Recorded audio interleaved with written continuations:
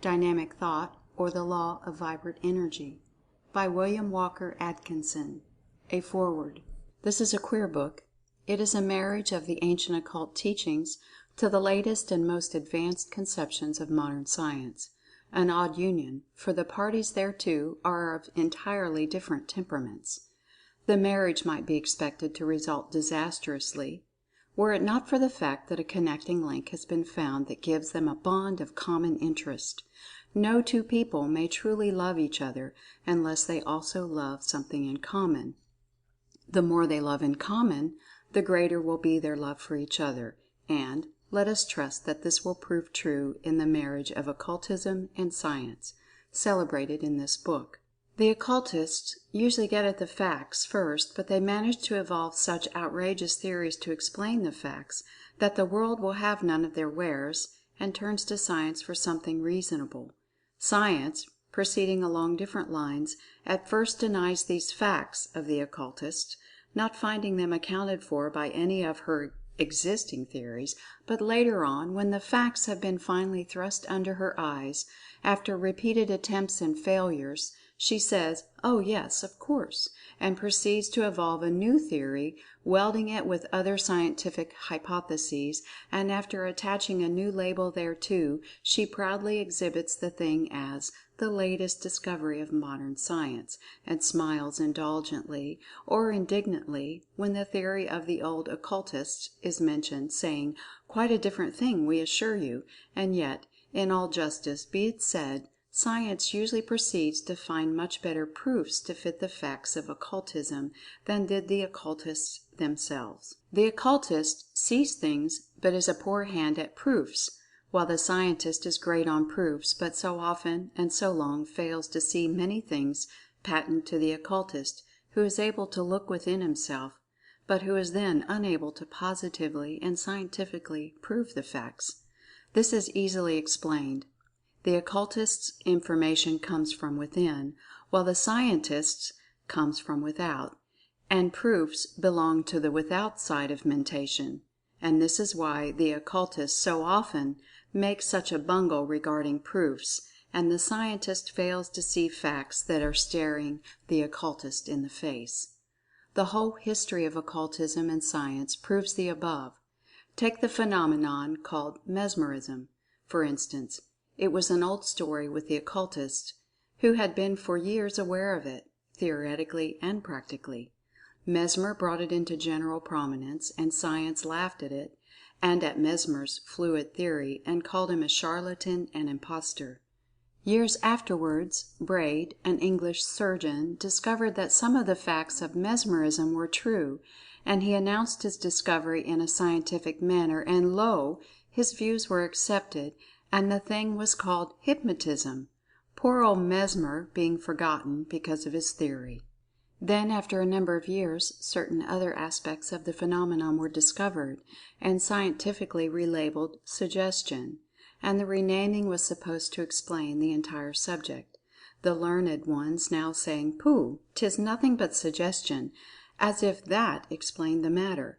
But so far they have only accepted certain phases of this form of dynamic thought, for that is what it is, and there are many other phases of which they do not dream. And the same is true of the occult teaching that there is life in everything. The universe is alive. For years this idea was hooted at, and we had learned scientific discourses upon dead matter, inert substance, etc. But only within the past decade, yes, within the last 5 years, has science discovered that there was life in everything, and that even in the atom of mineral and chemical substance there was to be found evidence of Mind. And science is beginning to plume itself on its recent discovery, and to account for it by a new theory, which is quite a different thing, we assure you, from the old occult theory. And the same will prove true in the case of the occult teaching of an universal mind or cosmic mind. Science and philosophy have long laughed at this, but even now their foremost investigators have come to the borders of a new country, and are gasping in amazement at what they see beyond its borders. They are now talking about life and mind in the ether, and before long they will discard their paradoxical, absurd, hypothetical ether and say, we are bathed in an ocean of mind. Only they will insist that this ocean of mind is somehow a secretion of matter, something oozing out from the pores of matter, perhaps.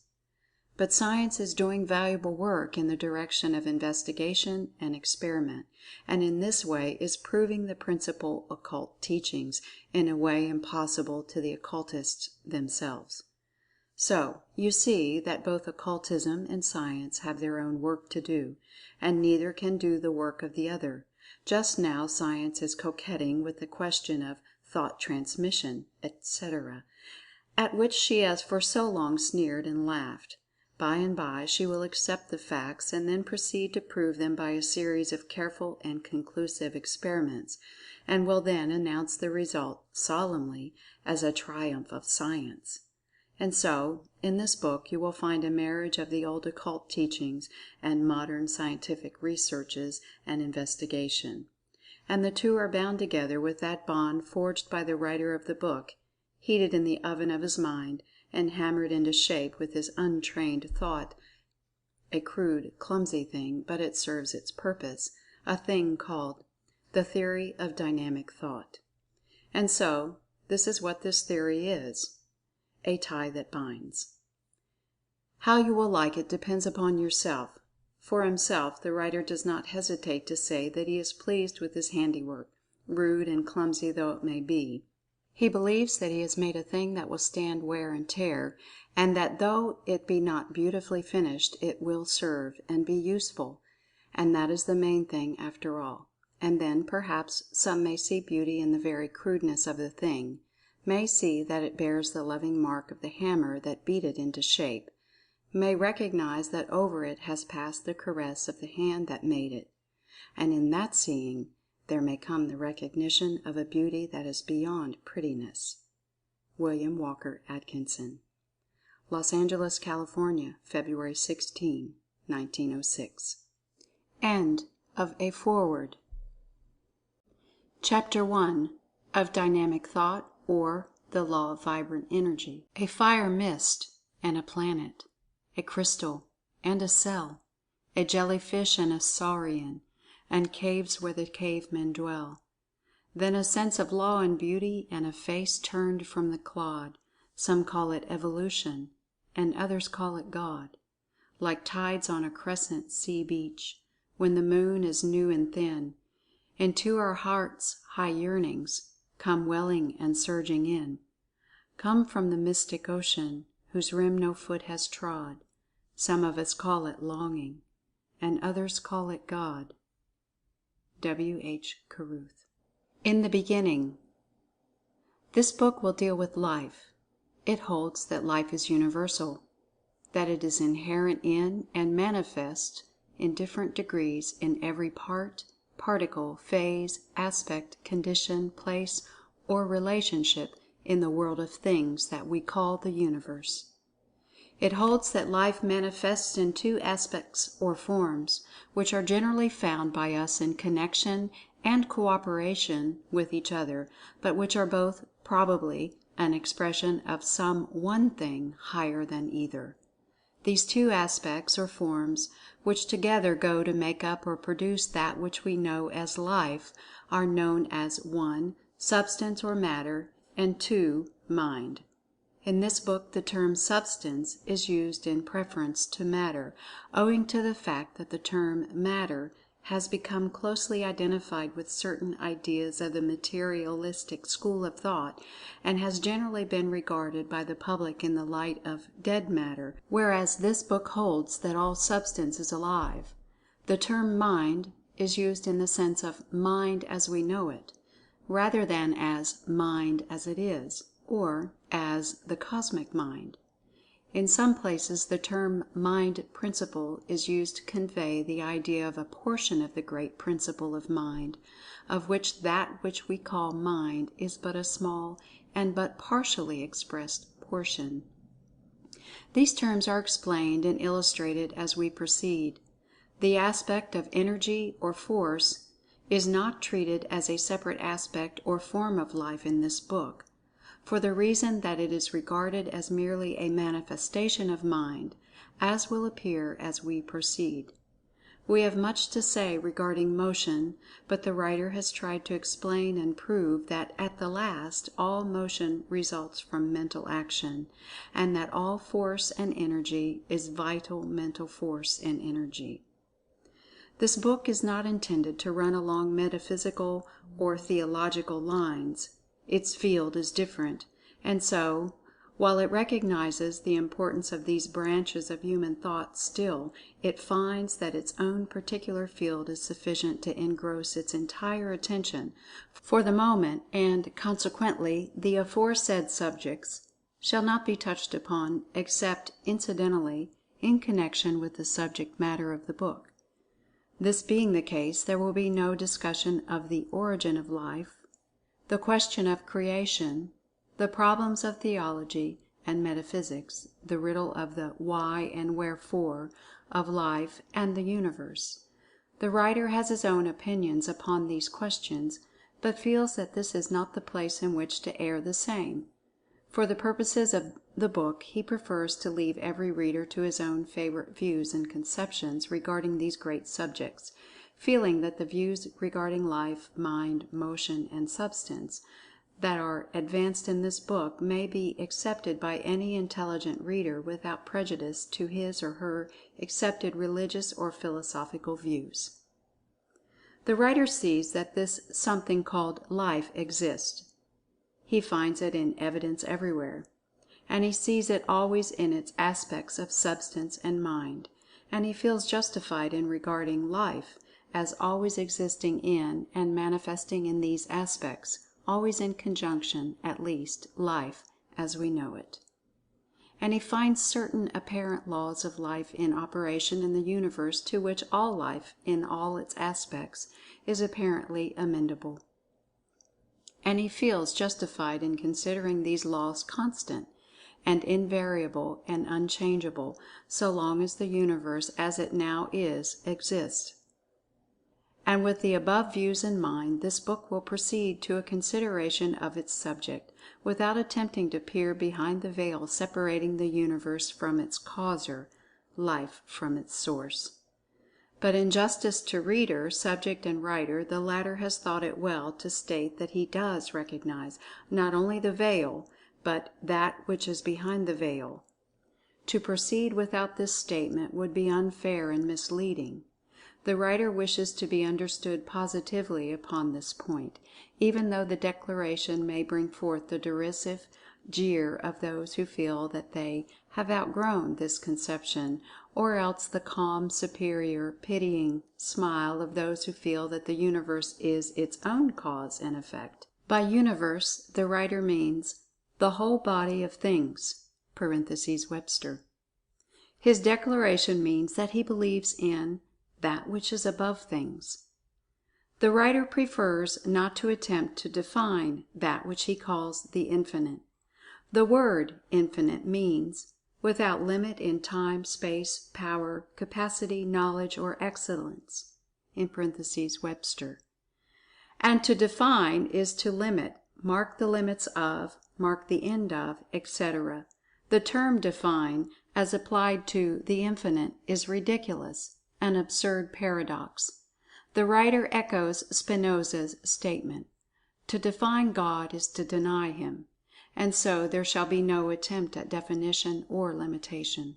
But the human mind, in considering the subject, is bound by its own laws to think of the Infinite as real, and actually being and existent, if it thinks of it at all. And if it thinks of it as infinite, it must, by its own laws, think of it as causeless, eternal, absolute, everywhere present, all-powerful, all-wise. The human mind is compelled to consider the Infinite if it thinks of it at all.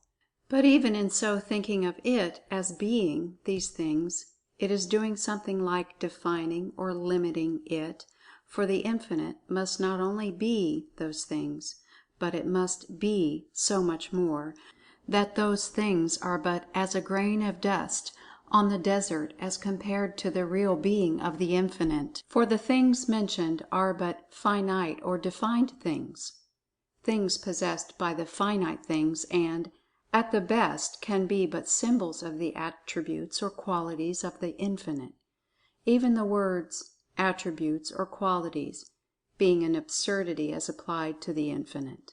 This view also must be reported by the human reason, if it thinks about the matter at all. The final report of the human reason regarding this matter is that it is insoluble and unthinkable to that reason, in its final analysis. This because the human reason is compelled to use terms, concepts, etc., derived from its experience with finite things, and therefore has no tools, measurements, or other appliances with which to think of the Infinite. All that it can do is report that it finds that it has limits itself, and that it finds beyond those limits that which it cannot define, but which it is justified in considering as infinite and superior to all finite conceptions, such as time, space, causation, and thought. The idea of thought being finite, equally with time, space, and causation, is not common, but the writer is compelled to place it in that category, because it is clearly under the laws of time, space, and cause and effect, and must be considered as finite. The knowledge possessed by the Infinite must be something far transcending that which we know as the result of mental operations or thinking. Certain fundamental truths seem to have been impressed upon the human intellect, and the reason is compelled to report in accordance therewith. But an analysis of these fundamental truths is futile, and the attempt only leads one into wild speculations. The only advantage that comes from the attempt is the strengthening of mental muscle of those who are able to stand the strain of the exercise, and the fact that by such attempt we are made aware that we do not know, and cannot know, by reasons of the nature of the intellect, and are thus prevented from harboring absurd and childish theories about the unknowable. To know that we do not know, and cannot know, is the next best thing to actually knowing. The writer does not wish to be understood that the limits of the human reason are unalterably fixed. On the contrary, he believes that additional fundamental portions of truth are superimposed upon the mind of the race from time to time, and he believes, yes, knows, that there are regions of the mind that give reports higher than those conveyed through the intellect. And he believes that there are phases of knowledge in store for man that will raise him as much higher than his present position, as that present position is superior to that of the earthworm. And he believes that there are beings in existence today, on planes of life as yet undreamed of by the average man, who far transcend man in power, wisdom, and nature. He believes that man is merely just entering into his kingdom, and does not realize the grandeur of that which is his divine inheritance. It will be as well to mention here that the classification of mind with the aspects of life, in conjunction with substance and motion, does not mean that the ego, or man, is a material thing. The writer believes that the ego is a transcendent being, partaking in some wonderful way of the essence of the Infinite, that it is a soul, immortal. He believes that, as Paul says, we are all children of God, but what we shall be does not as yet appear. These matters shall not be discussed in this book, but the writer wishes to make himself clear, in order to prevent misunderstanding. Again, in this respect, he must fly in the face of materialism. But, although the writer expresses his belief in the existence of the Infinite, and bases his philosophy upon that basis, he does not wish to insist upon the identification of his conception with that of any other particular conception of the source of life. Nor does he insist upon names or terms in connection with the conception.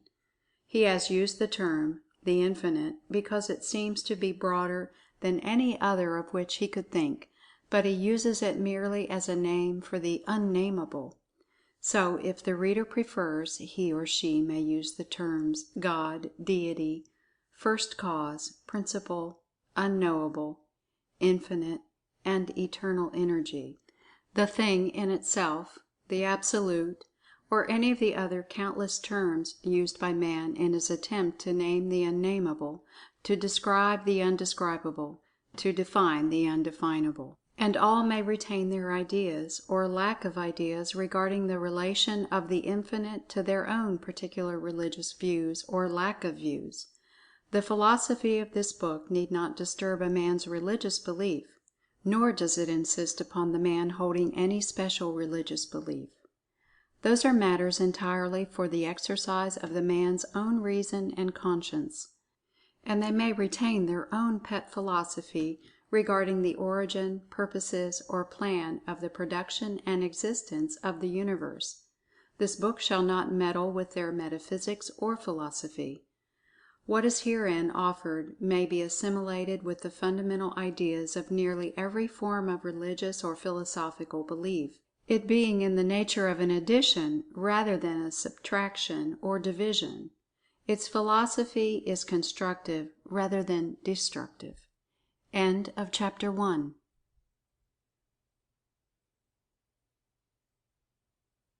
Chapter 2 of Dynamic Thought, or The Law of Vibrant Energy, by William Walker Atkinson. Things as They Are. In our last chapter we considered the source of all things, which we called the Infinite.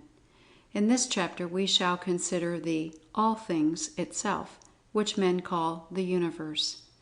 Note that the word universe is derived from the Latin word unus, meaning one, and versor, meaning to turn, the combined word meaning literally one that turns or moves. The Latin words indicate a close meaning, namely, one thing in motion, turning its several aspects and assuming many changes of appearance. The writer does not intend touching upon theories of the origin of the universe, nor of its purpose, or of any design in its production or management, nor of its possible or probable end.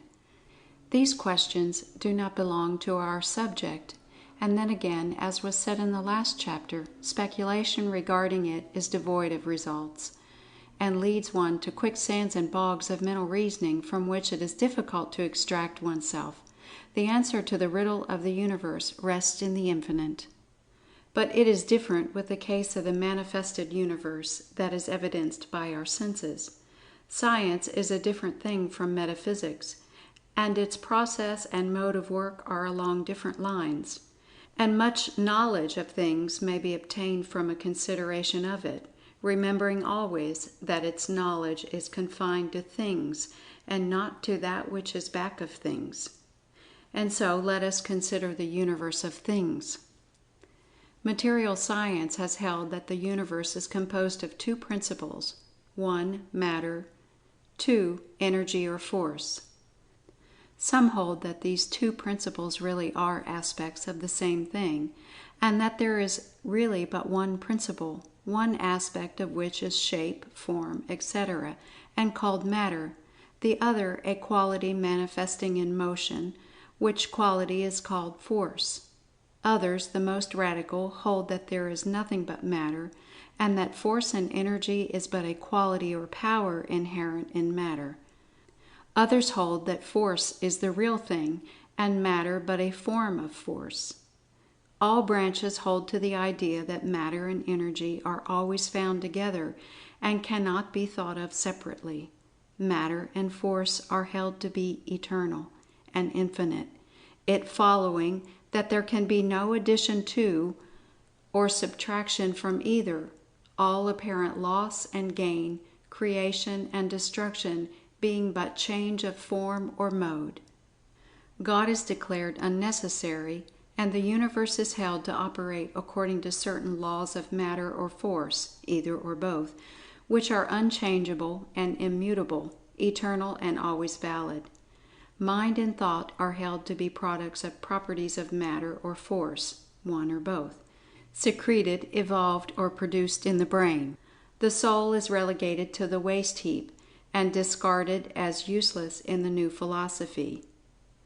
Moleschott said, "Thought is a motion of matter," and Holbach that matter enjoys the power of thinking. Natural laws are held to be sufficient for the explanation of all phenomena, although ignoring the fact that the reason has never before formed the conception of a law without thinking it necessary to think of a lawmaker or a power to enforce and administer the law. However, the philosophers hold that it is no more difficult to think of such a law than to try to form an idea of space or eternity, both of which are unthinkable to the human reason, but both of which are admitted as self-evident facts. But notwithstanding this somewhat crude and raw reasoning, material science has accomplished a wonderful work in the world, and has brought to light facts of inestimable value to man in mastering the material world, and in forming correct ideas of the solution of material difficulties. The facts of material science enables the world to cheerfully overlook its theories. And even the theories are rapidly undergoing a change, and, as we have stated, some of the most advanced scientists are rapidly reaching the position of the occultists and mystics, bringing with them a mass of facts to back them up, to exhibit to the occultists who dealt with principles rather than with details, or material facts so far as fundamental theories were concerned. Each is boring his way through the mountain tunnel of the unknown, and both will meet in the center, their lines meeting each other without a variation. But the occultist will call the tunnel center mind, and the scientist will call it matter. But both will be speaking of the same thing, and the causer of the mountain will probably know that they both are right. But we are speaking of the new school of advanced material science now, not of the old conservative, all is matter people who have been left behind. The new school speaks of substance now, instead of matter, and ascribes to substance the properties of matter, energy, and something that they will call sensation, by which they mean mind in a crude form, and from which they say mind and soul evolved. This new school of scientists are very different from their predecessors. They are less hidebound and far from being so cocksure. They are seeing matter melting into energy and giving signs of sensation, and they are beginning to feel that, after all, there must be a thing in itself that is the real basis of, or real thing in substance. There is heard very little among them about dead matter, blind force, or the mechanical theory of life in the universe.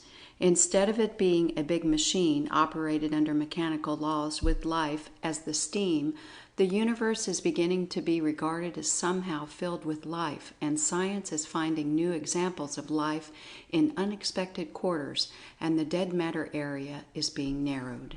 Men who have followed the advances made by recent science are holding their breaths in awe and earnest expectation, and those who are pushing the inquiries and investigations to the fullest extent are showing by their eager faces and trembling hands that they feel that they are very close to the borderline, separating the old materialism from a new science that will give thought and philosophy a new impetus and a new platform.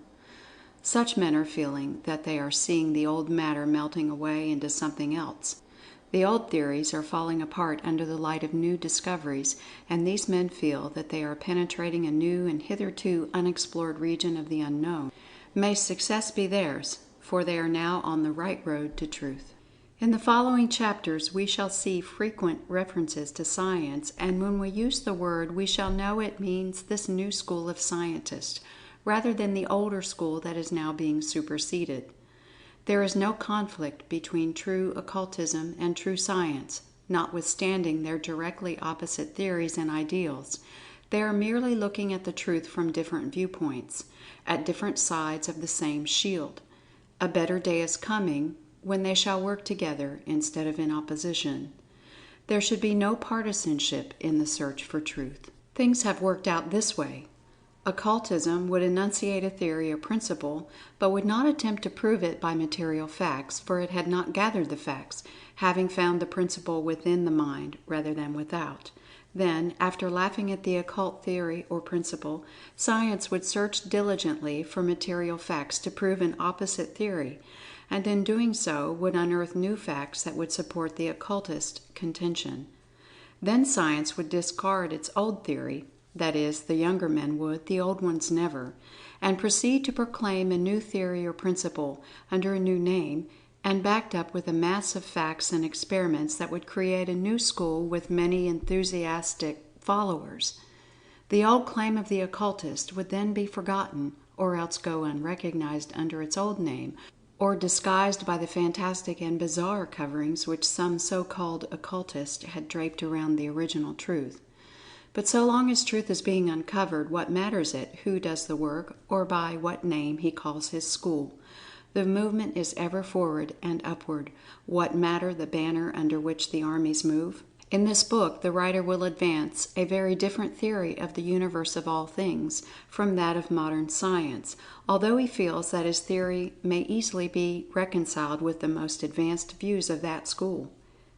In the first place, as he has stated in the first chapter, he does not hold that the universe, as we know it, is self-sufficient, but he recognizes a something back of all phenomena and appearances, which something he calls the infinite. And he differs very materially from the views of those who claim that mind is but a property or quality or something proceeding from matter or force, or matter force, or force matter, according to the views of the respected schools. He takes an entirely different and opposite position. He holds that all that we call matter, or substance, and mind, as we know it, are but aspects of something infinitely higher, and which may be called the cosmic mind. He holds that what we call mind is but a partial manifestation of the cosmic mind, and that substance or matter is but a cruder or grosser form of that which we call mind, and which has been manifested in order to give mind a body through which to operate. But this view he merely states in passing, for he makes no attempt to demonstrate or prove the same, his idea being that it forms a different part of the general subject than the phase of dynamic thought, to the consideration of which this book is devoted. He also differs very materially from the materialistic school in his conception of force or energy. Instead of regarding force as a distinct principle and as something of which mind is but a form, he walks boldly out into the arena of scientific thought, and throwing down his gauntlet, proclaims his theory that there is no such thing as force apart from life and mind. All force and energy is the product of life and mind. All force, energy, and motion result from vital mental action. All force, energy, and motion is vital mental force, energy, and motion. The mind abiding in and permeating all substance not only has the power to think, but also the power to act, and to manifest force and energy, which are its inherent and essential properties. He also takes the position that mind is in and about and around everything, and that everything is alive and thinking, and that there is no such things as dead matter or blind force, but that all substance, even to the tiniest particle, is permeated with life and mind, and that all force and motion is caused and manifested by mind. He holds that all forms of force, energy, and motion, from the attraction of the particles of matter and their movements in response thereto, up to the attraction of gravitation and the response of the worlds and suns and stars and planets thereto, are forms of mental energy and force and action, and that from the tiniest atom or particle to the greatest sun, all obey this great action of mind, this great force of mind, this great energy of mind, this great power of mind. And upon this rock of truth, he believes it to be, he takes his stand and announces his belief and bids all comers take notice of what he believes to be a germ thought that will grow, develop, and increase so that it will eventually permeate all scientific thought as the years roll along. He calls this theory the theory of dynamic thought. End of Chapter 2.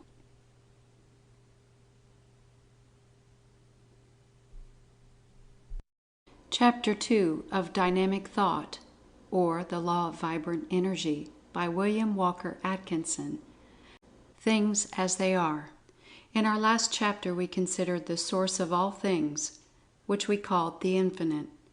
In this chapter we shall consider the all things itself, which men call the universe.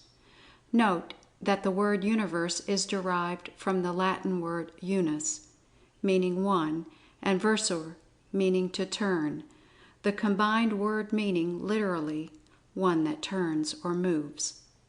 The Latin words indicate a close meaning, namely, one thing in motion, turning its several aspects and assuming many changes of appearance. The writer does not intend touching upon theories of the origin of the universe, nor of its purpose, or of any design in its production or management, nor of its possible or probable end.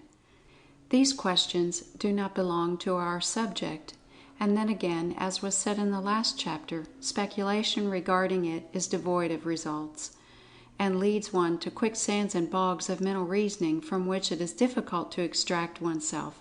The answer to the riddle of the universe rests in the infinite. But it is different with the case of the manifested universe that is evidenced by our senses. Science is a different thing from metaphysics, and its process and mode of work are along different lines.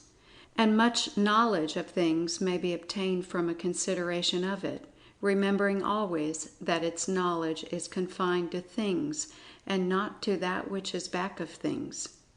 And so let us consider the universe of things.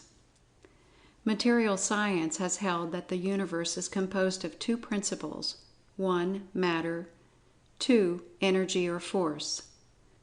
Some hold that these two principles really are aspects of the same thing, and that there is really but one principle, one aspect of which is shape, form, etc., and called matter, the other a quality manifesting in motion, which quality is called force. Others, the most radical, hold that there is nothing but matter, and that force and energy is but a quality or power inherent in matter. Others hold that force is the real thing, and matter but a form of force. All branches hold to the idea that matter and energy are always found together, and cannot be thought of separately. Matter and force are held to be eternal and infinite, it following that there can be no addition to or subtraction from either, all apparent loss and gain, creation and destruction being but change of form or mode. God is declared unnecessary, and the universe is held to operate according to certain laws of matter or force, either or both, which are unchangeable and immutable, eternal and always valid. Mind and thought are held to be products of properties of matter or force, one or both, secreted, evolved, or produced in the brain. The soul is relegated to the waste heap and discarded as useless in the new philosophy. Moleschott said, "Thought is a motion of matter," and Holbach that matter enjoys the power of thinking. Natural laws are held to be sufficient for the explanation of all phenomena, although ignoring the fact that the reason has never before formed the conception of a law without thinking it necessary to think of a lawmaker or a power to enforce and administer the law. However, the philosophers hold that it is no more difficult to think of such a law than to try to form an idea of space or eternity, both of which are unthinkable to the human reason, but both of which are admitted as self-evident facts.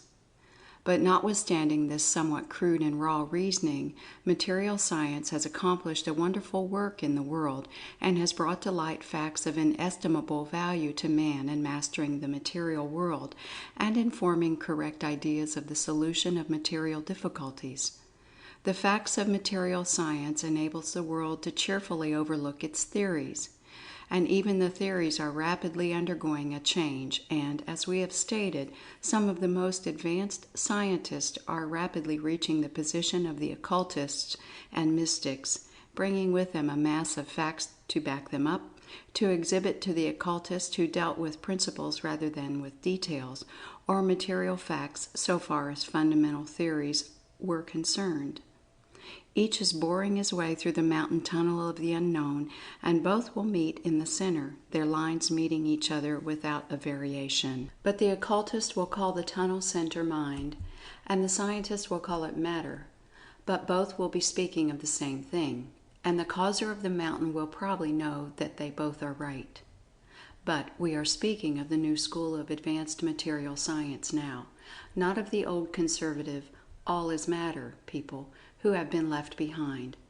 The new school speaks of substance now, instead of matter, and ascribes to substance the properties of matter, energy, and something that they will call sensation, by which they mean mind in a crude form, and from which they say mind and soul evolved. This new school of scientists are very different from their predecessors. They are less hidebound and far from being so cocksure. They are seeing matter melting into energy and giving signs of sensation, and they are beginning to feel that, after all, there must be a thing in itself that is the real basis of, or real thing in substance.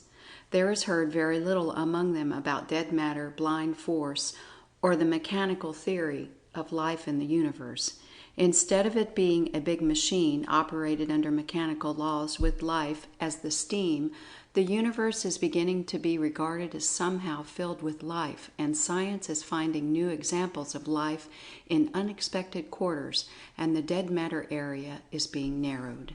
Men who have followed the advances made by recent science are holding their breaths in awe and earnest expectation, and those who are pushing the inquiries and investigations to the fullest extent are showing by their eager faces and trembling hands that they feel that they are very close to the borderline, separating the old materialism from a new science that will give thought and philosophy a new impetus and a new platform.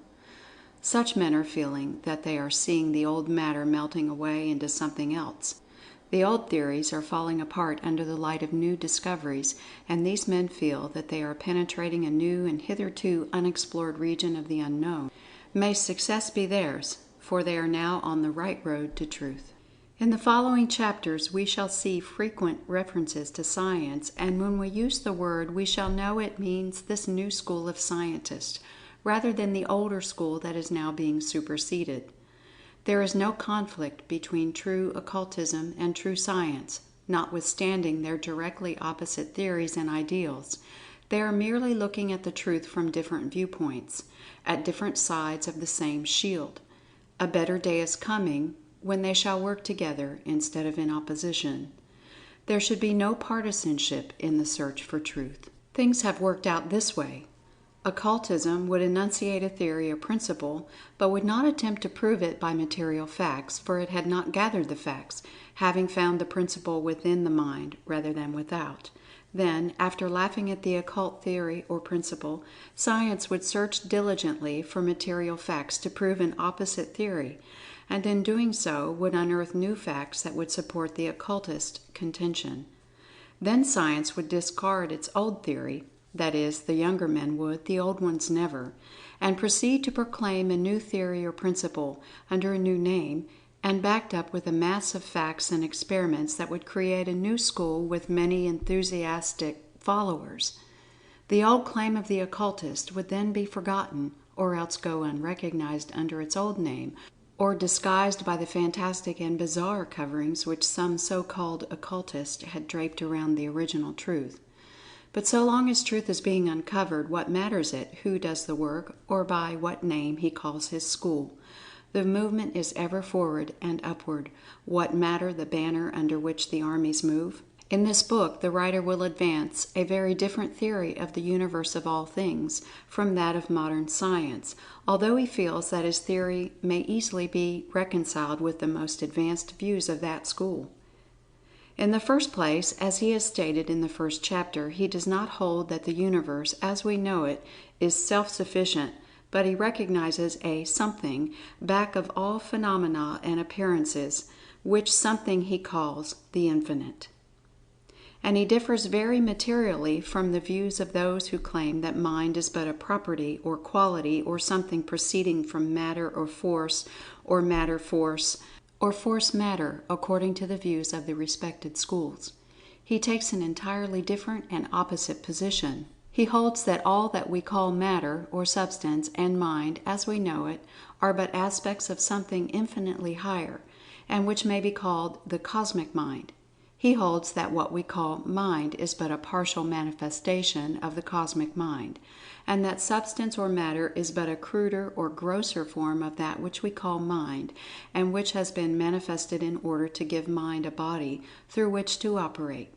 But this view he merely states in passing, for he makes no attempt to demonstrate or prove the same, his idea being that it forms a different part of the general subject than the phase of dynamic thought, to the consideration of which this book is devoted. He also differs very materially from the materialistic school in his conception of force or energy. Instead of regarding force as a distinct principle and as something of which mind is but a form, he walks boldly out into the arena of scientific thought, and throwing down his gauntlet, proclaims his theory that there is no such thing as force apart from life and mind. All force and energy is the product of life and mind. All force, energy, and motion result from vital mental action. All force, energy, and motion is vital mental force, energy, and motion. The mind abiding in and permeating all substance not only has the power to think, but also the power to act, and to manifest force and energy, which are its inherent and essential properties. He also takes the position that mind is in and about and around everything, and that everything is alive and thinking, and that there is no such things as dead matter or blind force, but that all substance, even to the tiniest particle, is permeated with life and mind, and that all force and motion is caused and manifested by mind.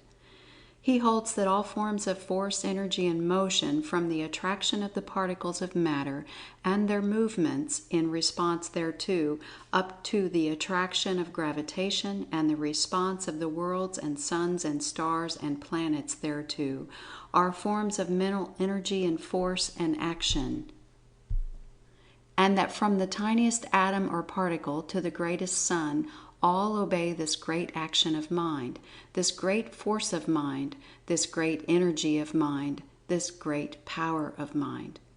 And upon this rock of truth, he believes it to be, he takes his stand, and announces his belief, and bids all comers take notice of what he believes to be a germ thought that will grow, develop, and increase so that it will eventually permeate all scientific thought as the years roll along.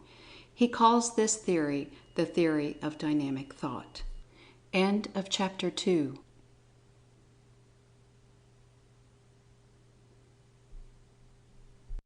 Chapter 3 of Dynamic Thought, or the Law of Vibrant Energy, by William Walker Atkinson. The Universality of Life and Mind.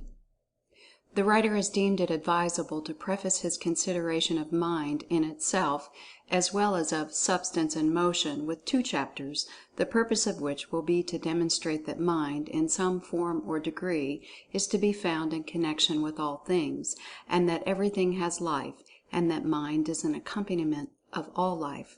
To many, the term mind means only the thinking quality of man, or perhaps of the lower animals, and life the property only of such organic creatures. For that reason, it has been deemed advisable to point out that life and mind are found even in the lowest forms of substance, even in the inorganic world.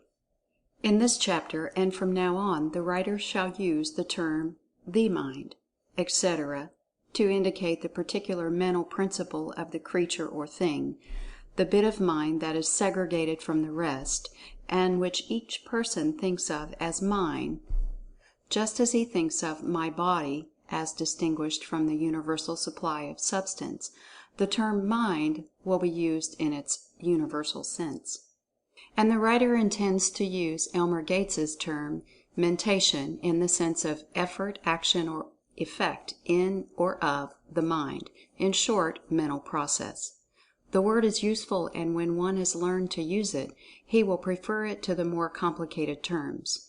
Remember then, please, mentation means mental process.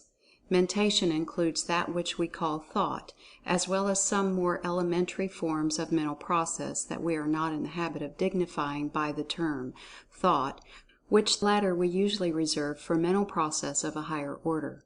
So then, mind is the something of which one's particular mind is composed.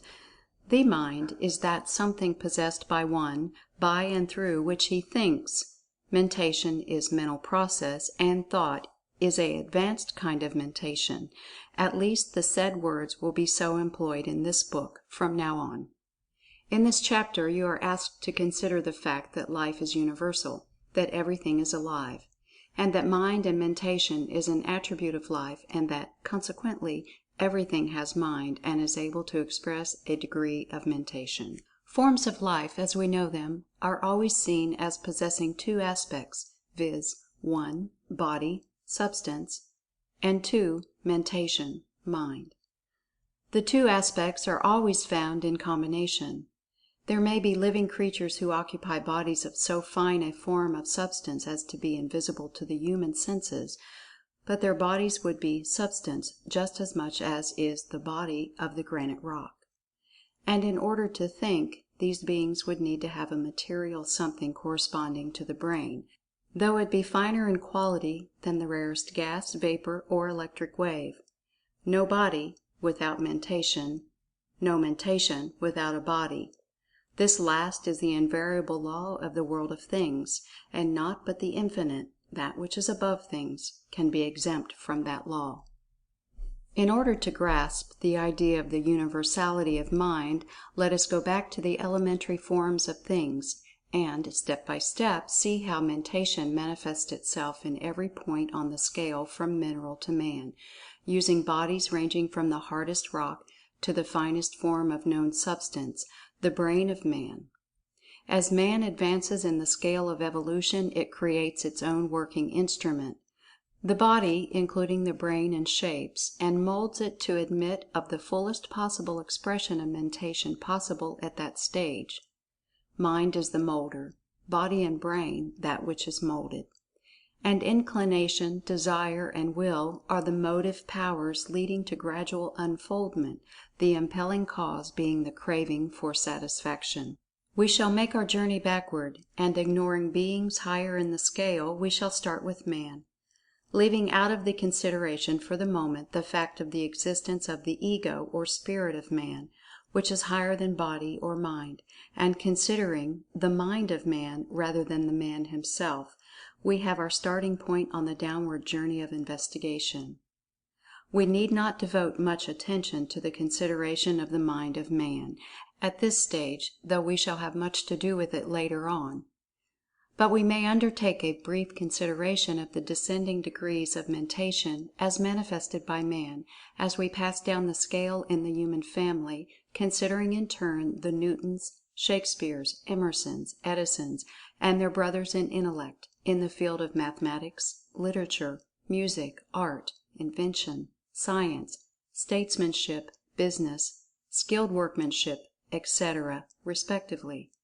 From these high levels we pass down gradually through the strata of men of but a slightly lower degree of intellect, down through the strata of the average man, down through the strata of the ignorant man, down through the strata of the lowest type of our own race and time, down through the strata of the barbarian, then on to the savage, then on to the digger Indian, the bushman.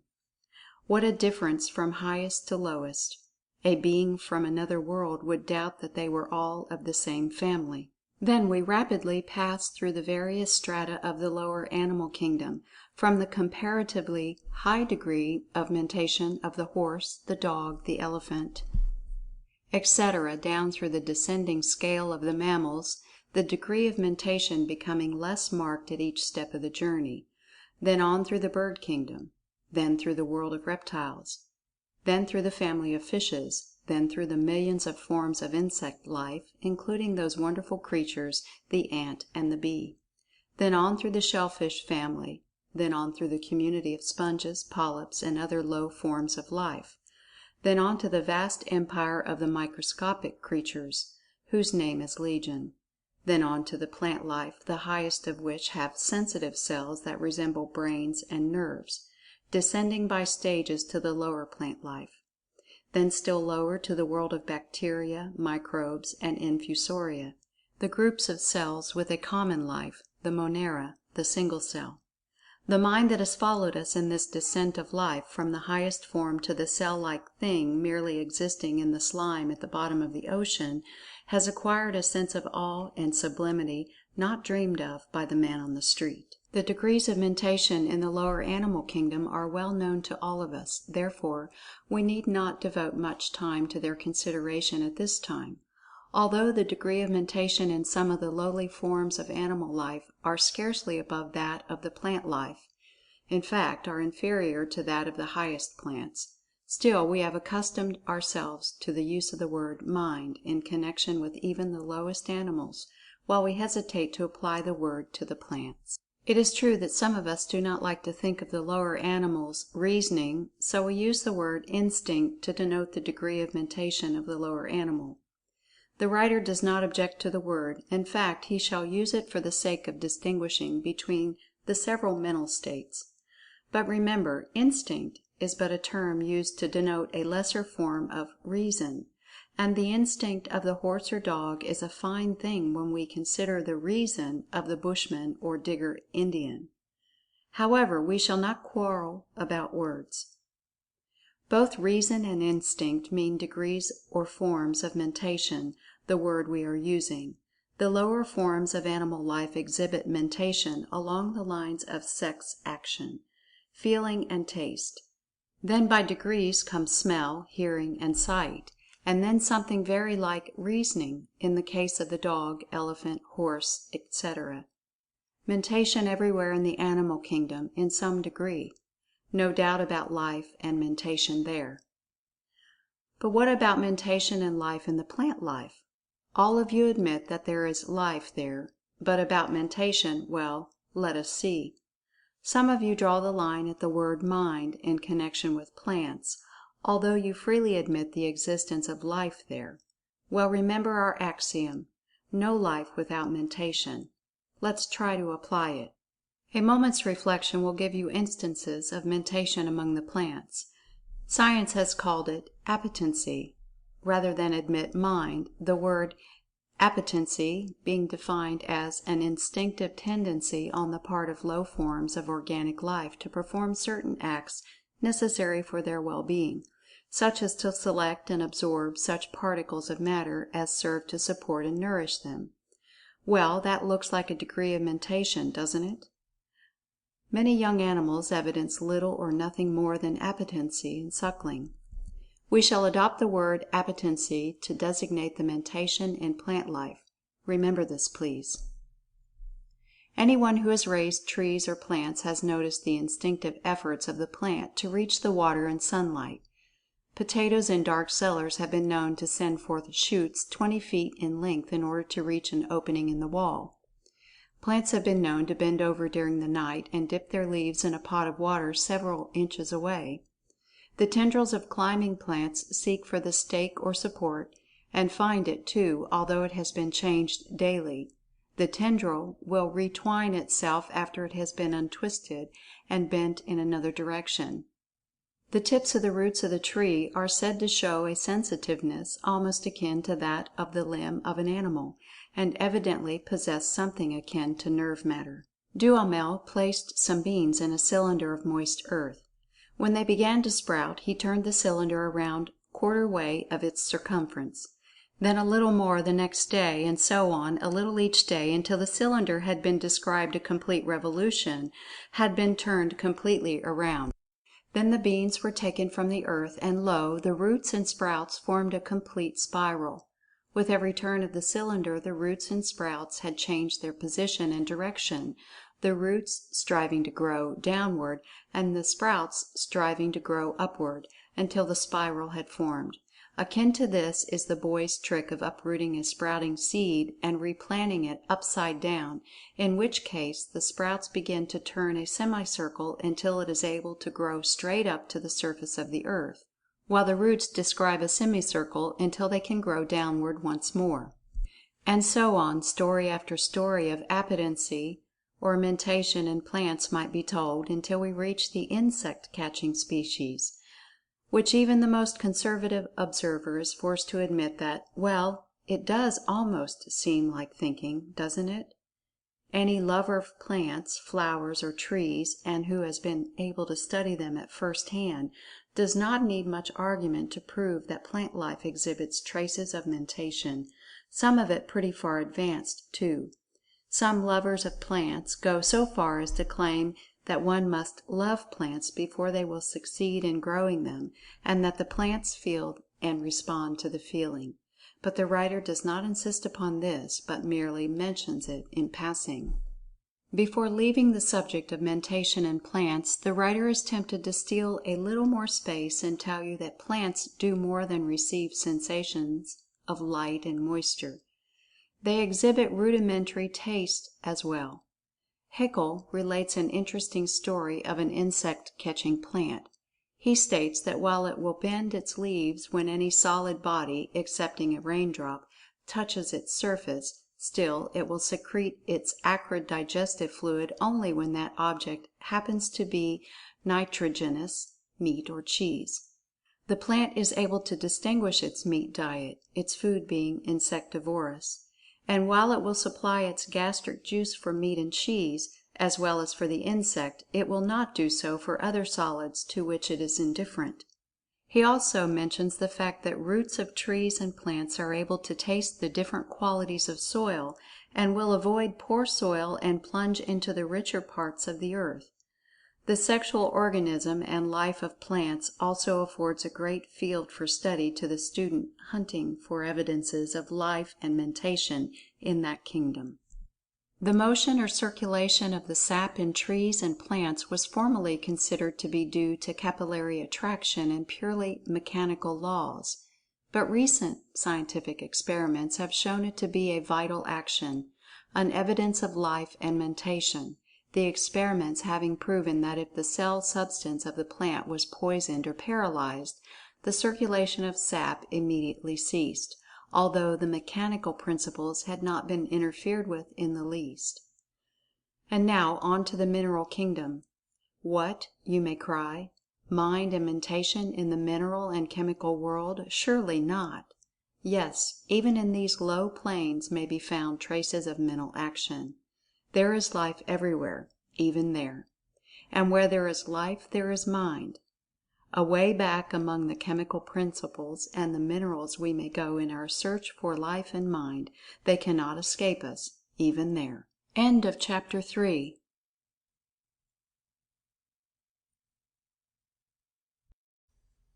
Chapter 4 of Dynamic Thought, or the Law of Vibrant Energy, by William Walker Atkinson. Life and Mind among the Atoms. To the majority of persons the title of this chapter would seem an absurdity. Not to speak of inorganic mind, the idea of life in the inorganic world would seem a ridiculous paradox to the man on the street, who thinks of substance as dead, lifeless, and inert. And to tell the truth, even science has held this view until a comparatively recent period, laughing to scorn the old occult teaching that the universe is alive and capable of thinking. But the recent discoveries of modern science have changed all this, and we no longer hear science speaking of dead matter or blind force.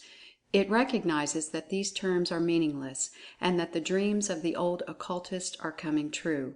Science confronts a live and thinking universe.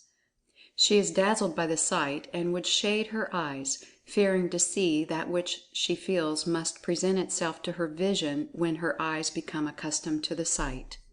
But a few daring minds among the scientific investigators are dreaming wonderful dreams today, and they tell us in broken tones of the wonderful visions that are passing before their sight. They dare not tell it all, for they fear the ridicule of their fellows. Their visions are of life, universal life. In its investigations of the material, science has penetrated so far into the recesses of things that its most advanced thinkers and investigators now find themselves standing in the presence of the immaterial. Science today is proclaiming the new doctrine, that is the same as the old doctrine of the occultist, the doctrine of life everywhere, life even in the hardest rock. Before entering into our consideration of the evidence of mentation in the inorganic world, let us accustom ourselves to the idea of something like life being found there. It will be better for us to approach the subject by easy stages. Where there is life, there must be mind, so let us first look for evidences of life.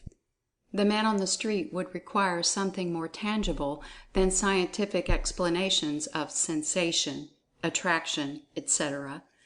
What can we offer him as an illustration? Let us see. Suppose we call the attention of the man to the fact that metals get tired after considerable work without periods of rest. Science calls this the fatigue of elasticity. When the metals are given rest, they recuperate and regain their former elasticity and health. The man may remember that his razor acts this way occasionally, and if he talks the matter over with his barber, his suspicions will be verified. Then, if he consults a musician friend, he will be informed that tuning forks also become tired, and lose their vibrating quality, until they are given a rest.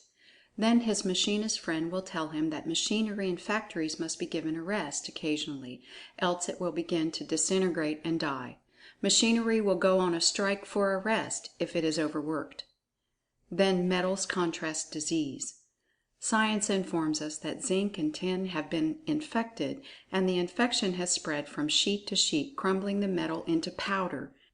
The spread of the infection resembling the spread of a plague among animals or plant life. Science has experimented with copper and iron, and has found that these metals may be poisoned with chemicals, and will remain in a weakened condition until antidotes are administered. Window glass workers declare that there is such a thing as glass disease that will ruin fine stained glass windows unless the infected panes are removed. The glass disease starts with one pane, and spreads gradually to the entire window, and from there to other windows. Metallurgists have found that when metallic ores are put under certain forms of pressure, they seem to lose strength and become weak until the pressure is removed. Do these things mean anything to the man on the street? Another step in the consideration of life in the inorganic world is the realization of the fact that, after all, there is but the very finest line separating the higher forms of mineral life from the lower forms of vegetable life, or the life of those things which we may call either plants or animals. The lifeline is being pushed further back every day by scientific investigation, and the living thing of today was the inanimate thing of yesterday. We hear much talk in the newspapers about some scientist or another discovering life or creating life in some inanimate substance. Bless your hearts, you who are alarmed by these reports, no one can create life in anything, for it already exists there. The discovery is simply the realization of this fact. Science, by means of the microscope, has brought to light forms of living things resembling in appearance the fine dust of inorganic minerals.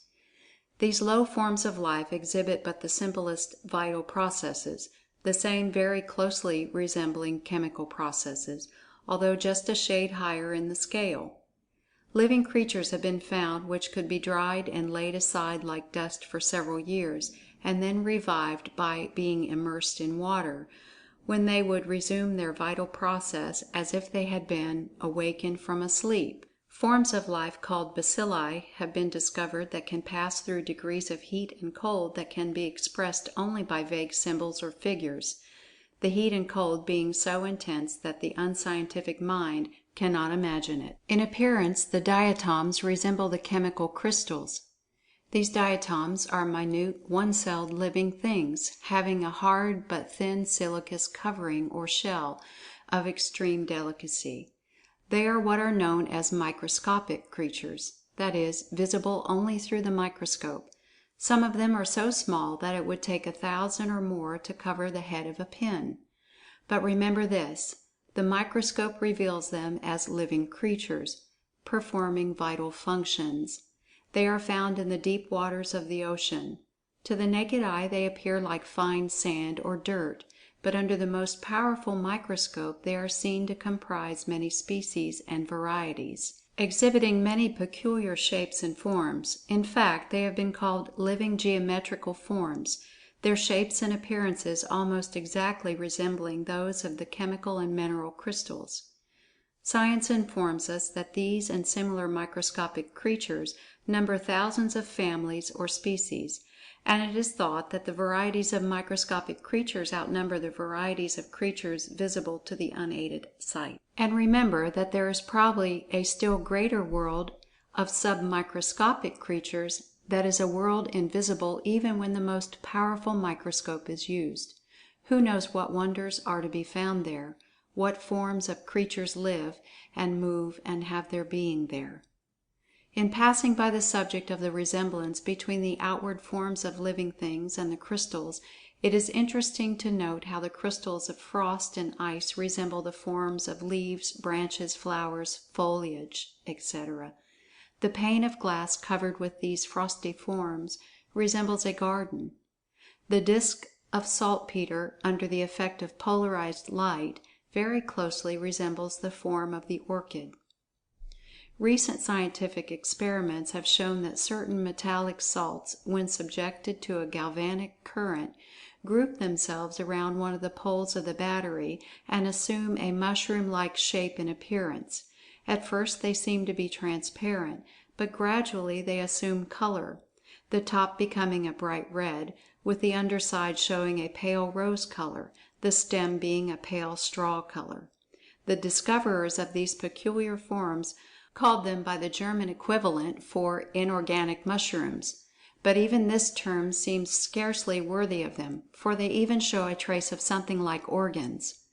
Under the microscope they are seen to have fine canals or vein-like channels running through their stems from top to base, and through these veins the thing absorbed fresh material and actually grew like low forms of fungus life. Were these things merely minerals or chemical substances, or were they low forms of organic life? The lines between the inorganic and the organic are being wiped out rapidly. The Supreme Power that caused life to be, caused it to all, and did not divide its manifestations into dead things and live things, but breathed into all the breath of life. And the more clearly we see the actual evidence of this, the greater does that Supreme Power seem to us. A very low form of living creatures, called the Monera, is held by science to be the one of the strands of the connecting link between the organic and inorganic worlds. The Monera are the lowest and simplest form, at least so far known, of organic life. They may be said to be organic creatures without organs, being but little more than simple cells. Tiny globules of plasm surrounded by a thin membrane, their sole vital function being the absorption of nourishment through the pores of their covering, just as a piece of chalk would absorb water, and the consequent conversions of the nourishment into material for growth, the whole process resembling chemical action. The Monera reproduce their kind simply by cleavage or separation of the substance of the mother cell into two, and so on, being little more than the growth of crystals. The Monera are everywhere recognized without question as living creatures, but they exhibit merely a trace more of life than do certain forms of crystal. The difficulty in considering crystals as living things is partially due to the outward form and substance, so different from the form and substance of the higher living things. But we have seen that the diatoms took on shapes in crystals, and that the outer shells or covering was similar to silica, a mineral, the inner substance being but a tiny speck of plasm similar to that of the substance of a plant cell. And then we may look to the tiny bit of chalk dust which was once the skeleton form of a living creature. The same is true of coral. In the very low forms of life, the skeleton or form is the thing most apparent, the plasm of living substance being still smaller and less apparent, and yet the skeleton or shell was formed by the vital processes of the creature, and was a part of its body, just as is the skeleton or bony structure of the higher animals. And in the same sense it is living substance. And remember that there is but little difference between these bodies of the low forms of life and the bodies of crystals, and the chemical constituents of its plasmic inner body is but slightly different from that of the crystals, and its nature and vital process are by a shade higher in the scale than those of the crystals. You may ask why we have said so much of crystals. The reason is just this: science has begun to think of crystals as semi-living things, and its most advanced investigators and thinkers go further and assert that the crystals are alive. Crystallization is an evidence of life process. Crystals arrange themselves in well-known and well-defined shapes, direction and order of formation being observed implicitly. Each crystal follows the laws and habits of its kind, just as do plants and animals. Its lines of crystallization are mathematically perfect and according to the laws of its being. Not only this, but some substances have a range of 6 or 7 different forms of crystal forms possible to them. In some cases, a chemical element assumes one form of crystallization when it manifests as one mineral, and a second form when it manifests in another form. In each case, however, it manifests along well-known and recognized courses of action, movement, and shapes. Crystals may be killed by a strong electrical discharge, that is, they are so affected that they disintegrate, their atoms separating to form new combinations, just as is the case with the bodies of higher forms of life. Some scientists have gone so far as to claim that they had discovered something akin to rudimentary sex action in certain crystals, resembling the sex process of the lowest plant life. But this has not, as yet, been positively established, although it seems probable and reasonable. A recent writer in one of the magazines has said, "Crystallization, as we are to learn now, is not a mere mechanical grouping of dead atoms. It is a birth." This may seem mere scientific poetry, until the process of crystallization is carefully studied, when it will be seen to give evidence not only of something like vital and mental action, but also something very much like reproductive functioning of the lower forms of life. There is an assimilation of material to build up the crystal in the first place, just as an animal assimilates matter to build up its shell, or a tree to form its bark. The form of the crystal is truly its body, and behind and in that body there is something at work that is not the body, but which is forming it. And later on that crystal increases in size, and then begins to separate into two, throwing off a smaller crystal, identical in form with the parent crystal. This manner of reproduction is almost identical with the process of reproduction in the lower forms of life, which consist merely of a like separation of the parent form into two, and the throwing off of the offspring. The principal difference between the growth of crystals and of the Monera is that the crystals grow by absorbing fresh matter and attaching it to their outer surface, while the Monera grow by absorbing fresh material and growing outwardly from within. But this may be accounted for by the difference in the density of their bodies, the crystal being very solid while the Monera is like a thin jelly. If the crystal had a soft interior, it could grow like the Monera or diatom, but then it would be a diatom. The process of crystallization is accountable only by the theory that in the crystal there exists something like life and mentation. There is something more than mere mechanical motion or blind chance at work here. Does not the process of crystallization look like rudimentary purposive action? It may be said that it is movement and action in accordance with some established law of nature, granted, but is not that also true of the physical processes and growth of higher forms of life? Is the forming of the crystal form to be considered as a mechanical effect, and the forming of the shell of the Monera to be considered a mental and vital action? If so, wherefore? The point is that crystals act as if they are alive, and capable of assimilation, growth, and reproduction in a manner and degree differing but very slightly from corresponding functioning of the lower forms of life. Verily, the crystals are alive, and if alive they must have at least a trace of mind. Does it not appear that they exhibit something very like both? Quoting from a recent writer, let us notice that recent investigations in the new department of science, which has been termed plasmology, show in crystals phenomena which are absolutely analogous to vital phenomena, so much so that photographs of certain forms produced in the changes of crystals appear to be almost exact duplicates of those in the various lower forms of microbes. The question has been raised as to whether the microbe is no more alive than the crystal, or the latter equally endowed with life as is the former. And now another step in our search for life. Remember that the hardest rocks are composed of crystals of certain kinds, and if the higher crystals have life, then it is only fair to suppose that the lower and cruder forms are likewise endowed, even if in a still lower degree. And if all crystals are endowed with life, then the most solid rocks, being composed of aggregations of crystals, must be masses of inorganic life, and consequently of inorganic mind. A crystal, according to Webster, is the regular form bound by plane surfaces, which a substance tends to assume in solidifying through the inherent powers of cohesive attraction.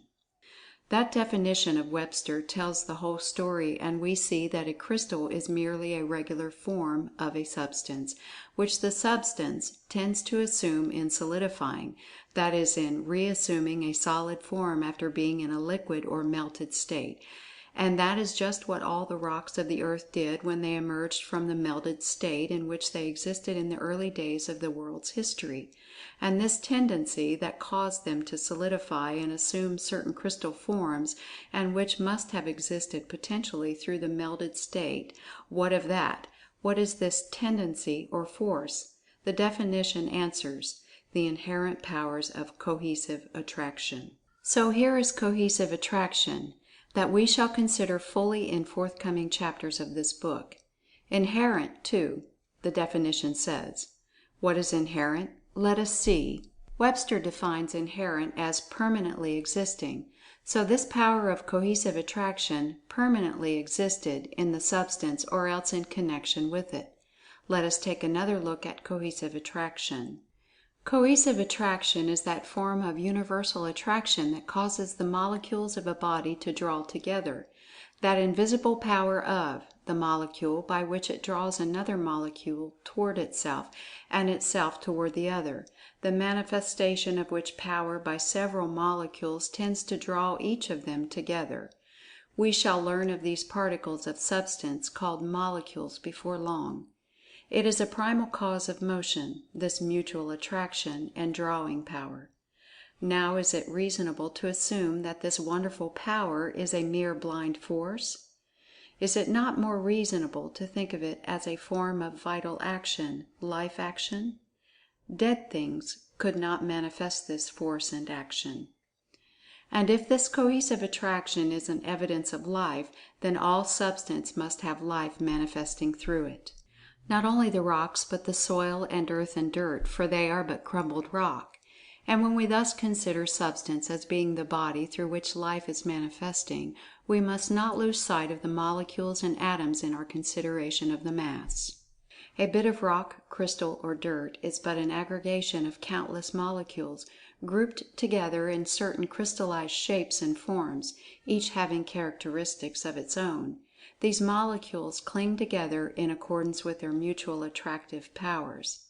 And each of these molecules is composed of a number of atoms, which cling together in accordance with chemical affinity, or chemism, but which is but another name for attraction, or cohesion, and which form a little family called a molecule. And these atoms are composed of corpuscles.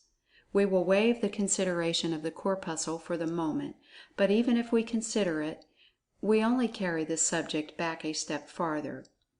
What we wish to say could be said even if there were 10 further divisions of substance, or 1,000,000 for that matter. The point we wish you to consider now is that we must separate the mass into its constituents, its molecules, atoms, and even corpuscles, in our search for the life in the mineral and chemical world. If there is life in the mass, there must be life in the molecule, atom, and corpuscle. Now, do we find it there? Certainly, for the tiniest atom manifests its attractive power, and not only does it draw other atoms to itself by virtue thereof, but it even goes a step further and shows a preference, a degree of liking in its mutual relations with other atoms. We shall see in future chapters that there is desire, love, marriage, and divorce among the chemical atoms. We shall consider the flirtations and love affairs of certain atoms. We shall see how an atom will leave another and fly to a new charmer. We shall have many evidences of the atom's power to receive sensations and to respond to the same. Nothing dead about this, is there? The atom is very much alive. The attraction, affinity, and motions of the atom give a certain evidence of something very much like life, as we see it in higher forms. In the atom exists all the life that causes crystallization, and in the atom lies that which causes force and motion to manifest.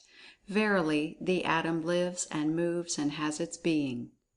And so our journey is ended. We have traced life to its last stages of manifestation, and we have found it there, and at each step of the journey. But stop, we have not completed our journey. We have but begun it. Why, some of us may cry, how can we go back of the atom, or electron? The answer is, into the ether. Yes, back of the atom and the corpuscle is said by science to lie that wonderful paradoxical something they call the universal ether. That something that science has considered the womb of matter and force. Something that is different from anything ever known or dreamed of by man. That something which science has labored so diligently to build up, and which it has used as an explanation for so much phenomena, but regarding which, of very recent date, there has begun to grow a distrust and a suspicion owing to the discovery of radiant matter, and things that followed in its train. But notwithstanding these shadowy suspicions, science still asserts in belief in the constancy and integrity of the ether, and it behooves us to investigate that wonderful region in which it dwells, in order to see whether life and mind are also to be found there. We think that, in the words of the street, we shall find that they are very much there. And so in later chapters of this book we shall consider the ethereal region very fully. But before doing so, we had better give Substance and Motion in all their forms a careful consideration, for a correct understanding of them is vitally necessary for an intelligent conception of the ideas underlying the philosophy to be herein set forth.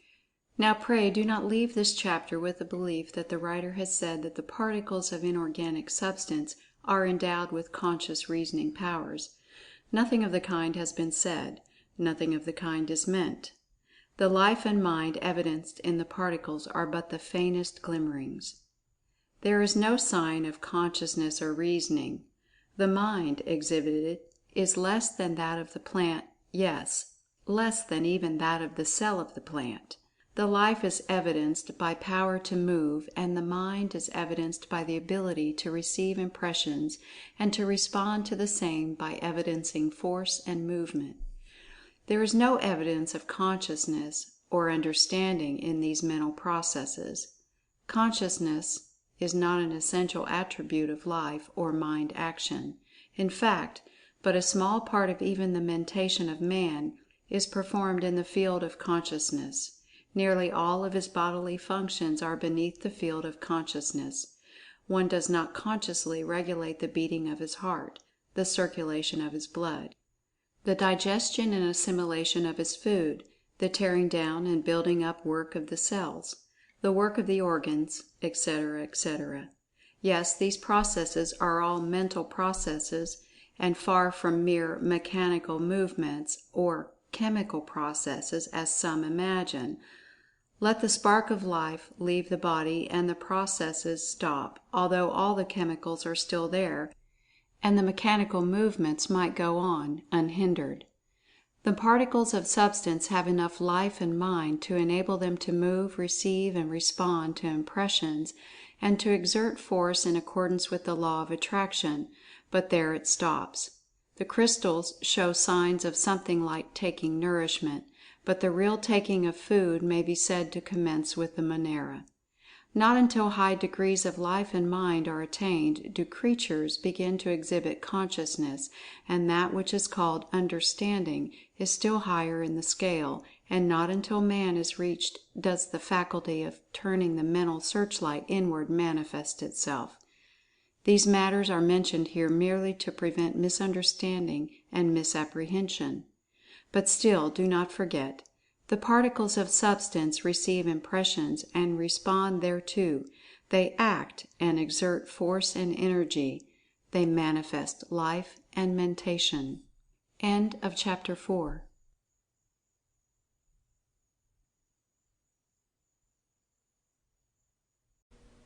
Chapter 5 of Dynamic Thought, or the Law of Vibrant Energy, by William Walker Atkinson. The Story of Substance. As we stated in a former chapter, there are two aspects of all things, viz. 1. Substance, 2. Mind. In this and the following two chapters we shall consider the first one, substance, which science calls matter. Perhaps it would be as well to begin by asking ourselves the question, what is substance?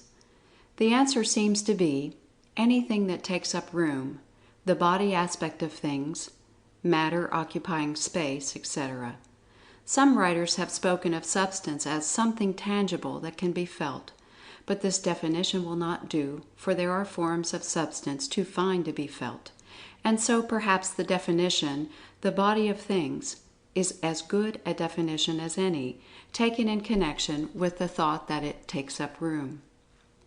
Science divides substance, which it calls matter, into four general classes, viz. 1. Solid matter, which is substance, the parts of which closely adhere and resist impression, such as stone, wood, flesh, etc., the degrees of solidity varying greatly, and sometimes shading into the next class, which is called 2. Liquid matter, which may be described as substance, the parts of which have a free motion among themselves and easily yield to impression, such as water, molasses, etc. The degree of fluidity ranging from some liquids that flow very slowly, such as hot pitch, up to others that flow very freely, such as water, wine, etc. The property of fluidity being also shared by the next higher class, which is called 3. Aeriform matter, which is substance in the form of elastic fluid such as air, gas, vapor, etc., and radiant matter, which is of recent recognition and which is an ultra-gaseous form of substance utterly unlike anything ever before known, consisting of the tiniest particles of corpuscles of substance finer and more subtle than the rarest form of atomic substance known to science.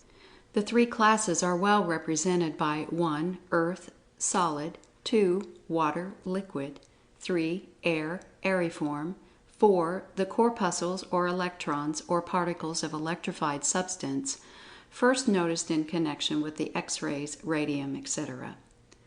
But it must be remembered that these four classes of substance are not fixed or permanent.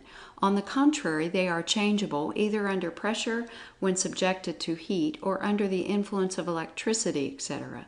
In fact, the word condition is more applicable than the term class. The condition or class of a particle of substance may be changed into another class or condition by the application of the agencies above named.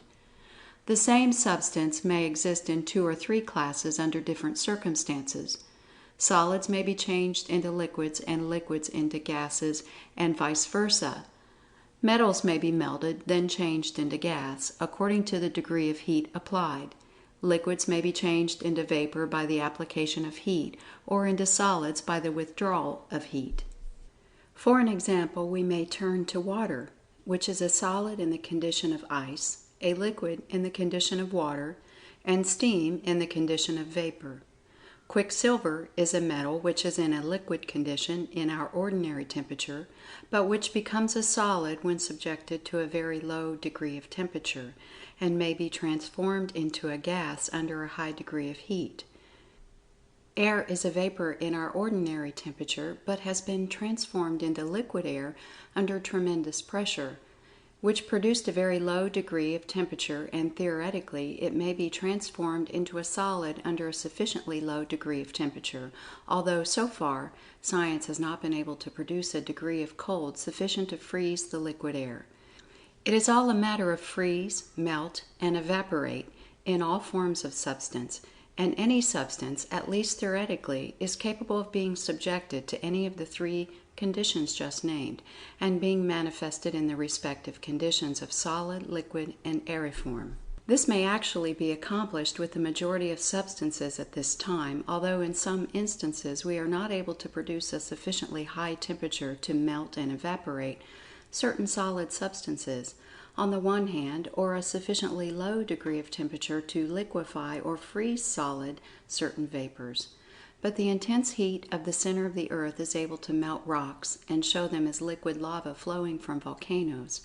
And science teaches that the solid substance of the earth and other planets, suns, etc., existed in the shape of a vapor at one time, and would again take on that condition in case of a collision with another great body, which convert motion into intense heat that would first melt and then vaporize every solid particle of which the earth is composed. If the sun's heat were completely to die out, the cold would be so intense that the air around the earth and all the gases and vapors would be frozen to solids. In physics, the term gas is generally applied to a substance that is aeriform in ordinary temperature, but which may be liquefied in a low temperature. The term vapor being generally applied to the aeriform condition of substances that are solid or liquid in our ordinary temperatures, but which may be evaporated by heat and thus transformed into an aeriform condition, resuming their original form upon cooling. These terms, however, are technical, and practically there is no difference between a gas and a vapor. In the above statements regarding the possibility of the transformation of each of the several forms of substance into other forms, the reference has been applied only to the three better forms, i.e., solid, liquid, and aeriform. The fourth form or state of substance, known as radiant matter, is of too recent discovery to admit of its properties being accurately observed. The best and latest opinion of science, however, is that it constitutes what may be called primal matter, that is, substance from which all other forms, states, kinds, and varieties of substance arise, the stuff from which they are manufactured. Science seems to be discarding the ether theory of the origin of matter in favor of this primal matter. Physical science divides substance into masses, molecules, and atoms. That is, the old physical science did. But the later investigators now see that even the atom may be subdivided. But the old terms may as well be used, at least for the time being. Let us consider these divisions. A mass is a quantity of substance considered as a whole, but which is composed of a collection or combination of parts, molecules. A lump of coal, a piece of iron, a portion of meat, even a drop of water, is a mass. The only requisite for a mass is that it contains two or more parts or molecules. Therefore, a mass is a collection or combination of two or more molecules considered as a whole. A molecule is the physical unit of substance, or, in other words, the smallest part of any kind of substance that can exist by itself and still remain that particular kind of substance, but not the smallest chemical part. The latter is called an atom, and atoms combine to form a molecule. The molecule exists as a unit and cannot be split or separated by physical means, although it may be separated into atoms by chemical means. In order that we may form a clear idea of the molecule, let us take a very small mass of matter. A drop of water, for instance. This drop of water is a mass composed of a great number of molecules. It may be divided and subdivided into smaller and still smaller parts. This division may be carried on until it reaches a point where our sight and instruments are unable to make a further subdivision. But theoretically, the work may be carried on still further until at last a limit is reached where we are unable to divide the water into any smaller parts, without separating its chemical constituents from each other, in which latter case there would be no water at all. Its chemical constituents, or atoms, having separated and now appearing as two atoms of hydrogen and one atom of oxygen, separated and apart and no longer forming a molecule of water. Well, this smallest possible part of water, or any other form of substance, is a molecule. Remember, the molecule is the smallest part of that kind of substance that can be produced by division and subdivision without destroying the kind of the substance. It is the smallest part of any kind of substance that can exist by itself and maintain its kind. In order that you may grasp the minuteness of the molecule, we may mention that science claims that no molecule, even the largest, is of sufficient magnitude to be seen under even the strongest microscope. It has been calculated that if a drop of water as large as a pea were magnified to the size of the earth, the molecules would then appear no larger than the original drop. The space between the molecules is believed to be considerably larger than the molecules themselves. The figures that are necessary to use in connection with molecular substance are likely to stagger the imagination. Besides speaking of the molecules of inorganic substance, it may be interesting to note that a spider's thread is so fine that a piece of it large enough to circle the earth would weigh only half a pound. And yet each thread is composed of 6,000 filaments.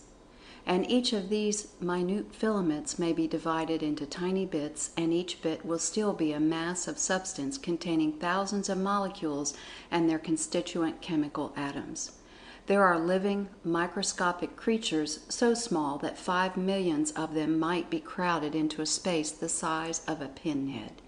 And yet each of them have organs, and in these organs fluids circulate.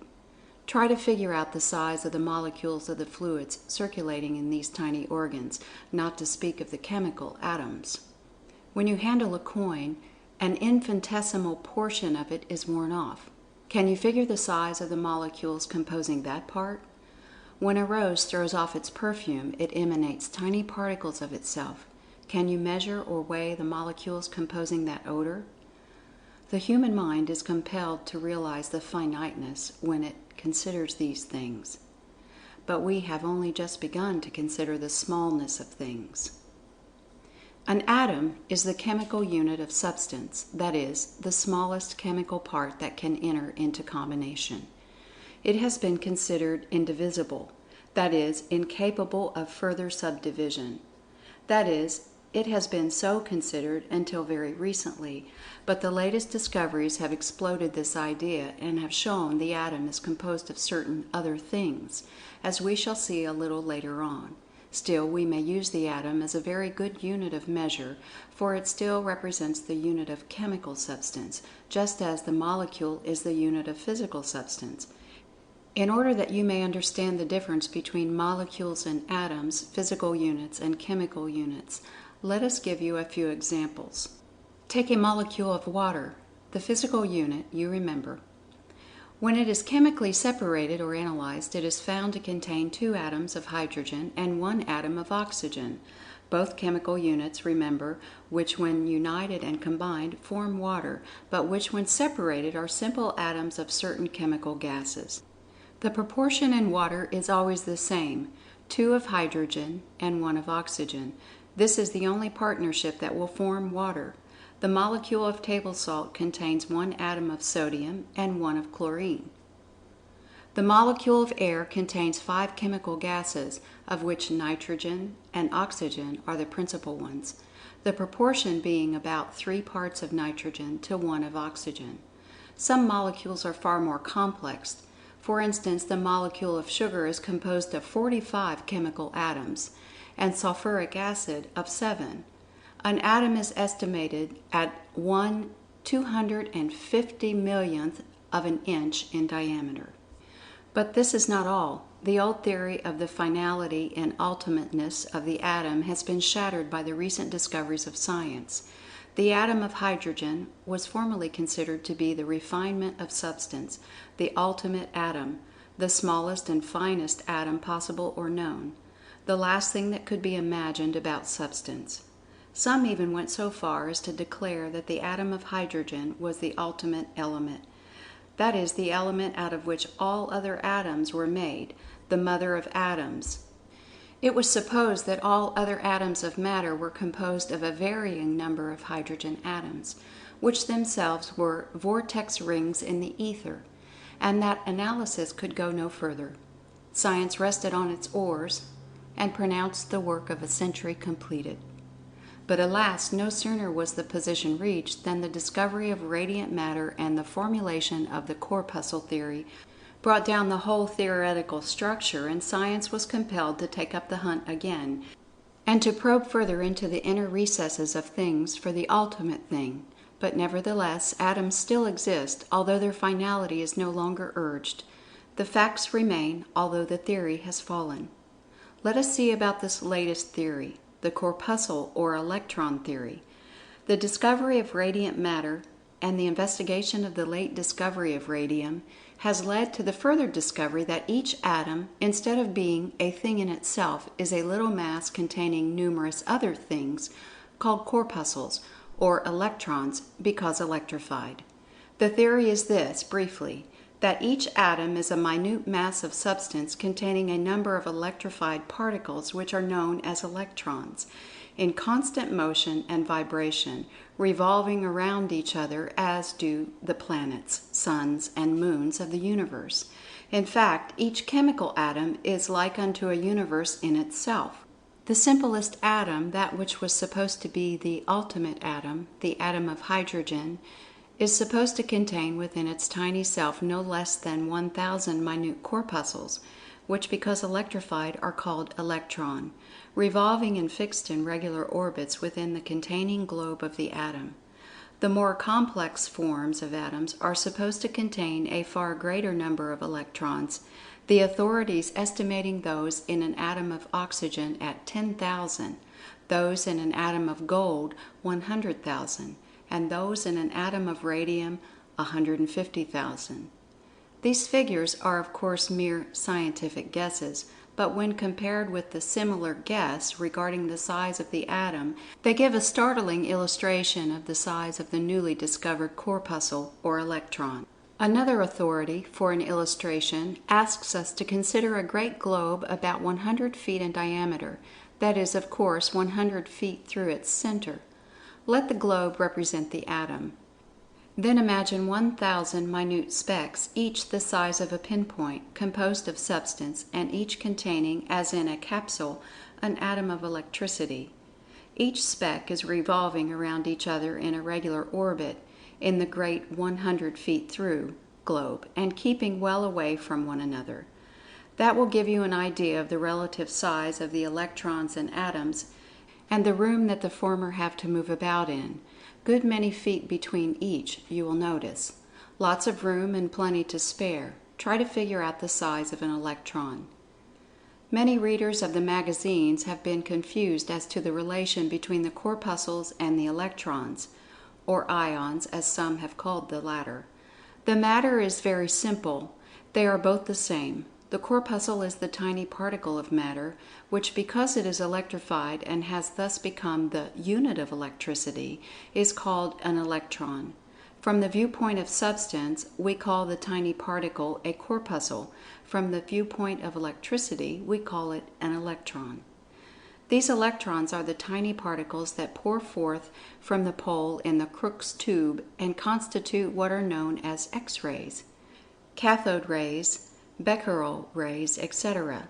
They also are the particles that are thrown off and emitted by radium and similar substances. They exist in the atom, as explained, but also are found free and independent, and in the last condition or state are thrown off in the aforesaid rays and by radium, etc. So far, the corpuscles are known only as charged with electricity, and the electron only as a tiny charge of electricity with which the corpuscle is charged. But science dreams of corpuscles of substance other than electrons, in which case the old occult teachings of light dust and heat dust, etc., will be verified. The electron contains a powerful charge of electricity, as much in fact as an atom 1,000 to 150,000 times its size will carry. But science is wondering how these highly charged particles manage to hold together in the atom, so rigidly coherent as to appear indestructible. We think that we may get a hint at the matter a little later on in this book. Science, or at least some scientists, are wondering whether the whirl or vibration of the corpuscle might not produce that which we call electricity, and whether, when the motion is intensified, waves of electricity will not be emitted. The writer fully agrees with the idea and finds that it fits closely his own theories regarding substance and motion. But the reader is cautioned against falling into the error of many recent popular writers on the subject, some of whom have used terms calculated to convey the idea that the corpuscle, electron, is electricity itself, rather than tiny particles of substance called corpuscles, charged with the unitary charge of electricity and therefore called electrons. But for that matter, electricity is only known to us as associated with some form of substance and not as a thing in itself. We shall see the reason for this as we proceed with this book. These corpuscles are destined to play a most important part in the theories of science from now on. They already have overturned several very carefully and laboriously erected theoretical structures, and many more will follow. Among the many important ones evidently doomed to the dust heap being the vortex ring atom theory, and other theories built upon the etheric origin of matter, and other theories concerning the ether, even to the extent of breaking down the theory of the ether itself, which theory had almost come to be considered a law. We shall further consider the corpuscles and their qualities, characteristics, etc. in the next chapter, for they have an important bearing upon the theories advanced in the course of the study of this book. End of Chapter 5.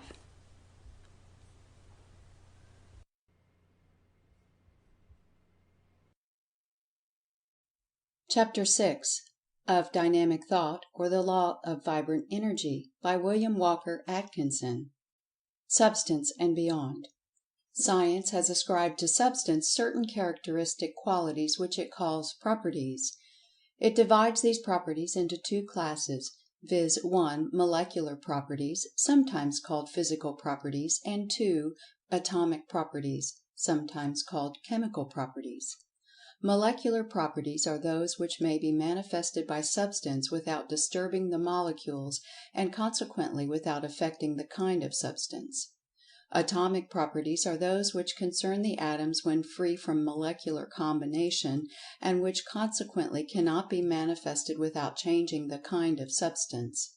Science, before long, is likely to add a third class of properties, namely, corpuscular properties, relating to the corpuscles or particles of radiant matter, but so far it has not had the opportunity to sufficiently observe these qualities, except in a general way. There are certain general properties that seem possessed by both mass, molecules, and atoms, and probably by corpuscles. These general properties are as follows: Shape, that property whereby Substance takes up room. This property manifests in three directions, called dimensions of space, namely, length, breadth, and thickness. Weight, that property whereby Substance responds to gravity. Weight is simply the measure of the attraction. Impenetrability, that property whereby two bodies of Substance are prevented from occupying the same space at the same time. A nail driven into a piece of wood simply pushes aside the molecules and occupies the space between them. Substance is never actually invaded or its actual territory occupied by other Substance. Indestructibility, that property whereby Substance is prevented from being destroyed or annihilated. Although the forms of Substance may be changed or transformed into other forms, still, Substance in itself is not destroyed, and cannot be under the existing laws of the universe. Mobility, that property whereby Substance responds to imparted motion. We shall notice this property in our consideration of motion.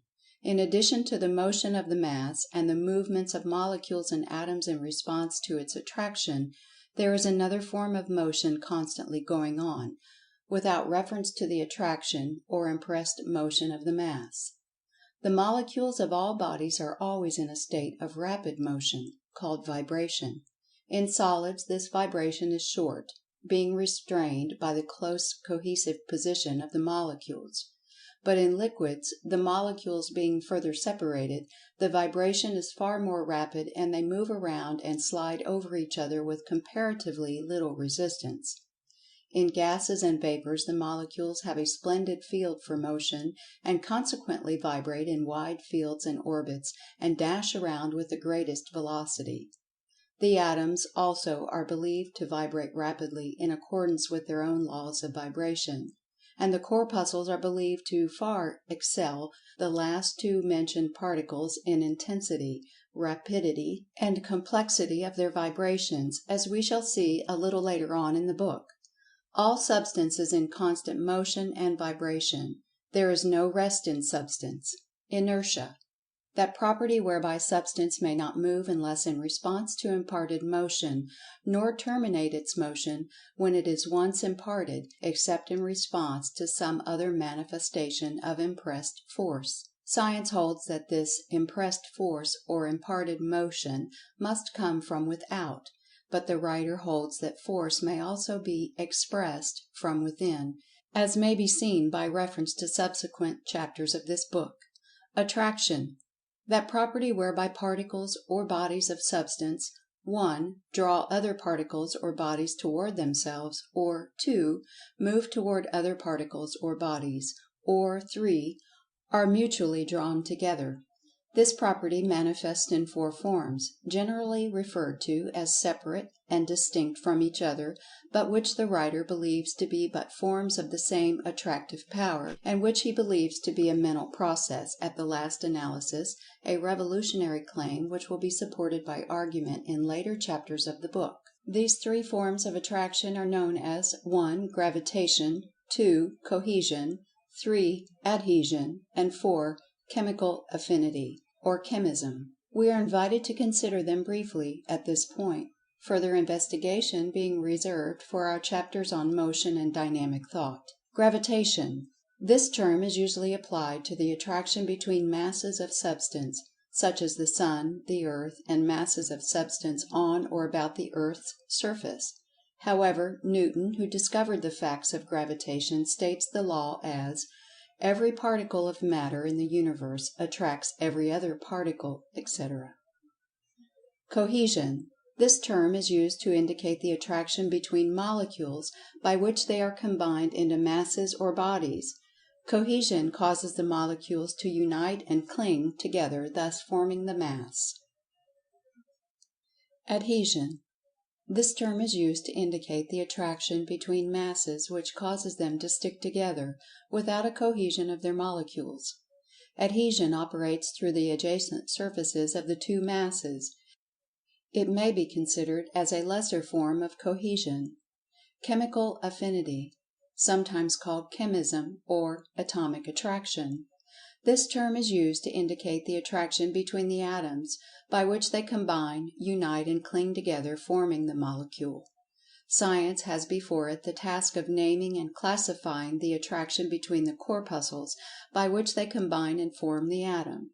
But whatever the name, it will be seen that it represents but another manifestation of attraction. Arising from molecular attraction or cohesion are several properties peculiar to masses having molecules, and resulting from the tendency of the latter to resist separation. We had better consider them briefly, in order to understand the power of molecular attraction and its incidents. Porosity. This property indicating the distances observed by the molecules in their relation to each other, which varies in different kinds of substance. All substance is more or less porous, that is, has more or less space existing between the molecules. The degree depends upon the closeness. Compressibility and expansibility, sometimes mentioned as properties, are but results of porosity.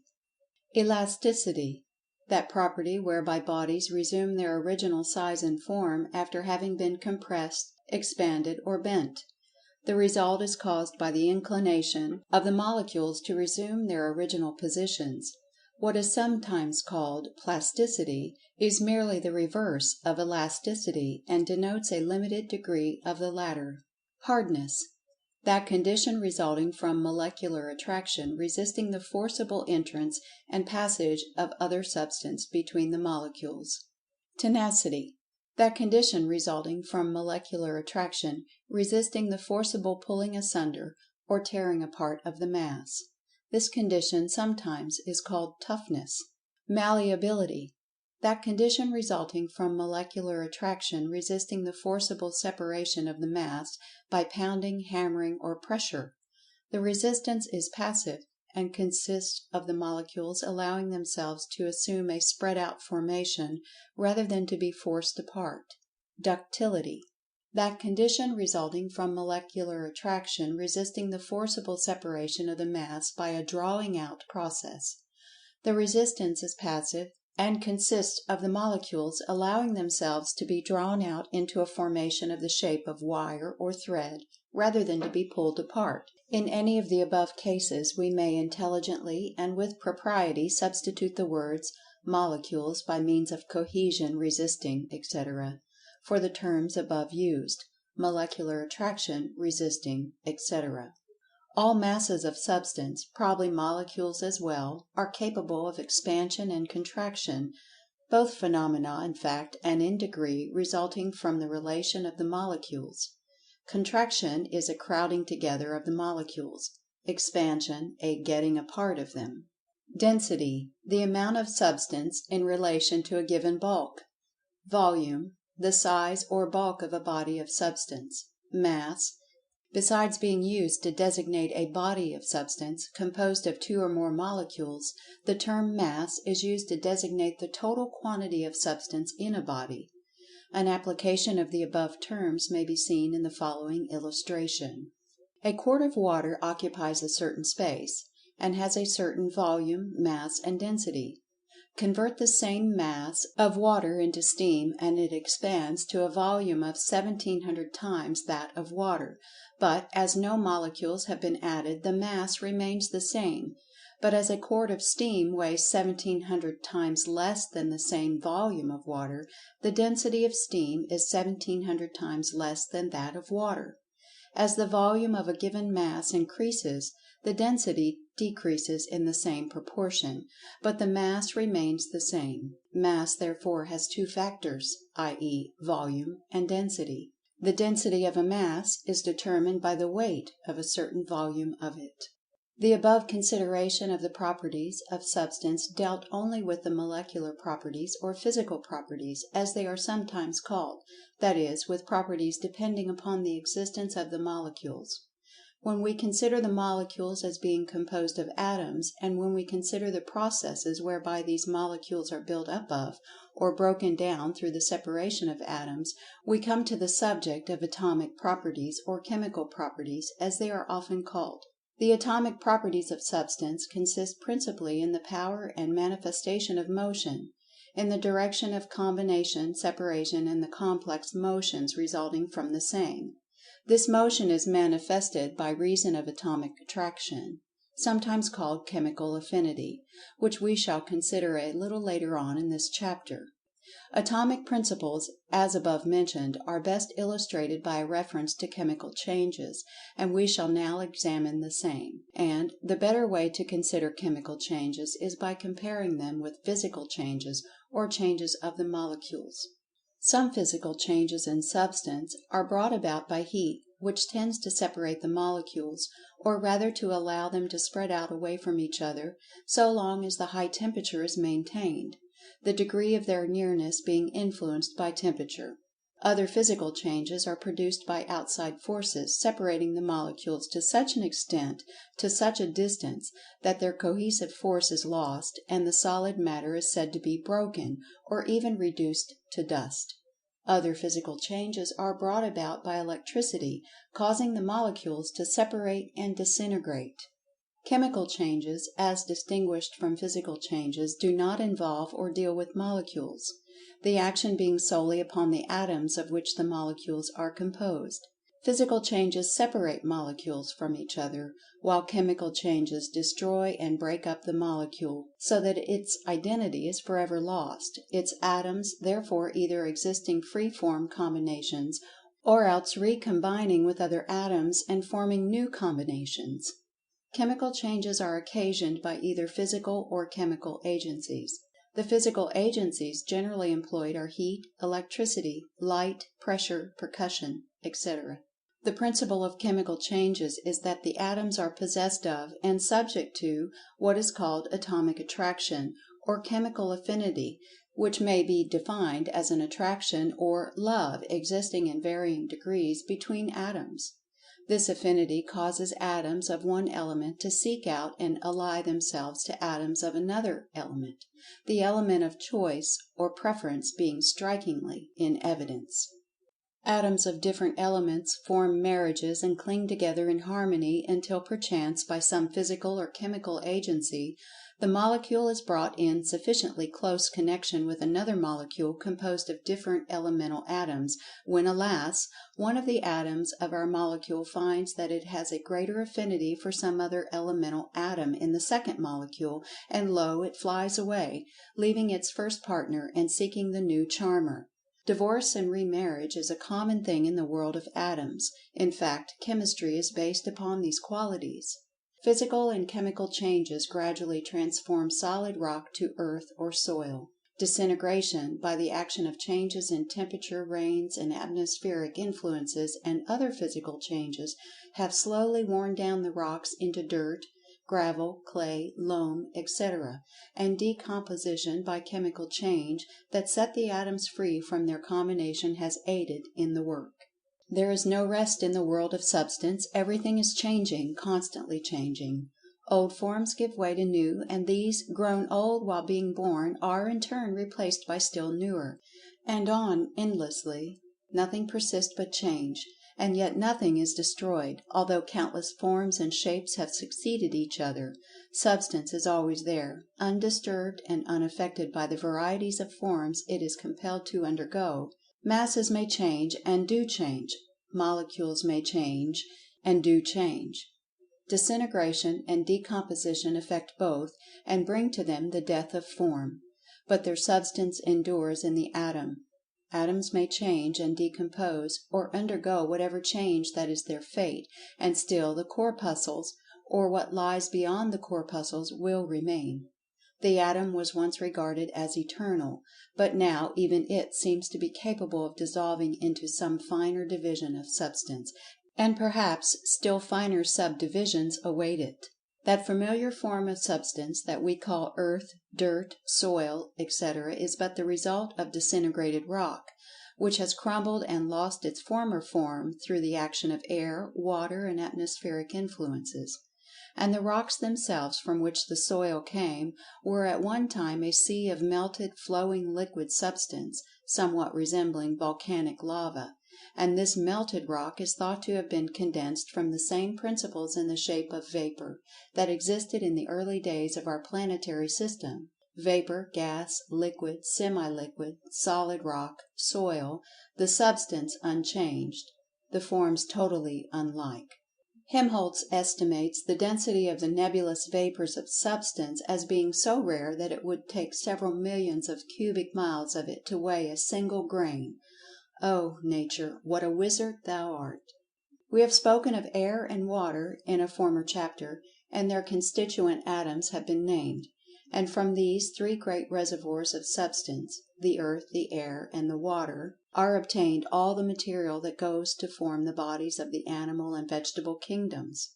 The plant draws its nourishment from the soil, the air, and water, and in its wonderful chemical laboratory is able to transform the elements so drawn from these sources into a substance called plasm, which consists principally of carbon, oxygen, nitrogen, and hydrogen, being nearly identical in composition to the white of an egg, and which constitutes the basis of animal and plant bodily structures.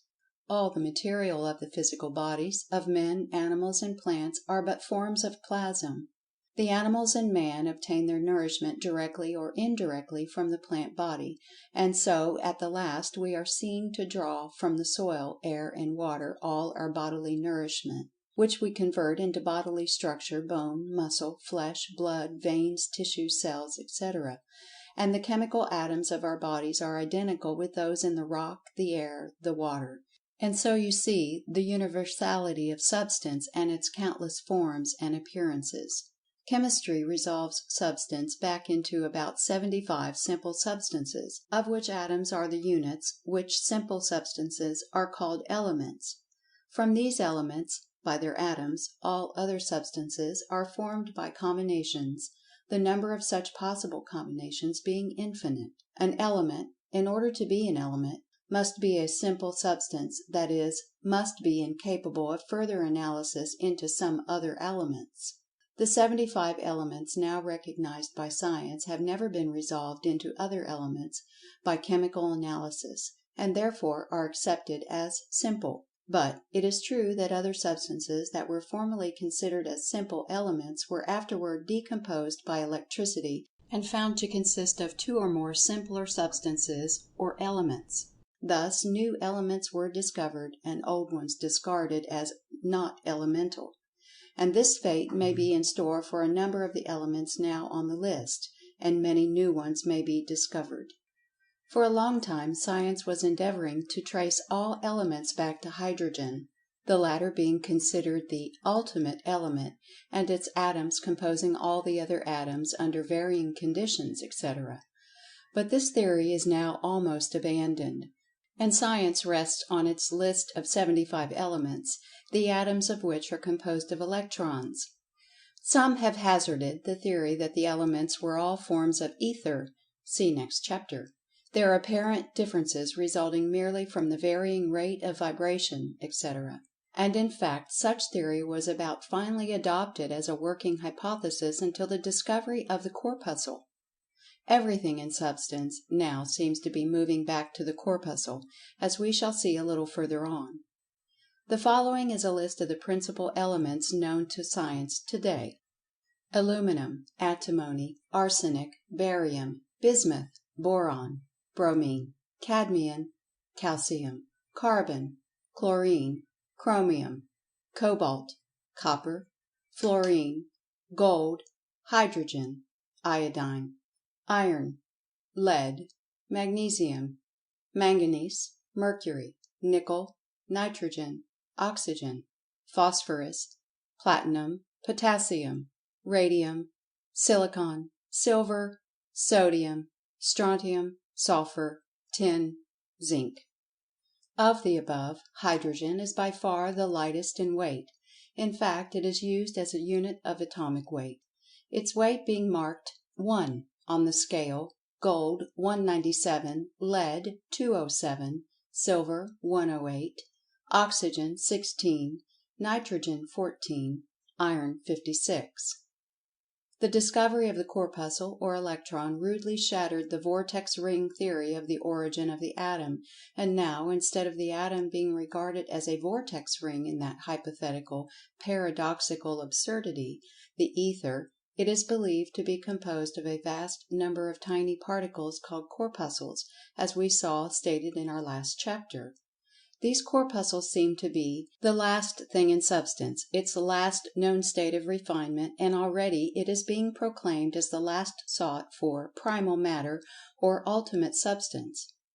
Whether or not a still finer state of Substance will be discovered, science is unable to say, but thinks it unlikely. But we must not overlook the old occult teaching indicating a state of Substance so fine that it is imperceptible and only recognizable as apparently free force, its covering or vehicle of Substance not being evident. This would seem to indicate a still further refinement of Substance, although perhaps the corpuscle or electron will answer to fill the bill in the case. As to the corpuscle being primal Substance, it must be admitted that its advocates have presented a very strong case. One of their most important points is that although molecules differ very materially from each other according to their kinds, and while atoms likewise manifest very plainly their kind, the corpuscle seems to possess only one kind, no matter from what form or kind of substance it is thrown off. Just think what this means. It means that the finest particles of gold, silver, iron, hydrogen, oxygen, and all the rest of the elements are composed of identically the same material, and exhibit no differences in kind. The elements are no longer simple, all Substance is one, at the last analysis. The corpuscles seem to possess the same mass, to carry the same charge of electricity, to act precisely the same, irrespective of their source. No difference in size, mass, or character, as in the case of the atom. All are identical, save in the rate of their vibration at the time of observation, which is simply a matter of more or less motion. Space seems to be flooded with these tiny particles, these units of substance. They stream from the sun, the stars, and every body highly heated. Likewise, they stream from the bodies of highly electrified substance. Groups of these corpuscles, absolutely identical in nature, size, mass, etc., constitute the atoms of the 75 elements, the kind of element seemingly being dependent upon the number and arrangement of the corpuscles and possibly their rate of vibration. Every atom is like a great beehive with a swarm of corpuscles vibrating, moving around each other and upon their own centers. And if by the action of intense heat, transmitted or caused by interrupted motion, or if by a strong electric charge, some of these corpuscles are detached from the atoms, or possibly an atom broken up, they fly off through space at a marvelous speed of many thousand miles an hour. So we see that these wonderful corpuscles look very much like primal matter or ultimate substance, the stuff out of which substance is made. And taking you back to the chapter on the universality of life and mind, the writer would remind you that in their motions and evident attraction, etc., these corpuscles evidence the same life and mind that we observed in the molecules and atoms. It must be so, for what is in the manufactured article must be in the material of which the article is made. And so, even here, life and mind have not escaped us, nor will it in the ether. And speaking of the corpuscles as manufactured articles, we are reminded of Herschel's thought about the atoms, when they were regarded as primal matter and likely to be uniform and, at the end, of one primal substance.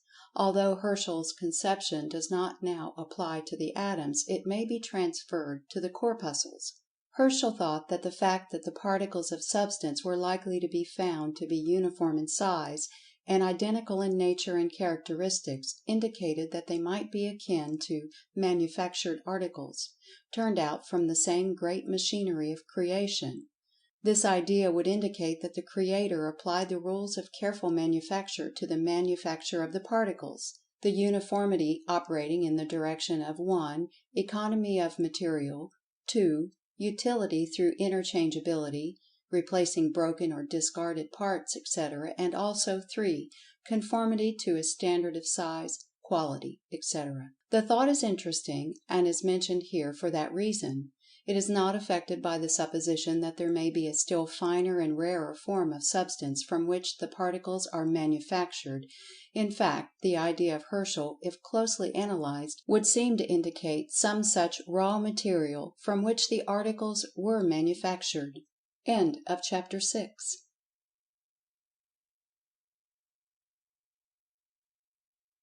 Chapter 7 of Dynamic Thought, or The Law of Vibrant Energy, by William Walker Atkinson. The Paradox of Science.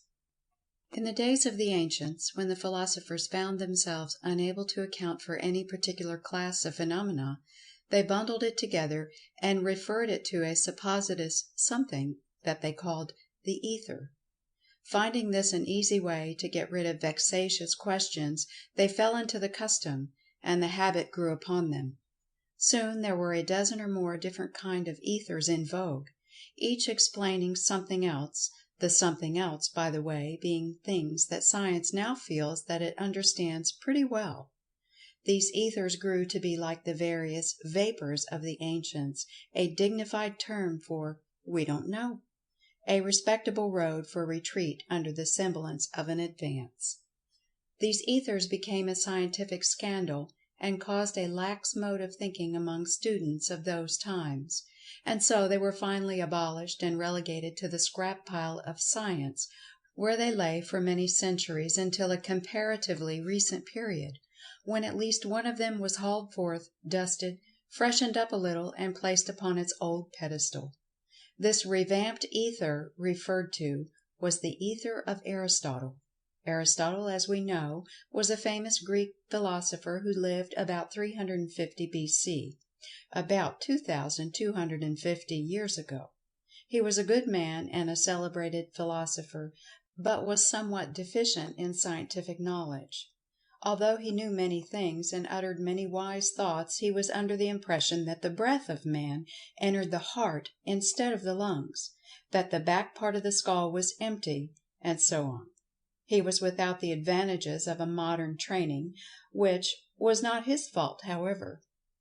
Well, Aristotle conceived the idea of a universal ether, which he thought pervaded all space, and with which he accounted for the passage of light from the sun and stars, the movements of the planets, and various other physical phenomena. It is not known whether Aristotle really believed in this ether, or whether he merely used it as a speculative hypothesis, following the ether habit of his contemporaries.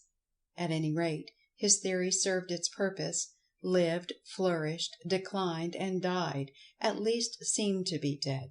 But its corpse was resurrected in modern times and used to account for diverse things. This does not mean that modern thinkers really believe in the universal ether. They merely assume it as a working hypothesis until something better is offered. Its principal modern use is to account for the transmission of light from the sun and stars to the earth. It was held that a thing could not act where it was not, and so it became necessary to account for the transmission either by the theory that small particles of substance were thrown off from the sun and traveled to the earth, or else that there was some medium of communication by means of vibrations, etc. Newton held to the first theory, but his hypothesis went down before the ether advocates, who advanced the wave theory, although it seems that, like Banquo's ghost, Newton's theory will not stay down, and is now taking on a new lease of life, owing to the discovery of the corpuscle and radiant matter.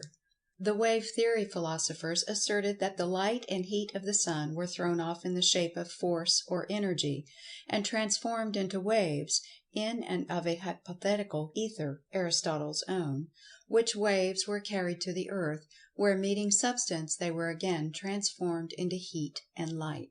It was known that light and heat traveled at the rate of 184,000 miles per second, and therefore the waves of the ether were considered to have that speed.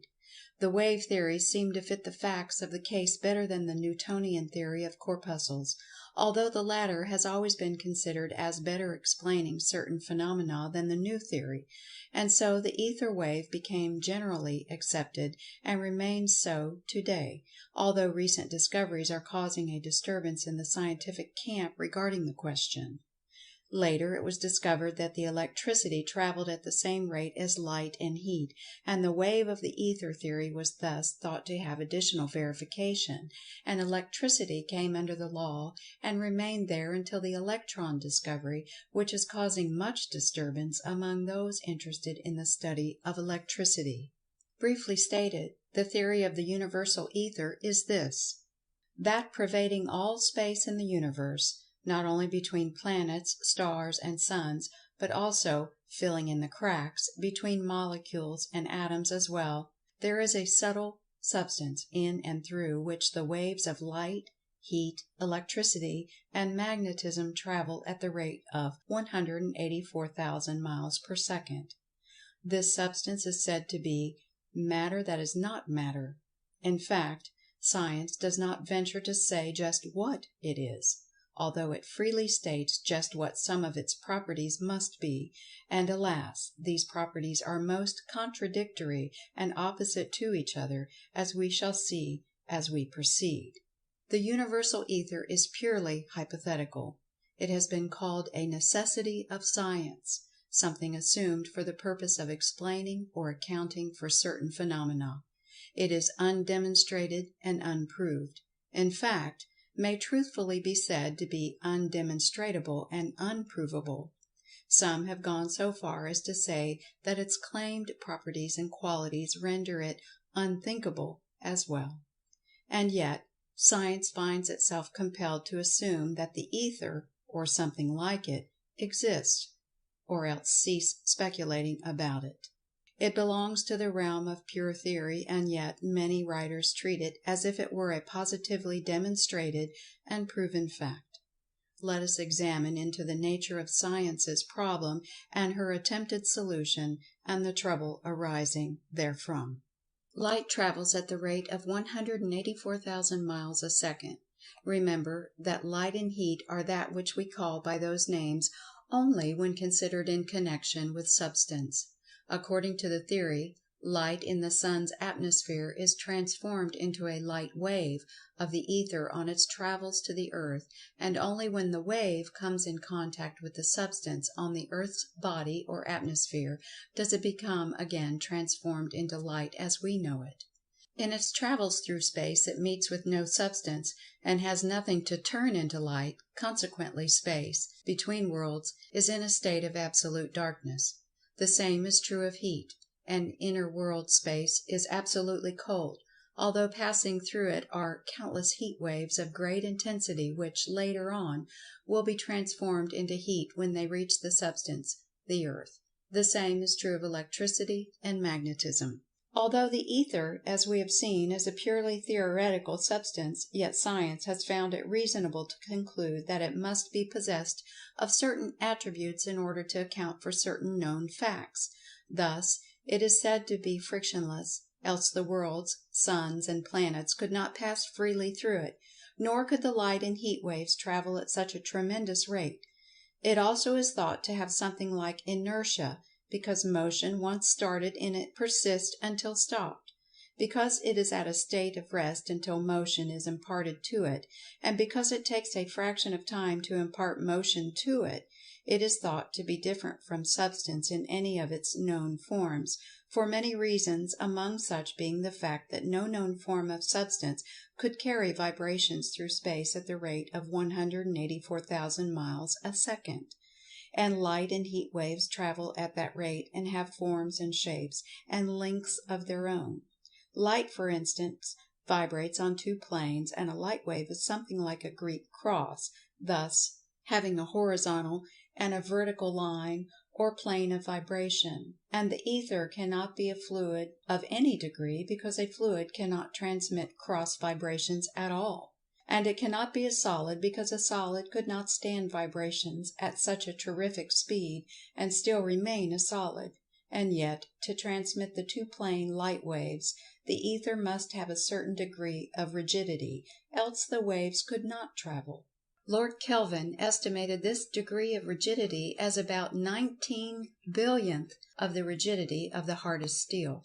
So you see, science is compelled to assume that the ether is a continuous, frictionless medium, possessing both inertia and rigidity.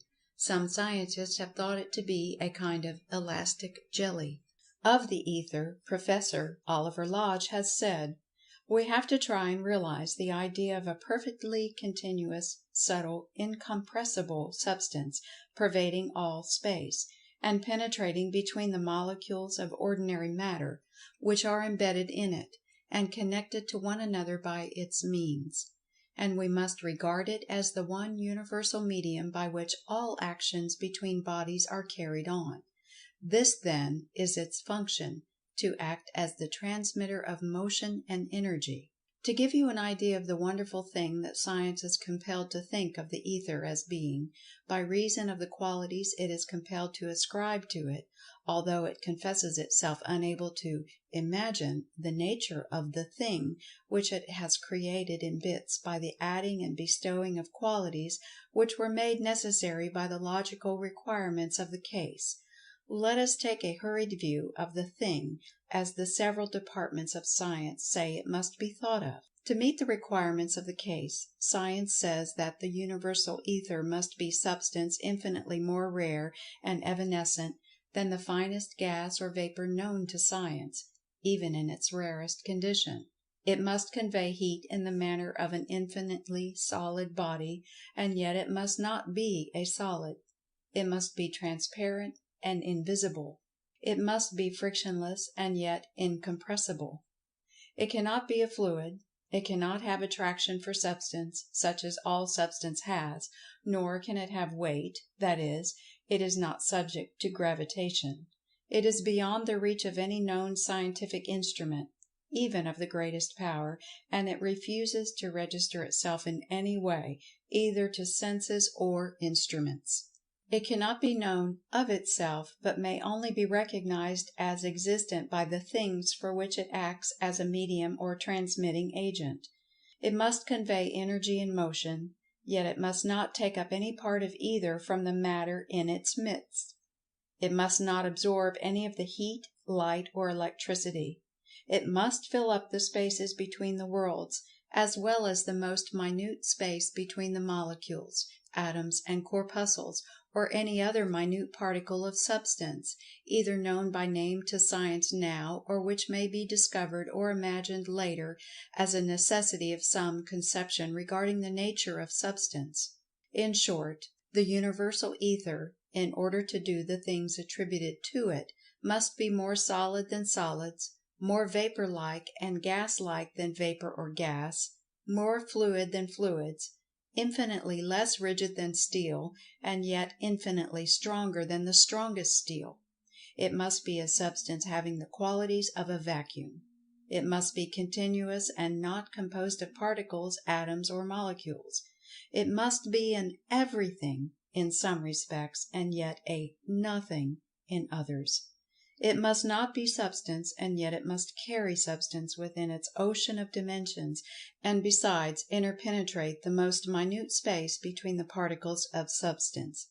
It must not be energy or force, and yet science has been considering energy and force as but interruptions of rest or agitations within and of itself. So you see that this mysterious, wonderful, universal ether, in order to be at all, must be a something possessing certain qualities or properties of substance, many of the properties of qualities being exactly contradictory and opposed to each other, and yet it cannot be substance as we know it.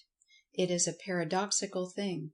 It could only belong to another and an entirely different order of existence from that of substance as we know it.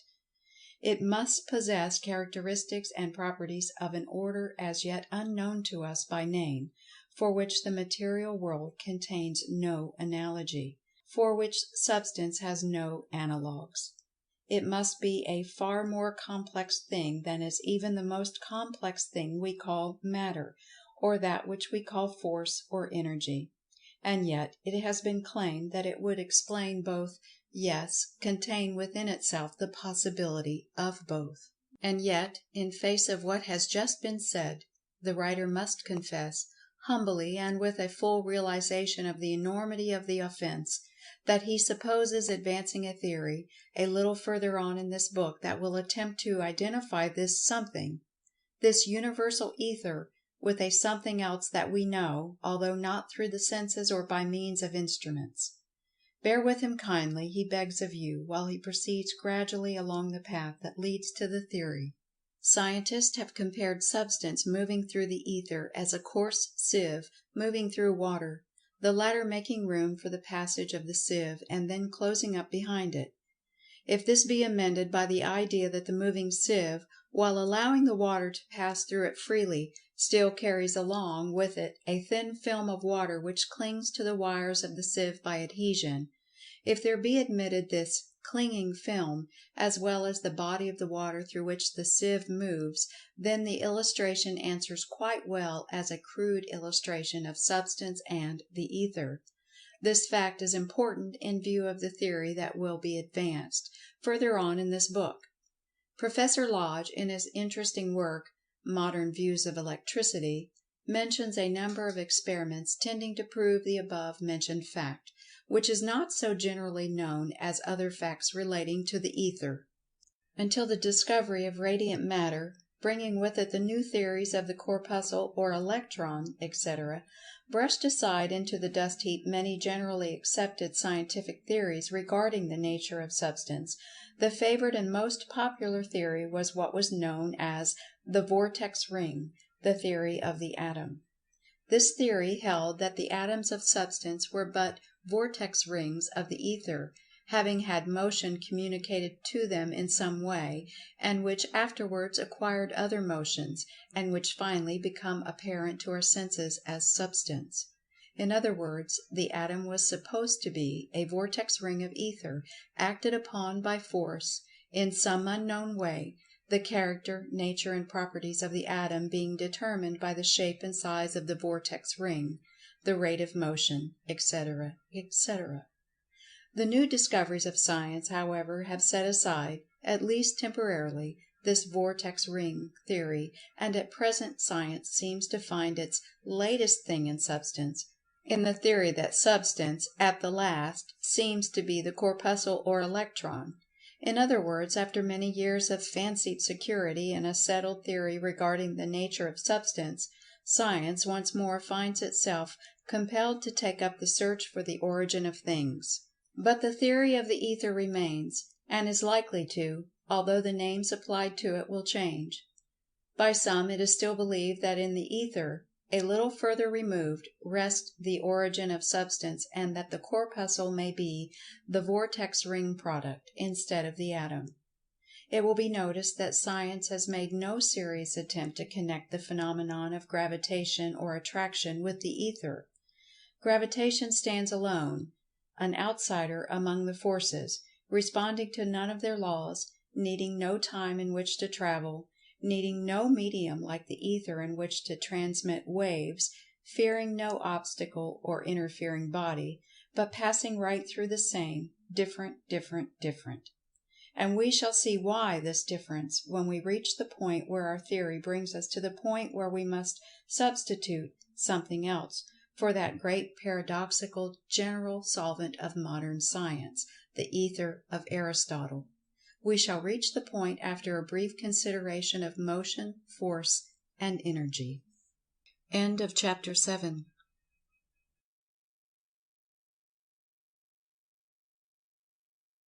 Chapter 8 of Dynamic Thought, or The Law of Vibrant Energy, by William Walker Atkinson.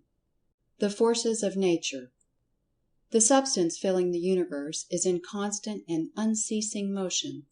Motion is evidenced in every physical and chemical process and change, and manifested in the constant interchange of position of the particles of substance. There is absolutely no rest in nature. Everything is constantly changing, moving, and vibrating. Building up processes are ever at work forming larger masses of bodies of the particles, and tearing down processes, disintegration and decomposition of molecules and atoms and corpuscles are constantly at work also. Nature maintains a constant balance among her forces. If the building up energies and forces were allowed full sway, then all the particles in the universe ultimately would gravitate to a common center, thus forming a compact and solid mass, which would thus dwell for eternity unless the creative power should move upon it and again scatter its particles in all directions. And if the tearing down and dispersive forces and energies were allowed full sway, the particles would fly apart and would remain asunder for eternity, unless called together by some new creative fiat. But Nature pits one force against another, maintaining an equilibrium. The result is constant play and interplay of forces, causing distribution and redistribution of particles, following the gathering together and building up processes. There is no lost motion or waste force. One form of force and motion is converted into another, and so on and on. Nothing is lost, all force is conserved, as we shall see as we proceed. In the public mind, or rather, in the mind of that part of the public which think of the matter at all, there seems to be an idea that Force is something of the nature of an entity, separate from Substance or Mind, something that pounces down upon Substance and drives it along by presence from without. The ancient philosophers regarded Substance as acted upon from without by an entity called Force, Substance being regarded as absolutely inert and dead. This idea, which is still held by the average person, owing, doubtless, to the survival of old forms of expression, was generally held by philosophers until the time of Descartes and Newton. This old idea was due to the teachings of Aristotle, he of the Ether theory, and science and philosophy were timid about shaking off the Aristotelian dogmas. Others held that light, heat, and electricity were fluids, conveyed from body to body, In fact, the general public still entertains this idea regarding electricity, owing to the use of the term "the electric fluid."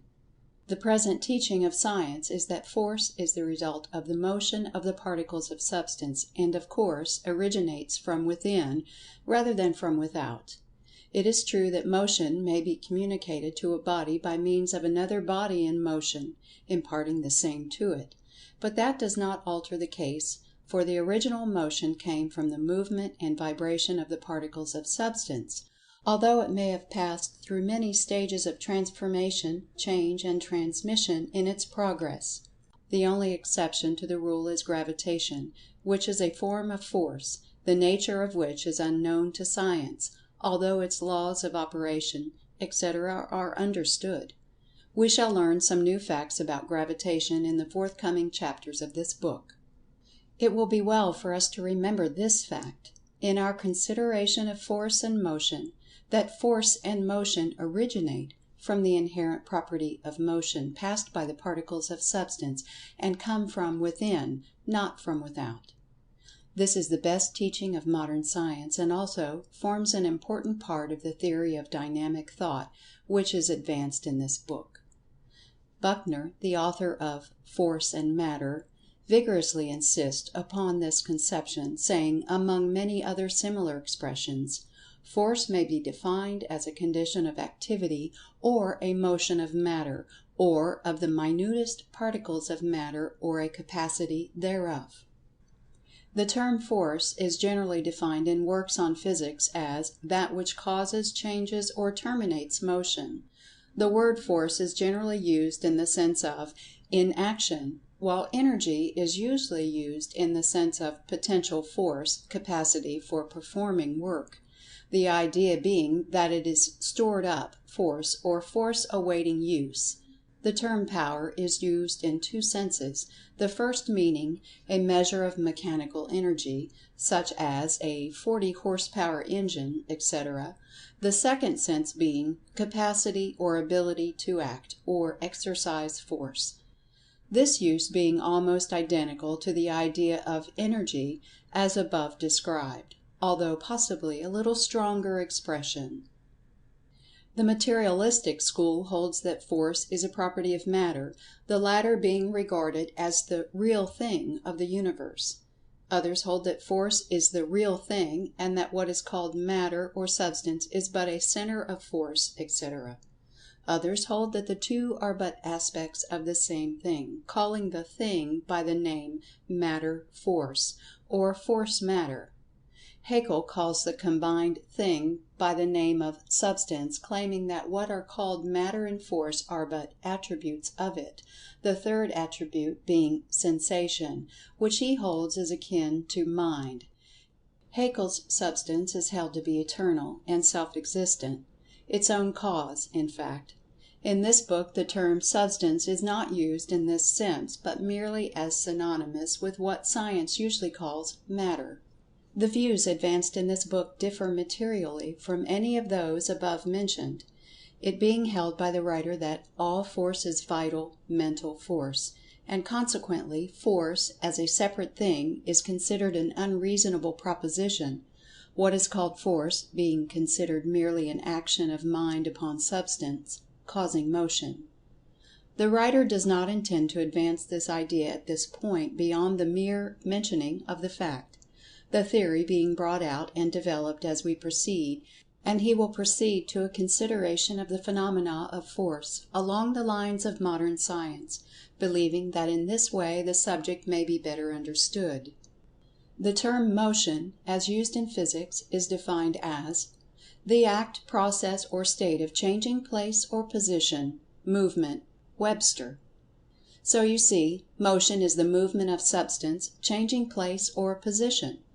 Force is that which causes, changes, or terminates motion, and Energy is the capacity for manifesting Force, and Power the ability to act. In works on physics you will notice the expression potential energy, meaning energy awaiting action, also kinetic energy, meaning energy in action, that is, in motion. We shall not need these terms in this book, but it is well to understand them. Another term frequently met with is conservation of energy, which is used to indicate the law of physics, the operation of which renders energy indestructible. That is, science holds that energy cannot be destroyed, that it is not lost or created, but is merely transformed into other forms of energy, potential or kinetic. Therefore, after energy is used, it either passes into a state of potential energy or rest, awaiting a future call to activity, or else is immediately transformed into another form of kinetic energy, or energy in action. The theory holds that the quantity or amount of energy in the universe is fixed in its totality; none may be created or destroyed. There can be no addition to, or subtraction from the totality of energy; that all energy used has been previously stored up, or else has been immediately transmitted or transformed. It is also held that when energy manifests as the result of work performed, it is always found that it is at the expense of some previously manifested form of energy; that the agency by which the work is performed always parts with its stock of energy, and that the thing worked upon always acquires or gains the amount of energy lost by the aforesaid agent, or worker, and yet there is no actual loss or gain, but merely transformation. The above theory is mentioned as of interest in the general subject, although it does not play a prominent part in the subject of this book. For the writer holds that all energy resides in mind, and emerges therefrom, and in the end returns thereto. This being believed, it is seen that energy is not to be thought of as a separate thing having a totality, but merely as a quality of mind. The question of its totality or fixed quantity not being inquired into, although both probably run along the lines of the nature of mind, and depend upon the limitations or lack of limitations of the latter. However, the question does not assume a vital importance in our consideration of the subject. So far as the question of transmission, or transformation of energy, is concerned, however, the principles of the law of conservation of energy may be accepted as correct, although it more properly belongs to the principle of what has been called the correlation of force, the idea of which is that one form of energy may be, and is always, transformed into another form, and so on, and on, unto infinity. This idea is followed in this book, except that the idea of "from mind originally to mind finally" is incorporated within it. This law of the correlation of force may be illustrated by the following quotation from Tyndall, the great scientist of the last century, who says: "A river, in descending from an elevation of 7,720 feet, generates an amount of heat competent to augment its own temperature 10 degrees Fahrenheit, and this amount of heat was abstracted from the sun in order to lift the matter of the river to the elevation from which it falls. As long as the river continues on the heights, whether in the solid form or as a glacier, or in the liquid form as a lake, the heat expended by the sun in lifting it has disappeared from the universe. It has been consumed in the act of lifting. But, at the moment that the river starts upon its downward course and encounters the resistance of its bed, the heat expanded in its elevation begins to be restored. The mental eye, indeed, can follow the emission from its source through the ether, as vibratory motion, to the ocean, where it ceases to be vibration and takes the potential form among the molecules of aqueous vapor, to the mountain top, where the heat absorbed in vaporization is given out in condensation, while that expended by the sun in lifting the water to its present elevation is still unrestored. This we find paid back to the last unit by the friction along the river's bed, at the bottom of the cascade, where the plunge of the torrent is suddenly arrested, in the warmth of the machinery turned by the river, in the spark from the millstone, beneath the crusher of the miner, in the alpine sawmill, in the milk churn of the chalet, in the supports of the cradle in which the mountaineer, by water power, rocks his baby to sleep. All the forms of mechanical motion here indicated are simply the parceling out of an amount of calorific motion derived originally from the sun, and at each point at which the mechanical motion is destroyed or diminished, it is the sun's heat which is restored. The following quotation also is interesting as illustrating another phase of this law. The work performed by men and other animals is due to the transformed energy of food. This food is of vegetable origin and owes its energy to the solar rays. The energy of men and animals is, therefore, the transformed energy of the sun. Excepting the energy of the tides, the sun's rays are the source of all the forms of energy practically available. It has been estimated that the heat received by the earth from the sun each year would melt a layer of ice over the entire globe 100 feet in thickness. This represents energy equal to 1 horsepower for each 50 square feet of surface. Anthony in bracket. From the above quotations, it will be seen that the principal and most familiar sources, or great storage batteries, of energy apparent to dwellers upon this planet are 1. The earth manifesting the power of gravitation, and 2. The sun manifesting solar heat. In Tyndall's illustration we see the force of the sun's energy, heat, raising the water from the ocean, by evaporation, although aided by the earth's gravitation, pulling down the heavier air, allowing the vapor to rise. Then we see the force of gravitation causes the condensed vapor to fall as rain or snow on the mountain top, then causing the rain to run into little streams, and so on until the river is reached, then causing the river to start on its downward journey of over 7,000 feet, then causing it to plunge over the cascade, to turn the wheels that operated the machinery, and turned the millstone, and the crusher of the miner, and the sawmill, and the milk churn, and the cradle. And as Tyndall might have added, had he lived a little later, in the running of the dynamo, which running produced electricity, that in turn caused lights to burn, other machinery to run, and manufacture things, stoves to cook, flat irons to iron, automobiles and engines to run, and many other things along the lines of transmitting energy, force, and motion. And in this consideration, let us not forget the important part that gravitation, that most wonderful of all forces, plays in the grand scheme of nature. Not only does this force cause the planets to circle around the sun, and perhaps that sun around another sun, and so on until the matter becomes unthinkable. Not only this, but it performs 1,000,000 parts in the affair of earthly matter, as we shall see in a later chapter. The force of gravitation is one of the greatest mysteries confronting science today, although many believe it a simple question. Gravitation and the universal ether contain the great secrets of nature that man is striving to unveil. And yet so common is gravitation that the race, including almost all the scientists, take it as a matter of course.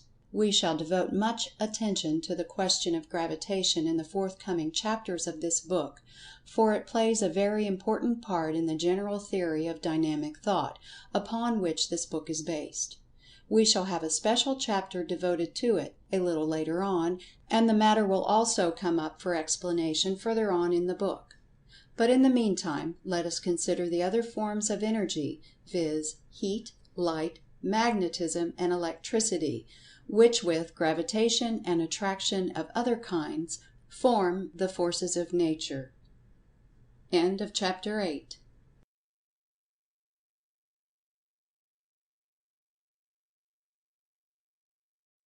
Chapter 9 of Dynamic Thought, or The Law of Vibrant Energy, by William Walker Atkinson. Radiant Energy. The kinds of energy are very few, although the methods of using, applying, and manifesting same are innumerable. Let us begin with one of the best known forms of energy, namely heat. Heat was formerly regarded as a very fine fluid or substance called caloric, which was supposed to enter into substance and then manifest the phenomenon of heat. This idea has long been relegated to the scrap pile of science. The present theory, which is supported by a mass of evidence obtained through investigation and experimentation, is that heat is a form of energy arising from the vibratory motions of the particles of substance, a mode of motion. The degrees of heat are termed temperature. Temperature depends upon the rate of the heat vibrations of the particles of substance, either arising from the original motion of the particles, or else from vibrations or motion aroused in them by transmission from particles of other bodies of substance, these vibrations being contagious. Temperature then means the measure of the vibrations of the particles. All bodies of substance have some degree of temperature, some degree of heat vibration of its particles. Science has a pleasant scientific friction of an absolute zero at the degree of 491 below zero, Fahrenheit. But this is merely an imaginary something with which the grown-up children of science amuse themselves. When two bodies are brought near each other, the nearness being comparative, and in some cases meaning a distance of millions of miles, heat is transmitted from the warmer to the cooler body, until the temperatures are equalized. That is until the two bodies vibrate in unison. In physics we are taught that the transmission of heat may be accomplished in three ways, although the writer is of the opinion that the three ways are but three forms of one way. The first form is called conduction, whereby the vibration or heat is conveyed along a body of substance from its warmer to its cooler parts, for instance, an iron poker with one end in the fire. The second form is called convection, whereby the visible motion of heated substance moving along the air, for instance, hot air, hot water, steam, etc., either by means of pipes or by allowing them to pass freely through the air. The third form is called radiation, whereby the vibrations are believed to be transformed into waves of the ether, which will be spoken of later, in addition to what has been said on the subject in our chapter entitled "The Paradox of Science." The writer thinks that a little consideration will show us that the same rule operates in all of the above cases, and that conduction and convection are but forms of radiation. For instance, in conduction there must be a few particles first set into vibration, the same gradually passing on to the others farther and farther away. Passing how? By contact, replies physics.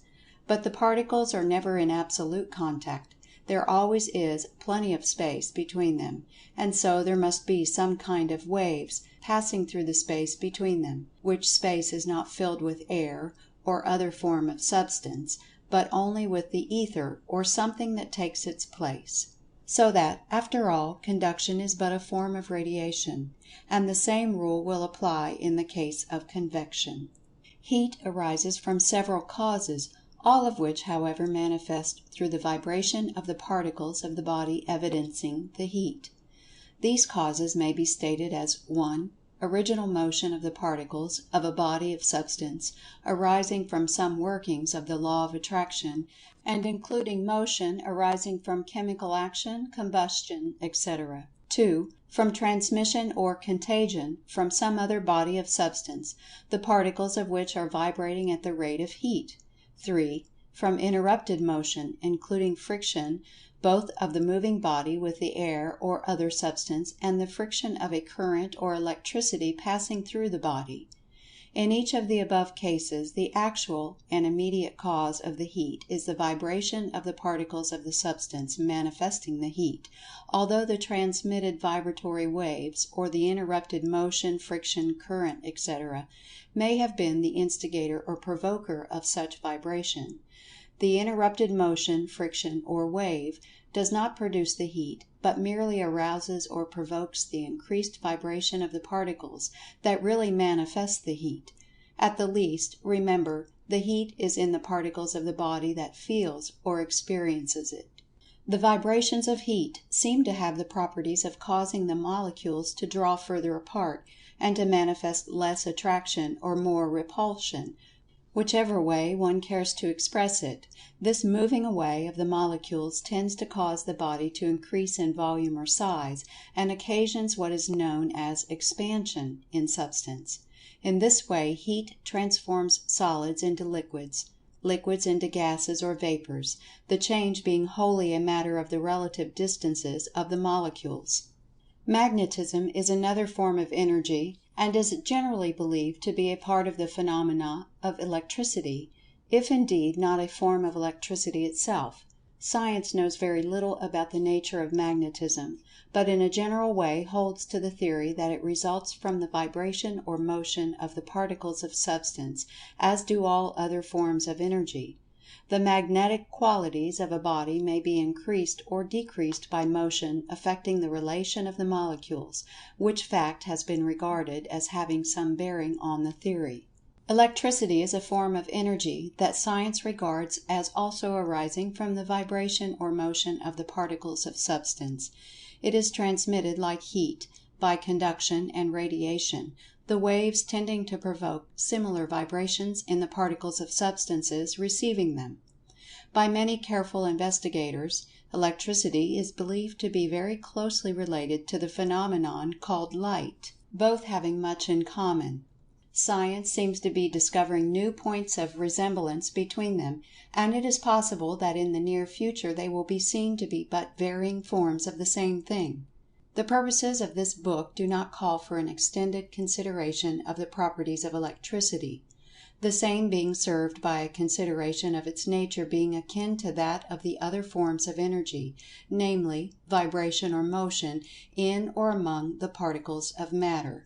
Light is a form of Energy, the study of which is of the greatest interest to Science, for the reason that the field seems to be widening out continuously, and reaching out into the territory formerly thought to be the special region of electricity. And in another direction, it seems to be reaching out into the territory of heat, the latter being considered by many to be but a form of light, in its lower vibrations. In fact, the writer of this book so considers the subject, and for the purposes of this book, in latter chapters he will combine electricity, heat, and light, including also the phenomena known as the X-rays, Becquerel rays, radium waves, etc., as forms of light, the combined forms of Energy to be called Radiant Energy. In this combination he believes that he is in line with the latest and best thought of modern science. However, he does not insist upon his readers following this idea, and so, if they prefer, they may think of each of these forms as separate and distinct, and yet not run contrary to the line of thought of the book. Light is not the simple thing that it is considered to be by the general public.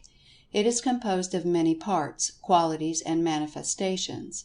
Its rays, when separated by the spectrum, are seen to consist of waves or vibrations of differing degrees of rate and intensity. The lower range contains the heat rays, and it is interesting to know that there are rays of heat too far down in the scale to be evidenced by human senses that may be distinguished by delicate instruments. But there are rays still further down in the scale that are known to exist, theoretically, that cannot be registered even by the finest instruments. To gain an idea of the delicacy of these instruments, let us remember that Professor Langley has an instrument called the bolometer, that is so delicate that it registers a change of temperature of 1/1,000,000th of a degree, and will register the heat of a candle 1 1/2 miles distance from it. Light vibrations arise from combustion, friction, electricity, etc., causing the particles to assume increased motion. Let us consider the report of the spectrum. Beginning with waves or vibrations far below the sensibility of man, the scale shows an advance until the first warm vibration of iron was reached. This first indication of warmth comes when the vibrations reach the rate of 35 trillion per second. Then gradually they increase until a dull red glow is noticed, the lowest visible light ray, when the vibrations are 450 trillion per second. Then come the orange rays, then the golden yellow, then the pure yellow, then the greenish yellow, then the pure green, then the greenish blue, then the ocean blue, then the cyanic blue, then the indigo, then the violet, the latter evidencing when the vibrations reach the rate of 750 trillion per second. Then come the ultraviolet rays, invisible to human sight, but evidenced by chemical media. In this ultraviolet region lies the X-rays, etc., and also the actinic rays that produce photographs, sunburn one's face and blister the nose, that cause violent explosions in chemicals that transform forms of substance, that are employed to cure skin diseases, etc. These actinate or chemical rays have an important role to play in plant life, for they act upon the green leaves of the plant, causing a chemical change by which carbonic acid and water are transformed into sugar and starches. Some of the rays of the ultraviolet region of light penetrate substances formerly considered solid and impenetrable, and some of them, emitted from radium, etc., would destroy organic life if applied in sufficient quantities. Some of them are practically waves of electricity, so that light and electricity are seen to be closely related. To give one an idea of the differences produced by different rates of vibration, let us imagine a mass of iron, shaped like a great top, capable of being impelled to spin at a constantly increasing rate of speed by some mighty will. At first it is seen as a slowly spinning top, manifesting nothing but slow motion to our senses. Now imagine our top spinning at a rate doubling each second. The first second the top spins at the rate of 2 revolutions per second. We notice no change except that we can see the movement. The next second the revolutions are doubled to 4 per second. Then, doubling each second, we have, respectively, revolutions of 8 per second, then 16, and then in the 5th second, 32 per second. Then we begin to notice a change. When the revolutions reach 32 per second, the friction of the moving top on the air causes it to give forth a very low, deep bass note of sound. This note is like a low, deep hum, and is the lowest possible of perception by the human hearing, although it is possible that some of the lower forms of life may be conscious of still lower vibrations. The 6th second the revolutions reach 64, and the low note has grown much higher in the scale.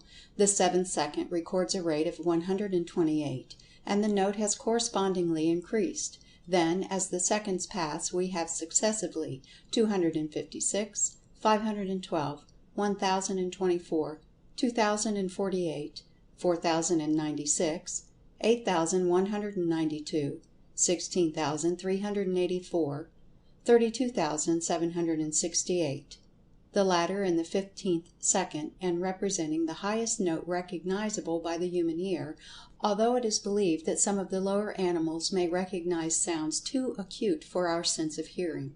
During this increase in revolutions from the 5th second to the 15th, the sound note has risen rapidly in the scale from the low sullen hum on through the notes of the musical scale and beyond the range of instruments, until the shrillness becomes so intense as to be almost unbearable, and finally terminating in a shrill, piercing shriek like the squeak of the bat, only long drawn out.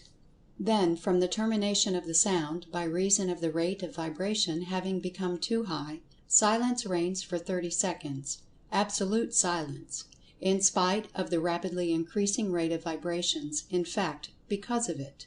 When the 45th second is reached, and the revolutions have reached the rate of 35,184,372,088,832 per second, our top begins to emit heat rays increasing each second. Then a little later a dull, dim glow may be noticed. Then, as the seconds fly, the dull glow manifests a deep dark red color, such as one notices in the iron of the blacksmith's shop soon after it begins to glow. Then, on and on, as the seconds fly, the deep red grows lighter and brighter, gradually changing into orange, then into yellow, then into green, then into blue, then into indigo, then into violet, and then into the color of white heat. Then this white heat changes into a still more dazzling white, and then a white impossible to describe appears, so bright, clear and brilliant that the eye cannot bear the sight. Then suddenly the intense brightness is succeeded by absolute darkness, and the moving top cannot be seen by the eye, and yet it moves on. The highest recorded chemical rays of light are estimated to equal a rate of vibration of 1,875,000,000,000,000 per second. The vibration of the lowest shade of red light is estimated at 450 trillion, and the highest of violet at 750 trillion per second. So we may imagine what the highest line on the spectrum is like. Still vibrating, our top, which has become now a mass of vaporized iron, rapidly tending toward still more ethereal forms, it has passed out from the region of light waves into another unknown region of vibrations, in which region, however, exist the vibrations known to us as the X-rays, etc. It is throwing off great quantities of electrons.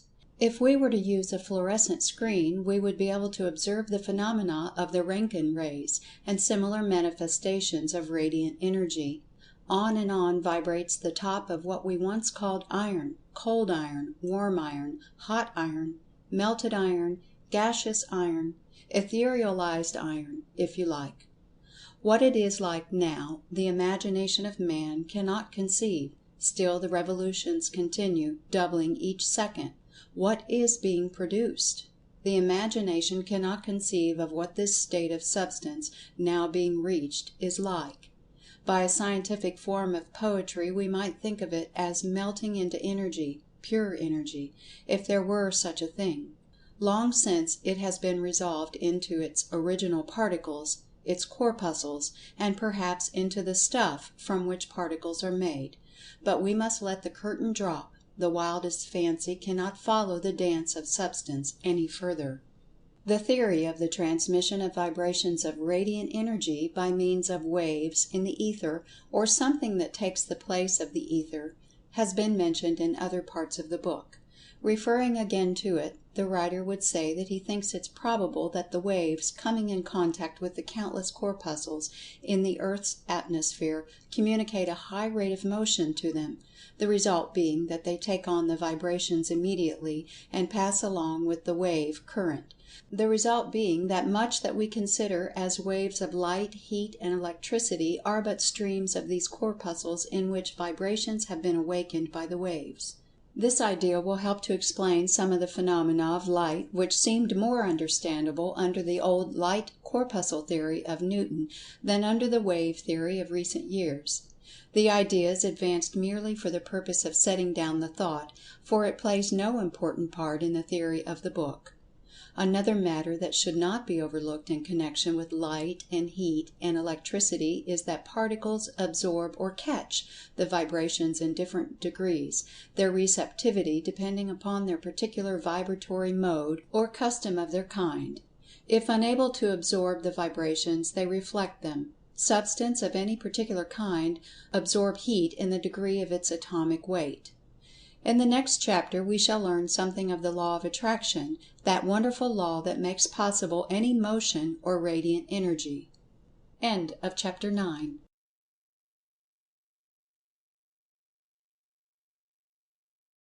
Chapter 10 of Dynamic Thought, or the Law of Vibrant Energy, by William Walker Atkinson. The only logical conclusion, this one, that the operations of the law of attraction are manifested in the motion of the particles. The great law of attraction is the greatest law in nature. It operates on all planes of life. It is always in evidence. Let us consider it. Let us begin by considering the most magnificent and constant exhibition of that law, gravitation. Gravitation is the riddle of the universe, and the one form of energy that balks science, so much a mystery that science does not even hazard a guess at its nature. No theory of the origin and nature of gravitation is to be found in the books. Let us see what gravitation is. It is more than the power that pulls things to the earth, as the average man would define it. It does more than cause water to run downhill and turn mill wheels to drive machinery. Water power results from gravitation, but even the energy of Niagara Falls is insignificant when compared to the other manifestations of the mother of energy, gravitation. Webster defines gravitation as that attraction or force by which all bodies or particles in the universe tend toward each other. Following that definition, let us add that every particle of substance has an attraction for every other particle. In view of our belief that this attraction is a form of mental effort, let us regard the term attraction as being a form of what we call desire, or even love, in the mental world. If you will think of it in this way, you will be better able to fall in with our lines of thought.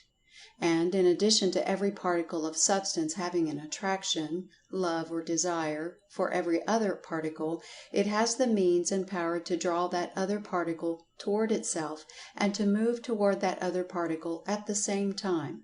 Webster gives a very clear idea of this when he defines attraction as an invisible power in a body by which it draws anything to itself, the power in nature acting mutually between bodies, or ultimate particles tending to draw them together or to produce their cohesion or combination, and conversely resisting separation. The majority of persons, when thinking of gravitation, are satisfied with the idea that it is a power that pulls things down to the ground, and do not think of it as a force that pulls things other ways besides down, and which is possessed and exercised by the speck of dust as well as by the whole earth, by the molecule as well as by the mass. The reason of this is that this power is so slight in small bodies of substance that it is unnoticed, and that only when the mass is sufficiently large to make the pull strong does one perceive and appreciate that the force exists. The lack of information on the part of the average person regarding this subject is amazing, particularly when the importance of the knowledge is understood. The attraction that holds the molecules of substance together is gravitation. The attraction that pulls a piece of substance to the earth is gravitation. The action that keeps the suns and planets in their orbits is gravitation. Let us see the operations of the law. In astronomy you may learn that the movements of the planets around the sun and the moons around their planets, their regular and constant relative positions, are caused by the force of gravitation. If it were not for this attraction by the sun, the planets would fly out into space like a stone from a sling. The attraction of gravitation acts on the planets just as does the string of the whirling sling that keeps the stone from flying away during the whirling until the string is released. Some astronomers think that our sun revolves around some greater sun, and this again around a greater, and so on to infinity. If this be so, then the attraction of gravitation is that which holds them all in their orbits and places in spite of their motion. And in physics you may learn that this same attraction of gravitation prevents the people and objects on the surface of the earth from flying off into space, and that it holds the portions of the earth together, preventing them from flying apart. And remember this, for it is important. The attraction of the earth, great and powerful as it is nothing more than the combined attractive power of its constituent molecules or atoms or parts. The center of the earth is the center of the attraction because it is the center of the aggregation of its particles. It must not be supposed that the earth simply attracts downward, that is, toward its center. On the contrary, large masses of earth, large mountains for instance, exert a certain degree of attraction of gravitation, and experiments have shown that a plum is slightly deflected by reason of the proximity of a large mountain.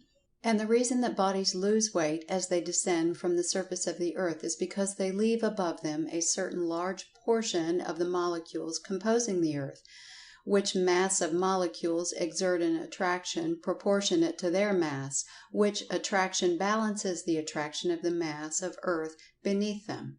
Science teaches that if the earth were hollow in the center, the weight there would be zero, or nothing at all, and that a body would float in the space at the center of the earth, just as does a balloon in the air, the reason thereof being that the attraction would be equalized, equal attraction from every direction counterbalancing each other. Considering the earth's radius to be 4,000 miles, a body that weighed 100 pounds on the surface would weigh but 75 pounds at the depth of 1,000 miles, but 50 pounds at a depth of 2,000 miles, but 25 pounds at a depth of 3,000 miles, and nothing or zero at a depth of 4,000 miles, which would be the center of the earth. This, of course, supposes that the substance of which the earth is composed is of uniform density from surface to center. From an equal distance above the surface of the earth, bodies released or dropped will reach the surface at exactly the same degree of speed and in exactly the same time, this irrespective of weight or size. In other words, a cork or piece of lead, no matter what their sizes may be, will travel with equal rapidity. in case where the lighter substance travels more slowly, compare a feather and bullet for instance, the difference is caused by the light object meeting with more resistance from the air. The apparent exception has been explained away by the experiment of dropping the bullet and the feather in a vacuum tube, in which there is no resistance from air, the consequence being that both descended precisely at the same instant. Another similar experiment is to place the feather upon a piece of iron whereby the resistance of the air is prevented, and the feather will maintain its position during the drop, and will reach the ground resting on top of the iron, just as it started. And, remember this please, that the small object attracted by the earth exerts an attraction on its own account. If the two were of the same size they would exert an equal attracting power, but as one is similar its attracting power is very slight compared with that of the large mass. But it is true that the particle of dust attracts the earth precisely as the earth attracts the particle of dust, the difference being solely a matter of degree depending upon the mass of the body. The amount or degree of the combined attracting power is determined by the combined total of the two masses. Distance lessens the degree of attraction. Thus, as bodies are lifted above the earth, the weight decreases very gradually, and by very slight degrees, but constantly and invariably. The poles of the earth are flattened, and consequently the weight of an object slightly increases as it is carried from equator to pole. Concluding our consideration of gravitation, it will be well to call your attention to the fact that gravitation differs from the forms of radiant energy known as heat, light, electricity, and magnetism in several very important particulars, which seems to go far in the direction of proof that the latter are by incidents or consequences of the former. In the first place, gravitation, so far as is known, is not dependent upon, caused by, or maintained by any other force or form of energy, nor does it seem to be derived from some great reservoir, from which it obtains its supply of energy. On the contrary, it seems to be a thing in itself, self-supporting, self-existing, an intrinsic thing, in fact. It does not seem to be lost to bodies by radiation, and consequently there seems to be no need of a body replenishing its supply, as there is no loss. Gravitation seems to be a constant something, remaining always with bodies and neither being lost or acquired. It exists between the atoms, molecules, masses, all in the same way. In fact, one is tempted to think of the planets and worlds in space as molecules of some greater mass held together by gravitation, just as are the molecules held together. Remember that the molecules and atoms are not in absolute contact, but there is always a space between them, although the space or distance may be insensible to us. As above, so below, says the old occult aphorism, and it seems to be so. Then again, gravitation is believed to act instantaneously, and does not require time to pass between bodies, as does light, heat, electricity, magnetism, radiant energy. Light travels through the ether as light waves at the rate of 184,000 miles a second. The same is true of heat and of electricity. But gravitation travels instantaneously. For instance, if a new star were to spring into existence at some inconceivable distance from the earth, it would require thousands of years for its light to reach us. But its attraction of gravitation would be felt instantly. Do you realize what this means? It means that gravitation is in some way connected with the ether or conveying medium, that an impulse communicated at some point of space, trillions of miles away, is felt at once at our point in space, and vice versa. There is some awful mystery here, and the laws of substance and force, as generally understood, do not account for it. And the theories regarding the ether do not throw light upon it. But wait a bit. But more than this, science holds that gravitation does not require a medium, that it seems to be its own medium, needing no ether or other medium to transmit its influence. In this respect also, gravitation differs from the form of radiant energy, and more, it is not cut off or interfered with by any intervening body, for its force operates through such intervening bodies. For instance, in an eclipse of the sun, the moon passes between the earth and the sun, but the gravitation is not affected in the slightest, for the bodies would evidence such changes immediately were it to occur. So gravitation acts instantaneously, is its own medium, and may not be interfered with by an intervening body. It, indeed, is in a different class from light, heat, and electricity. And now let us consider the other forms of attraction. In the previous chapters we saw that the form of attraction called cohesion caused the molecules to tend to each other and to remain in more or less close contact, the differing degrees of cohesion determining the density, etc., of the body.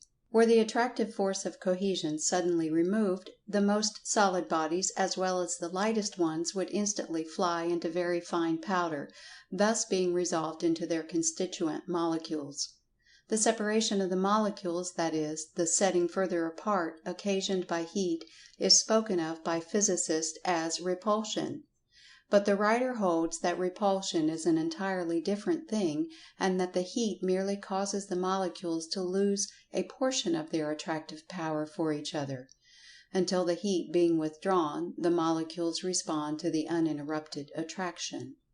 The molecules are like lovers who are attracted toward each other and remain attached unless separated violently or by some fading of attraction.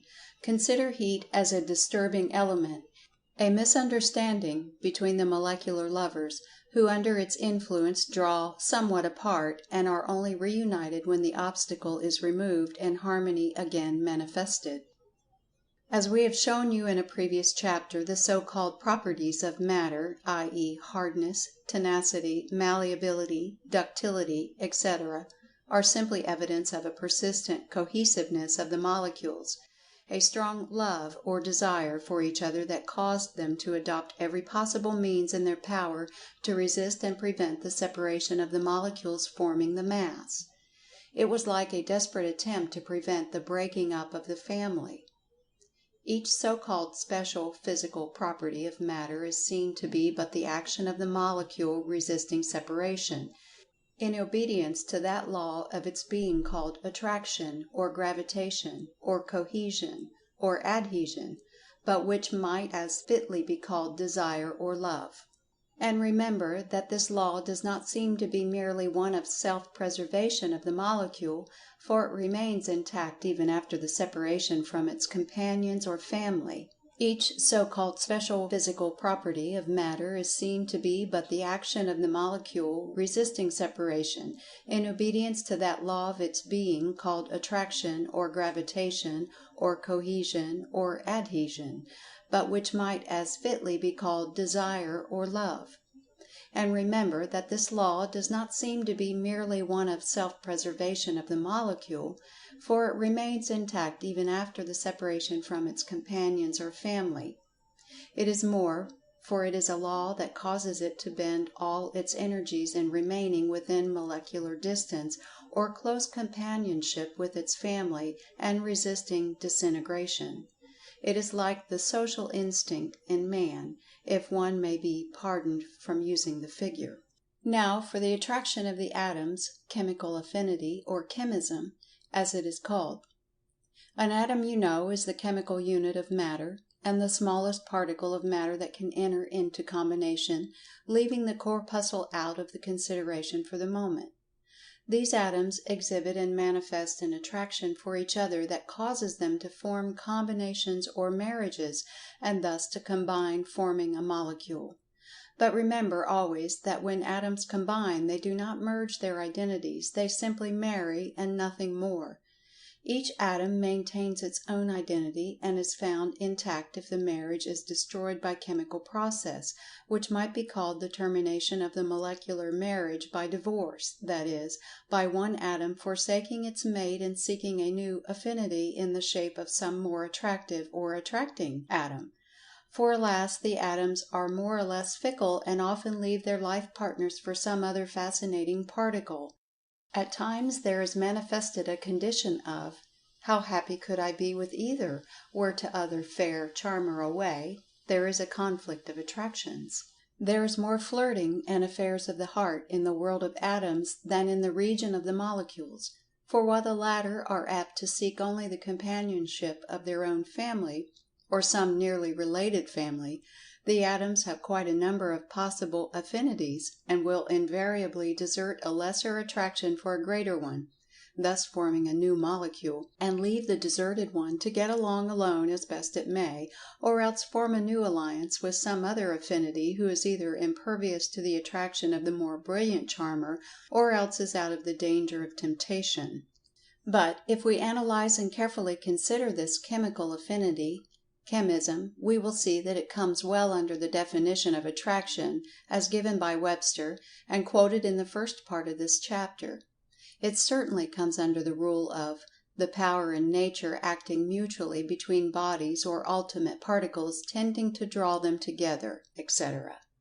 The writer thinks that he is justified in asking you to consider gravitation, cohesion, adhesion, and chemical affinity as related forms of the same thing.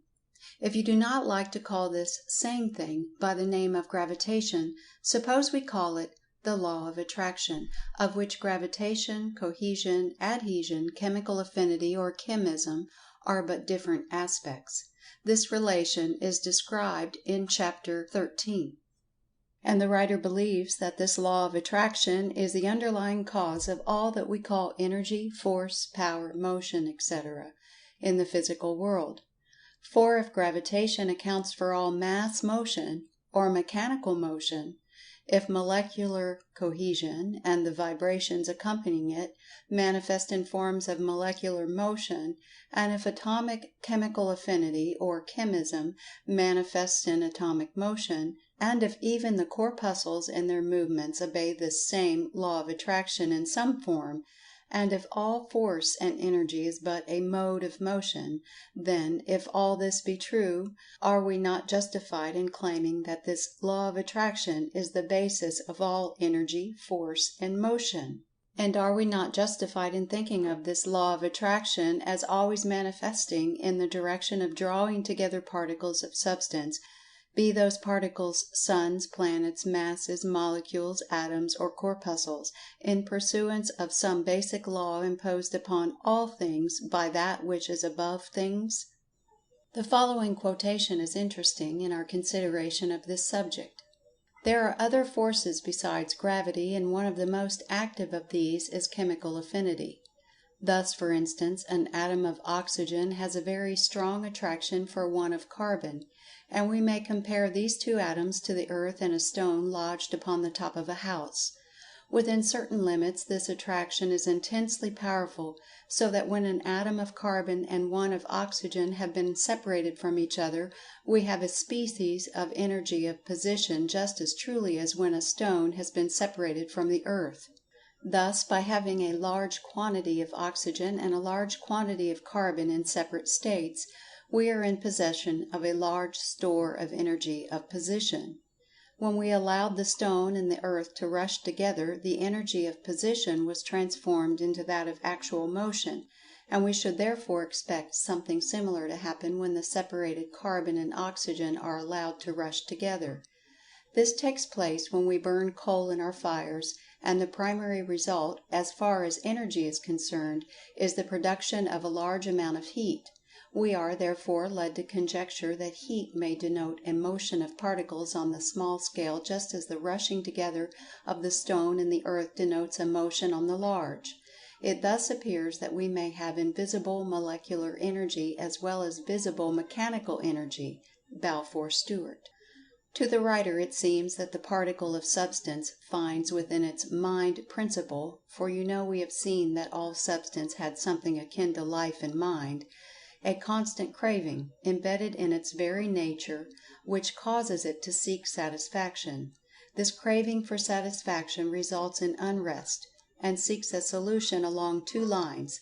These two lines are indicated by two entirely different desires that it finds within itself, the first being a desire or inclination to seek the companionship of some other particle, the second being a desire or inclination to be free of attachment or entanglement.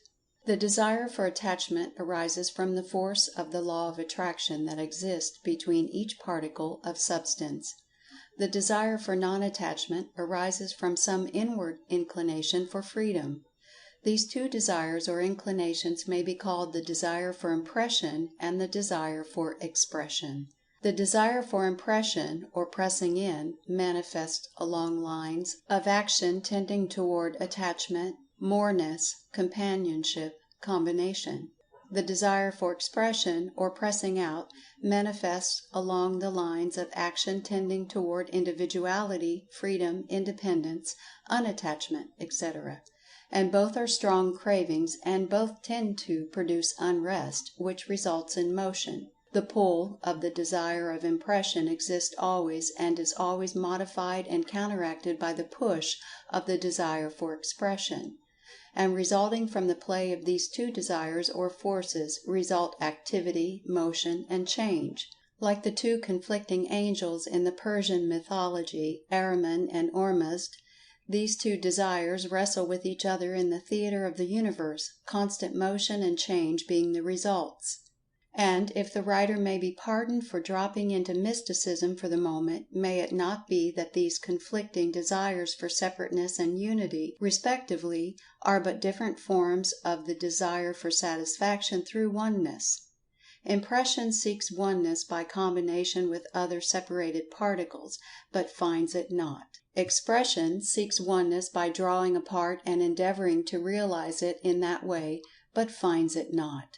But both are but different aspects of the same desire for satisfaction, and only when the mind recognizes oneness in diversity does satisfaction come, and thus the lesson of the particle becomes the lesson of the man. These conflicting desires of inclinations of the particles, the one urging it along the lines of attraction, the other along the lines of separation, produce the dance of the atoms, the motion of the particles. When the particle manifests along the lines of expression, it pushes itself away from the other particle, and, consequently, also pushes the other particle away. When it manifests along the lines of impression, it pulls itself toward the other particle, and at the same time pulls the other particle toward itself. In both cases, the medium of the pulling extends over the space separating them, as will be described in future chapters. This pulling and pushing is called by chemistry attraction and repulsion of the particles. It is perhaps unnecessary to state that the force of the attraction of cohesion or of chemical affinity is much stronger than that of gravitation in the case of the same particles.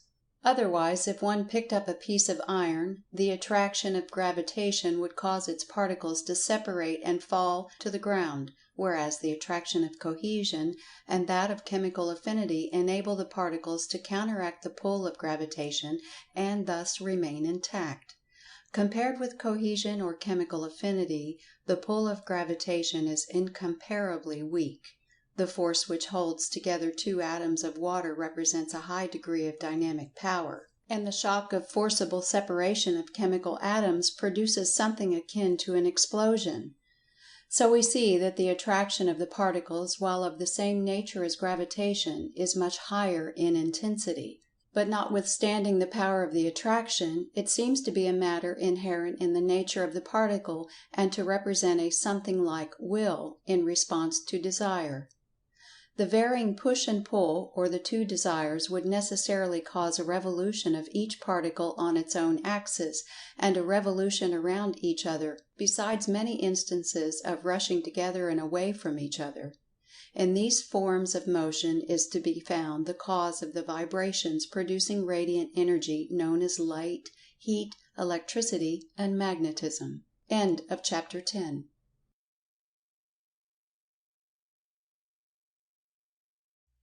Chapter 11 of Dynamic Thought, or the Law of Vibrant Energy, by William Walter Atkinson. Chapter 11. The Theory of Dynamic Thought. From the preceding chapters we have learned that 1. The forms of force or radiant energy known as light, heat, magnetism, and electricity are modes of motion, arising from the original motion of the particles of substance, molecules, atoms, corpuscles, or electrons. and that such original motions of the particles arises from the operation of the law of attraction. 2. That the forms of attractive force or energy, known as gravitation, cohesion, adhesion, atomic attraction, chemical affinity or chemism, and corpuscular attraction, also arise from the operation of the law of attraction. 3. That from the above it follows that all manifestations of force and energy in inorganic substance, viz., both radiant energy in its forms of light, heat, magnetism, electricity, etc., and also attractive energy in its forms of gravitation, cohesion, adhesion, chemical affinity or atomic attraction, and corpuscular attraction, arise from the operation of the law of attraction. It will be well to remember that the fact that some of the above forms of radiant force or energy, such as heat, light, magnetism, and electricity, may arise from motion transmitted from other substance, does not alter the matter. For if they arise from waves from some other substance, it merely follows that the original motion that gave rise to the waves arose from the operation of the law of attraction. Or if they arise from interrupted motion, it merely follows that the motion that is interrupted may be traced back to original motion that arose from the operation of the law of attraction. So that all mechanical power, and all the forms of energy or force producing the same, omitting for the moment the forms of energy or force of living organisms, which will be described later on, arise from the operation of the law of attraction. Now for the next step. We have seen that the operation of the law of attraction results from vital mental action on the part of the life and mind principle inherent in the nature of the particles of substance. Consequently, all forms of energy and force arising from the operation of the law of attraction, the latter being the result of vital mental action, then it follows that all forms of energy and force having its origin in the law of attraction are manifestations of vital mental action. But this is not all, for we have not considered the energy and force abiding in and manifested by what are called living organisms, such as human, animal, and plant life, which are manifested by the physical organisms or bodies of man, animal, and plant. In order to avoid a long digression into the realms of biology, we will omit all but a passing reference to the theories that seek to identify the action of the cells of organic life with those of the particles of inorganic life. For remember that organic substance has its molecules, atoms, and corpuscles, as well as its higher combinations known as cells, and we will seek the ultimate source of all forms of force and energy exhibited by organic life in that which lies back of physical action. We need no argument here, for all will readily recognize that behind the physical action of man, animal, and plant lies life and mind, and that therefore all force and energy arising from such action must be manifestations of vital mental action. And so, summing up our conclusions regarding force and energy and motion and then in organic substance, we arrive at an understanding of the basic proposition of the theory of dynamic thought, which is as follows. Basic proposition: that all forms and exhibition of force, energy, motion, and power are manifestations of vital mental action, and that consequently at the last there is no force but vital mental force, no energy but vital mental energy, no motion but vital mental motion, no power but vital mental power. It is possible that the average reader will fail to recognize the tremendous importance of the above proposition. It is most revolutionary, and is not only directly opposed to the materialistic theory which makes matter the dominant factor, the only factor, in fact, in life, but it is also far different from the opinion of the average person who has been taught to think of blind force, dead matter, mechanical energy, power of machinery, engines, etc. And yet you are invited to go back over the path that leads up to the theory and test and examine every bit of the road for weak spots, insecure bridges, etc. The writer feels that the work will bear examination. He thinks that he has succeeded not only in proving that 1. The universe is alive and thinking, and 2. That mind is dominant, but he believes also that he has made at least partially understandable the old occult and metaphysical aphorism that has been heard so much in these later days, the statement that all is mind, mind is all. The only fact needed now is proof of the old occult theory that matter or substance blends gradually into mind, and that in the end is found to have its origin there. So far science has not given us this proof, but it begins to look that way, although science does not dream of what lies at the end of the road she is traveling. She tells us that she sees matter melting into force or energy, and that perhaps the universe may be found to be energy or force at the last. But she ignores the fact that her investigations have already proven, to those who know how to combine them, that mind is back of force, that all force is mental force at the last. And so, you see, it is not so far a cry from matter to mind in these days of the 20th century. The bridge is being erected by the materialists, but the mentalist will be the first to cross over it. But there are many important questions ahead of us for consideration in relation to the theory of dynamic thought, and we must hasten on to them. One of the first questions that must be considered is that of the transmission of force, energy, or motion. Science has told us that light travels and is contagious, that heat travels and is contagious, that electricity travels and is contagious, that magnetism travels and is contagious, but it has failed to find evidences of cohesive force or adhesive force, or the force of gravitation, or the force of chemical affinity, or the force of corpuscular affinity being contagious. And although it recognizes that they must travel beyond the limits of the bodies manifesting them, yet it has hazarded no theory or hypothesis worthy of the name to account for the phenomenon. It informs us that light, heat, magnetism, and electricity travel via waves of the ether at the rate of 184,000 miles per second, and that when they reach their destination the ether waves set up similar vibrations in the substance with which they come in contact. The only explanation of the method or medium of travel is the Aristotle's ether theory, which, while generally accepted as a working hypothesis, nevertheless brings a broad smile to the face of any thoughtful scientist who considers it in detail.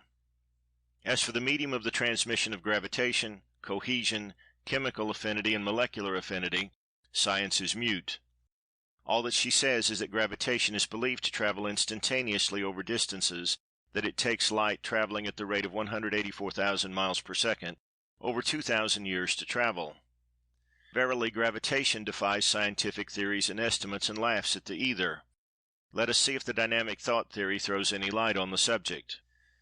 The first step in the solution of the problem of the transferring and communication of energy is the remembrance of the fact that the energy is purely mental, be it gravitation, affinity, or attraction on the one hand, or light, heat, magnetism, or electricity on the other. It is all mental force.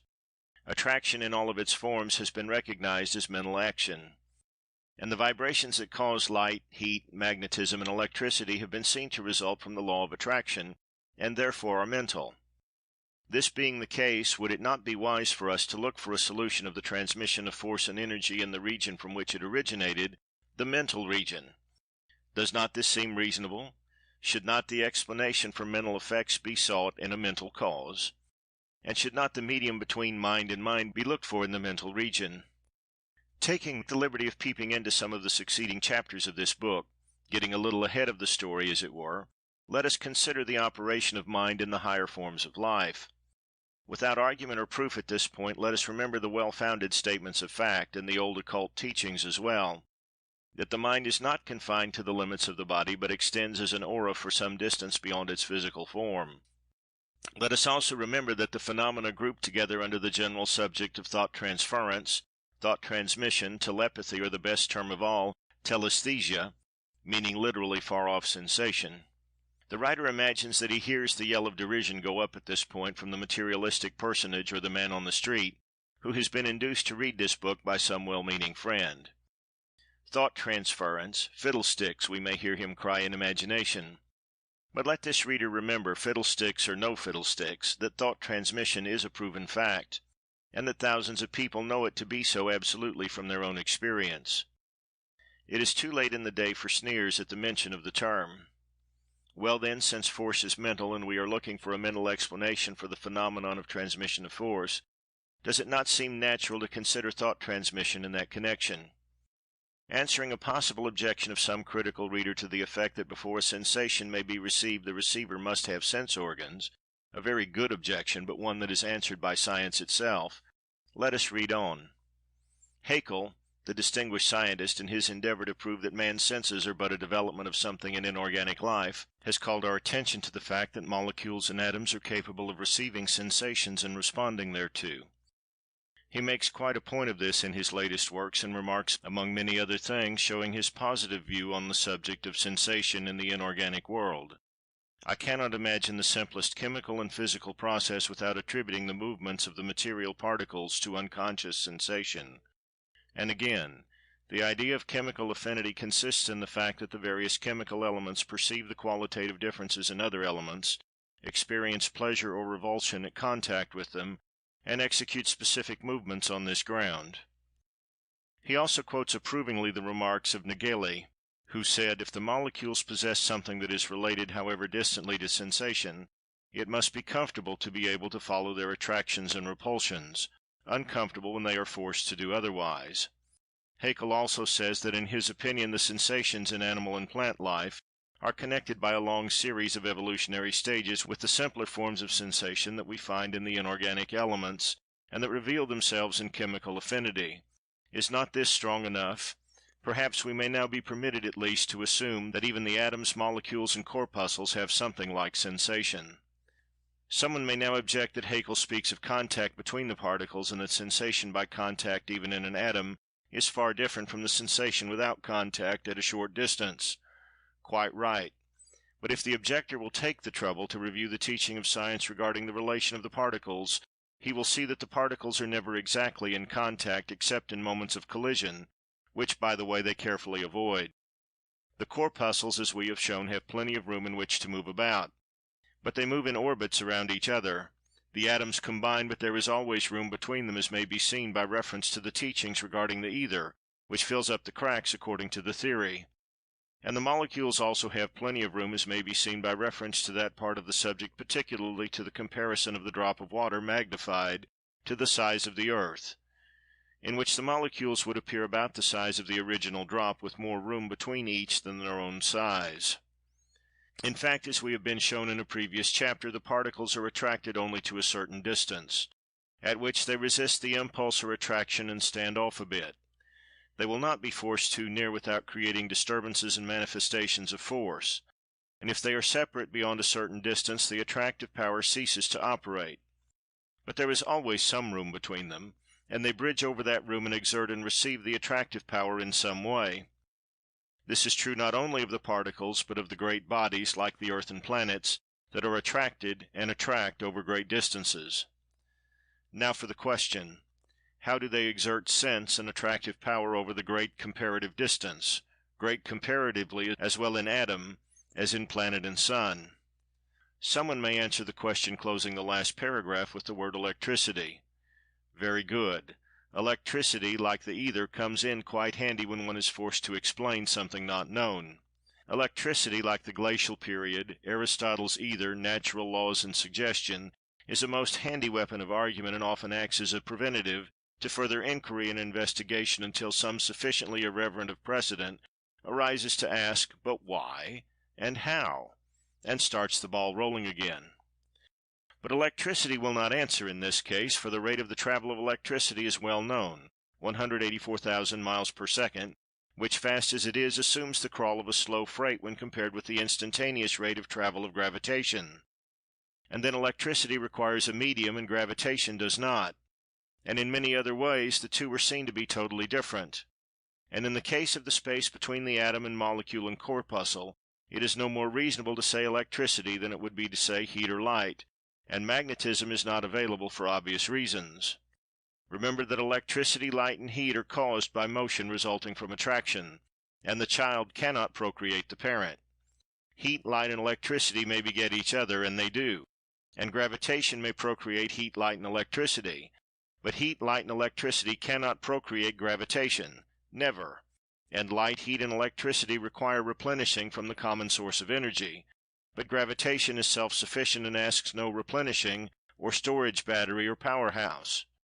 Electricity, heat, and light come and go, appearing, manifesting, and disappearing, swallowed up by each other or by substance, but gravitation is always there, unchangeable, unwavering, immutable, invariable, something above matter and force, something majestic, awe-inspiring, sublime. Does it take a wild flight of the imagination to see that this something that is not matter and not force must be a manifestation of mind? Let us first apply this idea of thought transference to the operation of the law of attraction between the corpuscles, atoms, and molecules of substance, particles, of substance. Particles are believed to move to or away from each other in accordance with the workings of attraction and affinity in its varying degrees. First, they must desire to move. Not desire in the developed sense that we feel it, but still elementary feeling or inclination or tendency, call it what you will. But it remains rudimentary mental emotion. An E-motion, leading to motion. This is not a pun. Look up the meaning of the word emotion and you will see its application.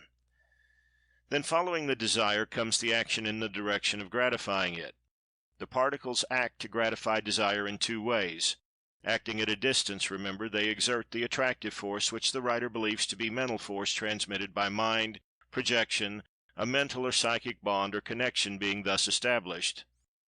By means of this bond of mind the particle endeavors to 1. Draw itself to the object, and 2. To draw the object toward itself. In the case of the molecule, this desire and movement seems to be mutual and evidenced by and to all molecules alike, providing they be within molecular distance, as science calls it. But in the case of the atoms it seems to be different, for there is found a greater degree of choice or elective affinity. This election or choice is not altogether free, but depends upon the relative likes and dislikes of certain kinds of elements, as we have seen in previous chapters, although to be sure these elements are all made out of the same stuff in different combinations. The details of corpuscular attraction are not known, so it cannot be told whether preferences exist, or whether, in the words of the street, all corpuscles look alike to each other. It would appear, however, that there must be some reasons for preference among the corpuscles, else they would always form in the same combinations, always act alike to each other as they are alike in other actions, and thus there would be but one element or kind of atom formed instead of the 75 already known. To be sure, in this case it might be that the one kind of atom formed would be the atom of hydrogen, and that all other elements or atoms were modifications of that one, just proving the dream of the scientist of the 19th century. But as Kipling would say, that is another story. To return to the particle which we left trying to draw the other particle to itself and itself toward the other, there is no material connection between them, and electricity and magnetism will not answer, so what is to be done? Evidently the particle knows, for it exerts a drawing power or force by means of the mental connection, and the two come together. The particle evidently is able to exert a repelling or moving away power by reversing the process, the mental bond acting as the medium. This may cause a smile because we have never seen an instance of bodies pulling themselves together by intangible bonds. Haven't we? Then how about two pieces of magnetized steel or two electrified substances? Oh, that's different, you say. Why different? Isn't the bond intangible? And haven't we seen that both electricity and magnetism were mental actions also? Yes, that's it. Perhaps the attracting force is magnetism or electricity. No, that will not do, for we have seen that electricity and magnetism were products of this attraction, not producers of it. The attraction must come before electricity and magnetism, not after them. You are mixing cause and effect. And even if you were right, and you cannot be, wouldn't the electrical or magnetic force be called into operation and directed by the mental action arising from the desire? You cannot get away from mental action when you study the law of attraction. But how about the fact that the heat causes particles to change their vibrations and draw apart, and all that sort of thing, and electricity likewise, you may ask? Surely this takes the matter away from mental action, doesn't it? Well, the writer thinks that the phenomenon referred to only helps prove his theory, and he will endeavor to so prove to you. The consideration of the facts related in this chapter leads us to a supplemental proposition to our basic proposition, which may be stated as follows. Supplemental Proposition 1. Not only is the law of attraction the manifestation of a mental process or vital mental action, but also the actual force or energy used in bringing the particles of substance in closer relation in accordance with that law is in its nature a vital mental force or energy, operating between bodies or particles of substance without a material medium. End of Chapter 11. Recording by Philip Gould.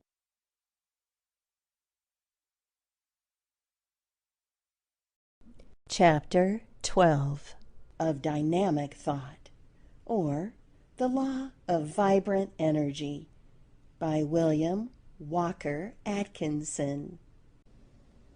In previous chapters, we have seen that the phenomena of radiant energy known as light, heat, magnetism, and electricity, had their origin in the motion of the particles. The different classes of phenomena, depending upon the particular degree and nature of the aforesaid motion of particles. We have seen also that radiant energy could be communicated or transmitted from one body of substance to another, and that the communication of transmission might be accomplished not only by close contact of the bodies, but by waves of some sort which were caused in some medium, the ether, by the vibrations of the particles of the body, and which waves, when they reached the other body, were transformed into vibrations of the particles corresponding to those manifested in the first body. The idea has been illustrated by the sending telephone, the sound waves in the diaphragm of which were transformed into waves of the electric current, and thus passing along the wires were transformed again into sound waves by the diaphragm of the receiving instrument. We have seen also in the preceding chapter that the medium by which these vibrations were transferred, transmitted, or communicated might be supposed to be mind, the operation being akin to thought transference. Now, let us examine into the workings of the matter. In the first place, we assume a certain state of vibration existing in a certain body of substance, heat or electricity, for instance. Either illustration will answer. Another body of substance is brought in close contact with the first body, and the vibrations of energy pass on to the second, not by waves, but by a seeming actual passing of vibrations without the need of intervening waves. This science calls transmission by conduction, the theory being that the particles rapidly pass on the vibrations from one to another. Convection or conduction, along other forms of substance such as hot air, hot water, steam, etc., is but a variation of the above, as substance is the medium in both cases. The third form of transmission is by radiation, whereby the vibrations are transmitted by waves in some medium other than substance, according to the theory, as we have described in a preceding paragraph, as well as in previous chapters. As a matter of fact, a careful analysis of the matter will show that even in the conduction of the most solid substance, there must be a medium, not substance, between the particles of the substance, for the particles always have space between them, this being true of the particles of air as well as those of iron. So there is always space to be traversed by a medium, not substance. But we need not stop to split hairs regarding this question, for the general explanation will explain this also. Now, to get back to our body of substance vibrating with radiant energy, separated from a second body of substance by a great distance, thousands of miles, in fact. Millions would be better. Let us take two worlds, for instance, the sun and the earth, ignoring for the moment the explanation of gravitations, which will be given later, and realizing that there is no medium of substance existing between the two bodies. We must grant that there is a medium, not substance, existing between them, either permanently or thrown out for the purpose of this special transmission. We shall assume a medium existing before the need of the transmission, for reasons to be seen later. Our theory of dynamic thought and thought transference between bodies of substance compels us to suppose that this medium is a mental connection or mental relation existing between the two bodies of substance. So, we must consider the question of this medium of mind transmitting the vibrations of radiant energy from the sun to the earth. How can mind conduct radiant energy? It does not conduct radiant energy, but it does transmit. Not radiant energy, but the mental state that causes radiant energy vibrations. This statement of a mental state causing radiant energy vibrations seems rather startling at first sight, but let us examine it.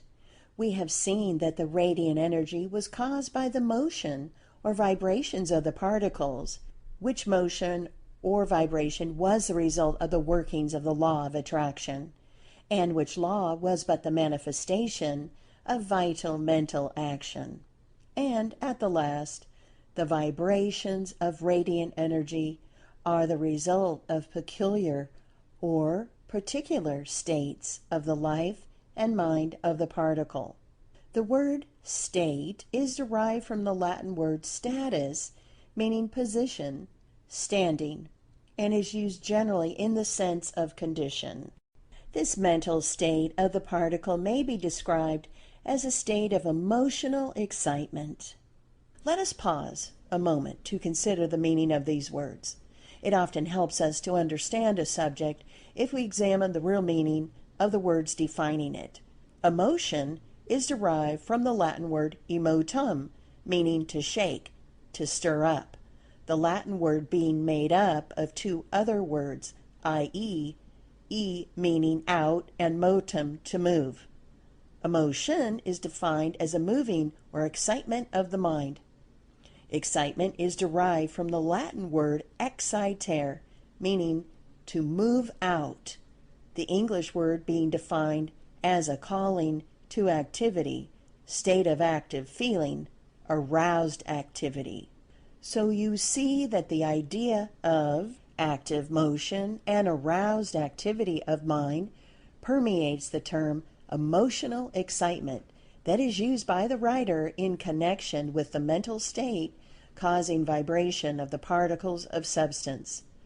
The single word excitement will be used by the writer hereafter in the above connection, in order to avoid complex terms. To those who still object to the use of a mental term in reference to motion of substance, he might remark that science makes use of the term excite and excitement in reference to electrical phenomena, so that he is not altogether without support in the use of the word. Now, to return again to our body of substance, the sun, the particles of which are manifesting a great degree of excitement, evidencing in vibrations producing the phenomena of radiant energy. The excitement is shared equally by its particles, the contagion having spread among them. Even the particles of its atmosphere are vibrating with excitement and evidencing radiant energy. The sun is in direct mental connection with the earth, as we shall see presently, and the excitement is transmitted by thought transference along this mental connection in the shape of dynamic thought waves of excitement. These waves have a rate of speed of 184,000 miles per second. Why this particular rate, or any rate at all, is not apparent, it being very evident. However, that this particular kind of mental action, excitement, or thought is not transmitted instantaneously, as is the mental quality known as desire, resulting in an attraction or gravitation, which seems to be rather a basic quality rather than a temporary disturbance or emotional excitement. But the writer must not get ahead of his story. The excitement of the particles of substance composing the sun is contagious, and the thought waves travel along the mental connection or medium at a wonderful rate of speed. Soon they come in contact with the mental atmosphere of the earth, and the excitement becomes manifest in action. The emotional excitement being reproduced by the particles of the earth's substance nearest the surface which vibrate and manifest the radiant energy in spite of themselves, for the tendency among particles is to settle down and remain calm rather than to participate in emotional excitement.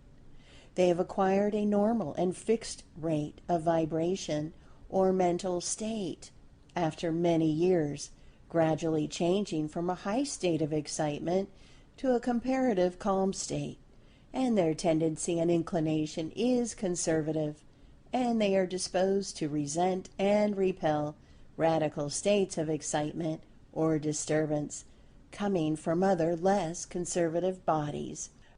The above fact partially explains why the communicated excitement manifests itself more strongly on the surface of the body exposed to the contagion of excitement. The conservative influence is always at work and manages to absorb and equally distribute the energy that is beating down upon it without allowing it to penetrate very far. The energy is used up or absorbed and neutralized by the lower vibrations of the mass. The effort of the energy coming from the sending body is to bring up the vibrations of the receiving body to the rate of the sender, while the effort of the receiving body is to resist this effort and to reduce and bring down the transmitted increased rate of vibration of the particles immediately exposed to the contagion. In both cases, the effort is toward equalization of the rate of vibrations. This working of the law may be observed plainly in the case of heat vibrations, the energy seeming to wish to bring up the vibrations or temperature of the second body, while the latter resists this effort and strives to bring down the vibrations or temperature of those particles of itself that have caught the motion. The energy is like a radical agitator who wishes to stir up an excitement leading to a change, while the body is like the conservative element that prefers to let well enough alone and resists the stirring up process and exerts itself to restore quiet and to maintain accustomed conditions. The explanation of the phenomenon given in any work on physics or natural philosophy will answer fairly well in the consideration of this theory of dynamic thought, the only important change being required being the substitution of thought waves for waves of the ether of science. Science has described the working operations as might be expected from her years of careful study and examination. She has erred only in the theory or hypothesis advanced to account for the facts. Her ether, handed down by Aristotle, is admitted by her to be paradoxical and unthinkable, but she has had none other to substitute for it. She will probably sneer at the dynamic thought and thought transference theory advanced in this book, if indeed she takes the trouble to examine it.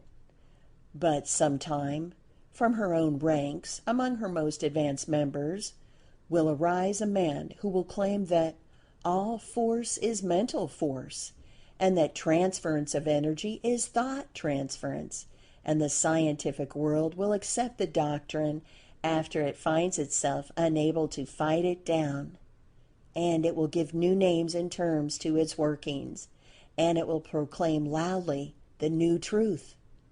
And this little book and its writer will be ignored, but its work will go on. The writer, although probably doomed to have himself and his theory laughed at by the masses of people whose children will accept the teachings of this book, does not feel discouraged by the prospect.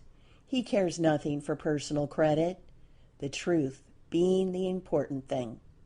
Like Galvini, whose words appear on the title page of this book, he may cry, "I am attacked by two very opposite sects, the scientists and the know-nothings. Both laugh at me, calling me the frog's dancing master, but I know that I have discovered one of the greatest forces in nature. The illustration given above of the transmission of the excitement of the particles of the sun to the particles of the earth will answer equally well in the case of light, heat, magnetism, and electricity, and it will answer in the case of the transmission of these forces between atoms, molecules, and masses, as well as between worlds and solar systems. Any body subject to the law of attraction may, and do, so transmit vibrations. In our consideration of the riddle of the Sphinx, which forms the subject of the next chapter, we shall obtain further particulars of the workings of the law. The consideration of the facts and principles stated in this chapter brings us to a second supplemental proposition, which may be stated as follows. Supplemental Proposition 2. The rates of vibration of the particles of substance may be likened to mental states, and a high degree of the same may be called an excitement.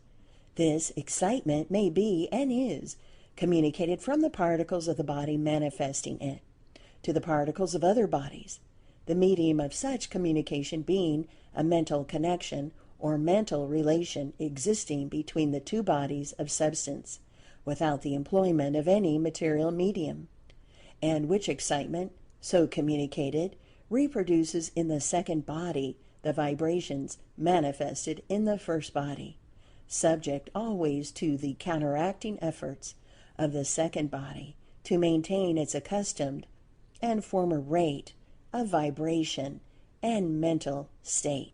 End of Chapter 12. Chapter 13 of Dynamic Thought, or The Law of Vibrant Energy, by William Walker Atkinson. Chapter 13. The Riddle of the Sphinx. It is with no light emotion or jaunty air that the writer approaches this part of his subject. On the contrary, he feels something like awe when he contemplates the nature of that great something which he is called upon to attempt to explain in a few pages. He feels, in only a lighter degree, the emotion that one experiences when, in occasional moments, his mind leads to a contemplation of the infinite. He feels that which men mean when they say gravitation and the ether are but symbols and feeble concepts of something so far above human experience that the mind of man may grasp only its lowest shadings. The greater and higher part of it, like the higher rays of the spectrum, being hidden from the experience of man. In his endeavour to pass on to you his ideas regarding the something that explains both gravitation and the ether, he must ask you to endeavour to form a mental picture of a something. This something must fill all space within the limits of the universe, or cosmos, if limits it has. It must be an expression of the first of the attributes of the infinite, the one called omnipresence, or presence everywhere, and yet it must not be the infinite presence. It also must be an expression of the second of the attributes of the infinite, the one called omnipotence, or all-power, and yet it must not be the infinite power. It also must be an expression of the third attribute of the infinite, the one called omniscience, or all-knowing, and yet it must not be the infinite wisdom. It must be an expression of all the attributes that we think of as belonging to the infinite, and yet through them all we may see the infinite itself in the backgrounds, viewing its expressions. This something that you are asked to think of is that something regarding which the mystics have dreamed, the philosophers have speculated, the scientists have sneered and smiled, that something that men have thought of as the universal mind, or the cosmic mind. You are asked to think of this something as a great ocean of pure mind, permeating all space, between solar systems, between worlds, between masses of substance, between the molecules, atoms, and corpuscles, in and about and around everything, yes, even in everything, in the very essence of the corpuscle. It is, in truth, it is that essence itself. Bound up in the bosom of that mighty ocean of mind must reside all knowledge of the universe, of all this side of God. For that all knowledge is but a knowing of its own region. Latent within itself must be locked up all energy, all capacity for force or motion, for all force or energy is mental. In its presence it exemplifies the capacity of filling all space, omnipresent, omnipotent, omniscient. All the attributes of the Infinite are manifested in it, and yet it is but the outward expression of that behind the veil which is the causeless cause of all. In that great ocean of universal or cosmic mind, bodies of substance are but as floating specks of dust, or even bubbles formed of the substance of that ocean itself. On the surface of that ocean there may arise waves, currents, ripples, eddies, whirlpools, storms, hurricanes, tempests. From its bosom may rise vapour, that after stage of clouds, raindrops, flowing in streams, rivers, bays, at last again reach the source of its origin. These substances are changes we call energy, force, motion, but they are but surface manifestations, and the great ocean is serene in its depths, and in reality is unchanged and undisturbed. This, friends, is that which the writer asks you to accept in the place of Aristotle's ether. Is it a worthy exchange? We have seen that the attraction of gravitation was different from any other so-called form of force and energy, both in its operations and laws, as well as in its constancy and self-support, and that it was different from the other forms of attraction, such as cohesion, chemical affinity, etc. And so we must consider it as more than a mere emotional excitement in the mind of the particle, that bubble on the surface of the ocean, and it must be different from the special forms of attraction manifested by the atom and molecule. It must be a simpler, more basic, and yet a more constant and permanent thing. It must exist before and after excitement, vibration, cohesion, and chemical affinity. It must be the mother of the forces. Let us imagine the cosmic mind as a great body of something filling space, instead of as the surface of the ocean, which figure we used just now. Either figure is equally correct. This great cosmic mind is to be thought of as a filling space, and containing within its volume, for a better word, countless worlds and suns, as well as smaller bodies of substance. These suns and world and bodies are apparently free and unconnected, floating in this great volume of mind. But they are not free and unconnected. They are linked together by a web of lines of gravitation. Each body of substance has a line reaching out in a continuous direction and connecting it with another body. Each body has one of such lines connecting it with each particular other body. Consequently, each body has countless lines reaching out from it, some slender and some thick, the thickness depending upon the ratio of distances maintained by and relative sizes of the particular bodies that it connects. This system of lines form a great network of connections in the volume of mind, crossing each other at countless points, but not interfering with each other, and although the number may be said to be countless, still these lines do not begin to cover the entire dimensions of space, or of the mind that fills it. There are great areas of space entirely untouched by these lines. If one could see the system of lines, it probably would appear as a sheared off section of a great spider's web, with lines in all directions, but with plenty of room between the lines.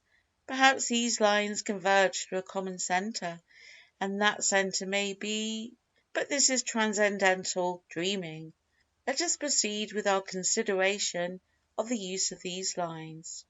It is to be understood, of course, that these lines are not material lines, not made of substance, but rather conditions in the cosmic mind, not thought waves arising from the excitement of particles, but something more basic, simpler, and more permanent.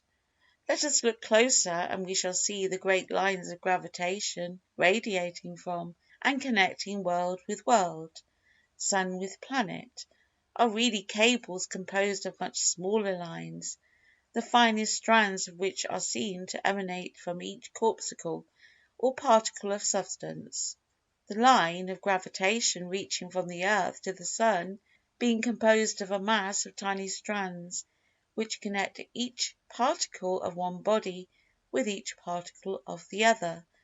The last analysis shows us that each particle is connected with every other particle in the universe by a line of attraction. These lines of attraction are what we call gravitation, purely mental in nature, lines of mind, principle in the great volume of mind. These lines of gravitation must have existed from the creation of the particle, and the connection between particle and particles must have existed from the beginning. Beginning there was. The particles may have changed their positions and relations in the universe, but the lines have never been broken. Whether the particle existed as a free corpuscle, whether combined as atom or molecule, whether part of this world or sun or planet, or that one countless millions of miles removed, it mattered not. The line of gravitation always was there, between that particle and every other particle. Distance extended and thinned the line, or the reverse, as the case might be, but it was there always. Obstacles proved no hindrance to passage, for the lines passed through the obstacle. Can it not be seen that here is the secret of the fact that no time is required for the passage of gravitation, it apparently travelling instantaneously, whereas in fact it does not travel at all? And does not seem that this theory also explains why no medium is required for the travel of gravitation? And does it not explain why gravitation is not affected in its passage by intervening bodies? Gravitation does not travel or pass, it remains constant and ever present between the articles, varying in degree as the distance between the particles is increased, and vice versa, and increasing and decreasing in effect according to the number of particles combining their lines of attraction, as in the case of atom, molecule, mass, world. Gravitation is a mental connection or bond uniting the mind in the several particles, rather than their substance or material. Along these lines of gravitation pass the thought waves, resulting from the excitement of the particles, these fleeting, changing, inconstant waves of emotion. How different they are from the changeless, constant exhibition of gravitation! And among these same lines, when shortened by close contact, travel the impulses of cohesion and chemical affinity. Gravitation not only performs its own work, but also acts as a common carrier for the waves of desire force and the thought waves of excitement of the particles, manifesting as attractive energy and radiant energy, respectively. The writer asks you to remember, particularly, that while the desire waves of the particles and their thought waves of excitement are changeable, disconnected, and inconstant, the line of gravitation is never broken, and could not be unless the particle of substance was swept out of existence, in which case the balance of the universe would be overturned, and chaos would result. The Divine plan is perfect to the finest detail. Every particle is needed, is known, is counted, and used in the plan. And gravitation is the plainest evidence of the reality of the Infinite that is afforded us. In it we see the actual machinery of the Infinite. No wonder that great thinkers have bowed their heads reverently before its power and awfulness. When their minds have finally grasped its import, verily the sparrow's fall is noted and known, as the Biblical writer has recorded, for the fall is in obedience to that great law that holds the particles in their places, that makes possible the world of worlds, and the existence of solar systems, that indeed makes possible the forms of life as we know them, that something that forever and ever has and will, silently, ceaselessly, untiringly, and without emotion, fulfilled its work and destiny. Gravitation. The theory of Dynamic Thought also holds that in addition to the existence of the Cosmic Mind, or ocean of the Mind Principle, and the lines of attraction that run through it, each particle has its mental atmosphere, or aura. The aura is an atmosphere of Mind that surrounds the particle, and also the larger bodies, and also living forms higher in the scale. This aura is merely an extension of the bit of Mind that is segregated or apparently separated from the Cosmic Mind, for use by the individual particle, mass or creature. Through and by means of this aura the particle takes cognizance of the approach and nature of the other particles in its vicinity. The same rule holds good in the case of the creatures, including man, as we shall see in a later chapter. The fact is mentioned here merely in order to connect the several manifestations of mental phenomena mentioned in the several parts of this book. Some may object to the theory of the lines of gravitation being the only carriers of the energy of the Sun, as being contrary to the conception of Science that the Sun radiates energy in all directions equally, just as does a piece of hot iron or a lamp. Answering this objection, the writer would say that there is a decided difference in the two cases. The iron or lamp radiates its heat and light to the particles of the surrounding air and other substance in close distance, the lines being very close together, so close in fact that they seem to be continuous, and having no space between them, at least no space sufficiently large to be detected by the eye of man, or his instruments. But with the Sun the case is different, for the distances are greater and the lines spread apart as the distance is increased. Draw a diagram of many fine X-rays emanating from a central point, and you will have the idea at once. If space were filled with substance, just as is the atmosphere of the earth, the air is meant of course, then indeed would the lines practically be joined together, but as space between the worlds is almost devoid of substance, the lines between the Sun and the other worlds and planets spread out rapidly as the distance from the Sun increases. To show how this objection is really an additional proof of the theory, the writer begs to call your attention to the fact that according to the calculations of the physicists in science, the Sun's energy would have been exhausted in 20,000,000 years, granting that it was dispersed equally in all directions during that time. But note this: Science in its other branches, namely in geology, etc., holds that the Sun already has been throwing out energy for 500,000,000 years or more, 500,000,000 or more years, and seems able to stand the strain for many millions of years more. Thus science is arrayed against science.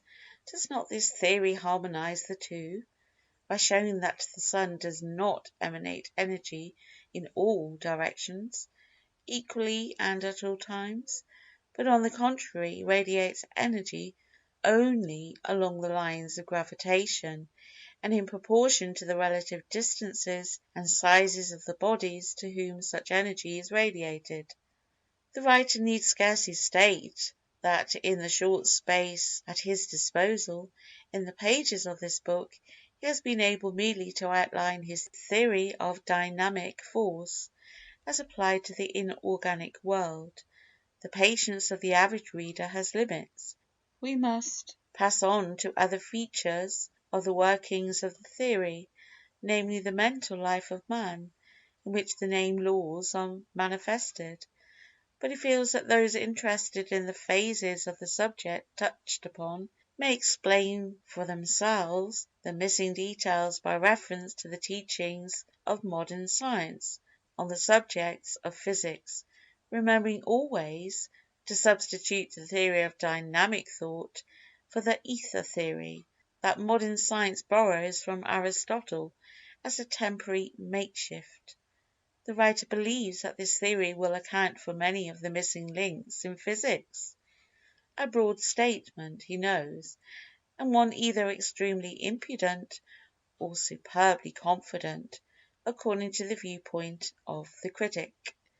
The writer may be able to throw a little additional light, probably, upon the question of the relation between gravitation and the excitement waves of radiant energy. Without attempting to go into details, he wishes to suggest that in view of the fact that the particles are connected by the lines of gravitation, any great, extended and rapid disturbance of a number of particles would cause a series of undulating or wave-like movements in the lines, which might be spoken of as waves of agitation or unrest in the lines of gravitation. This agitation or unrest, of course, would be thus communicated to all other particles toward whom lines extended. The intensity or effect of such agitation or unrest depending upon the relative distances and the number of particles involved. We may easily imagine how the intense and high rate of vibration among the particles of the sun, manifesting as intense heat, will cause a like high degree of agitation or unrest among the lines of gravitation, the lines dancing backward and forward, around and about, following the movements of the particles and thus producing waves of gravitational agitation and unrest, which when communicated to the particles of the earth would produce a similar excitement among the particles of the latter. In the same way the sunspots and consequent terrestrial electrical disturbance may be explained. By not absolutely trying himself to this particular conception of the details of the workings of the law, the writer feels free to say that he considers it a very reasonable idea, and one that in all probability will be found to come nearer to explaining the phenomena than any other hypothesis. It certainly coincides with the undulatory wave theory of science.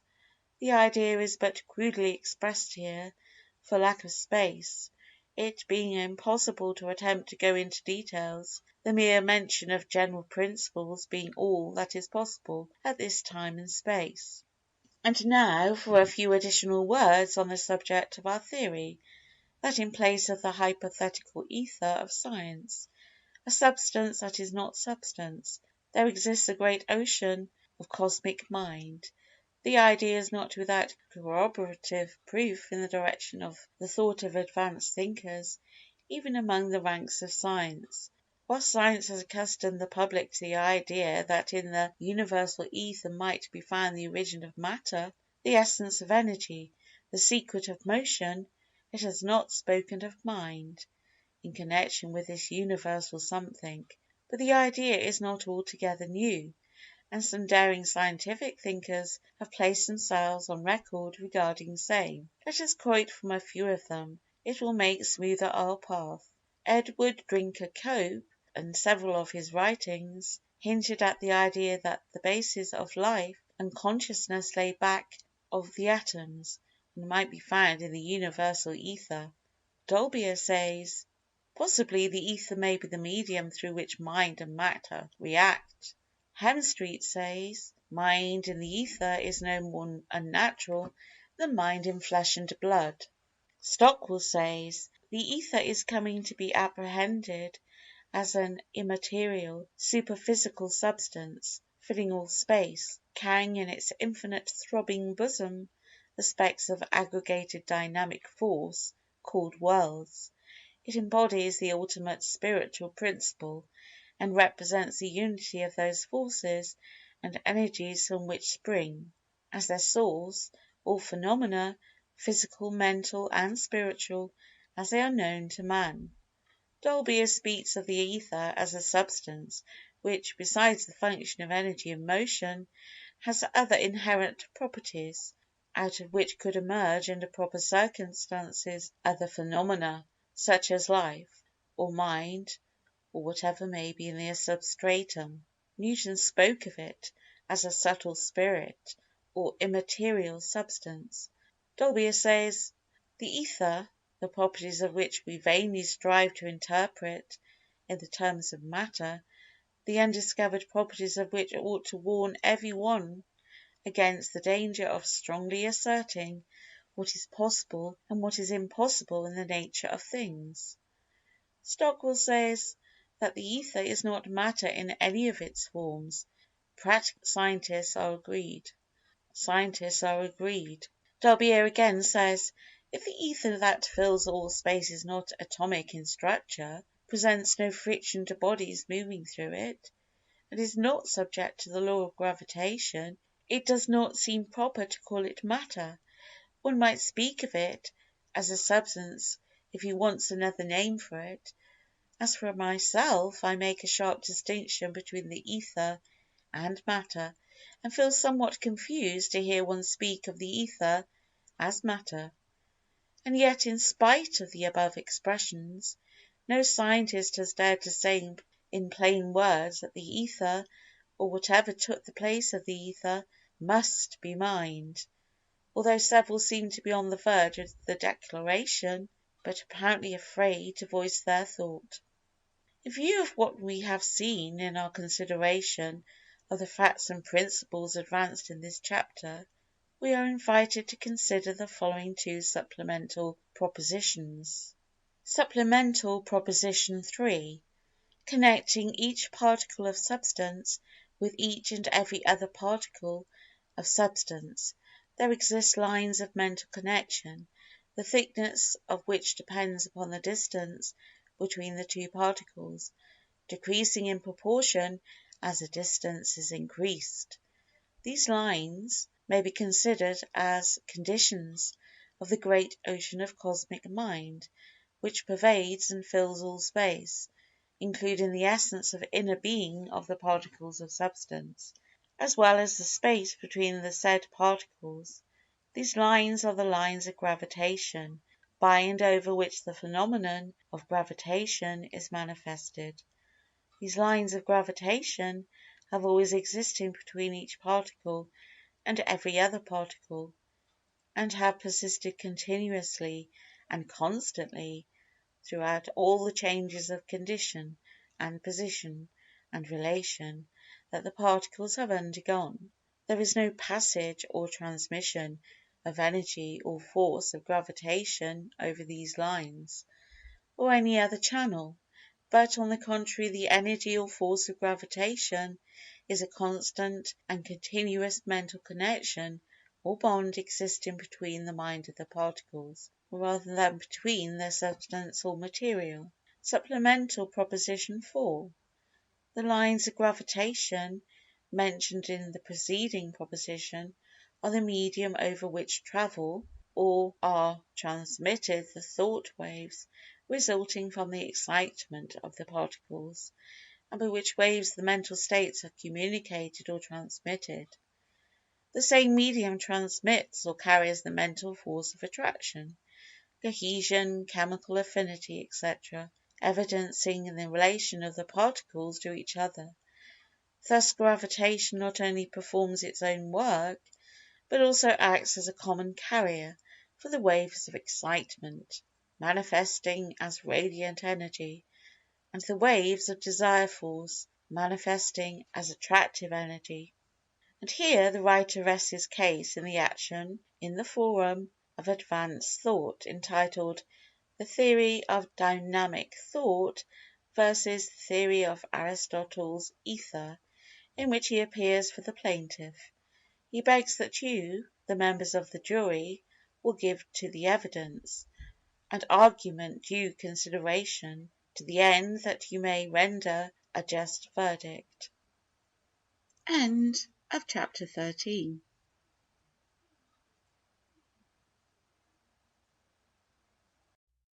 Chapter 14 of Dynamic Thought, or The Law of Vibrant Energy, by William Walker Atkinson.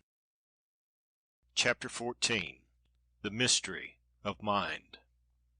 The writer, in this book, has treated the two manifestations of life, viz., mind and substance, as if they were separate things, although he has hinted at his belief that substance, at the last, might be found to emanate from mind and be but a cruder form of its expression. The better way to express the thought would be to say that he believes that both substance and mind as we know it are but expressions of a form of mind as much higher than that which we know as mind, as the latter is higher than substance. But he does not intend to follow up this belief in this book, as the field of the work lies along other lines. The idea is mentioned here merely for the purpose of giving a clue to those who might be interested in the conclusions of the writer regarding this more remote regions of the general subject.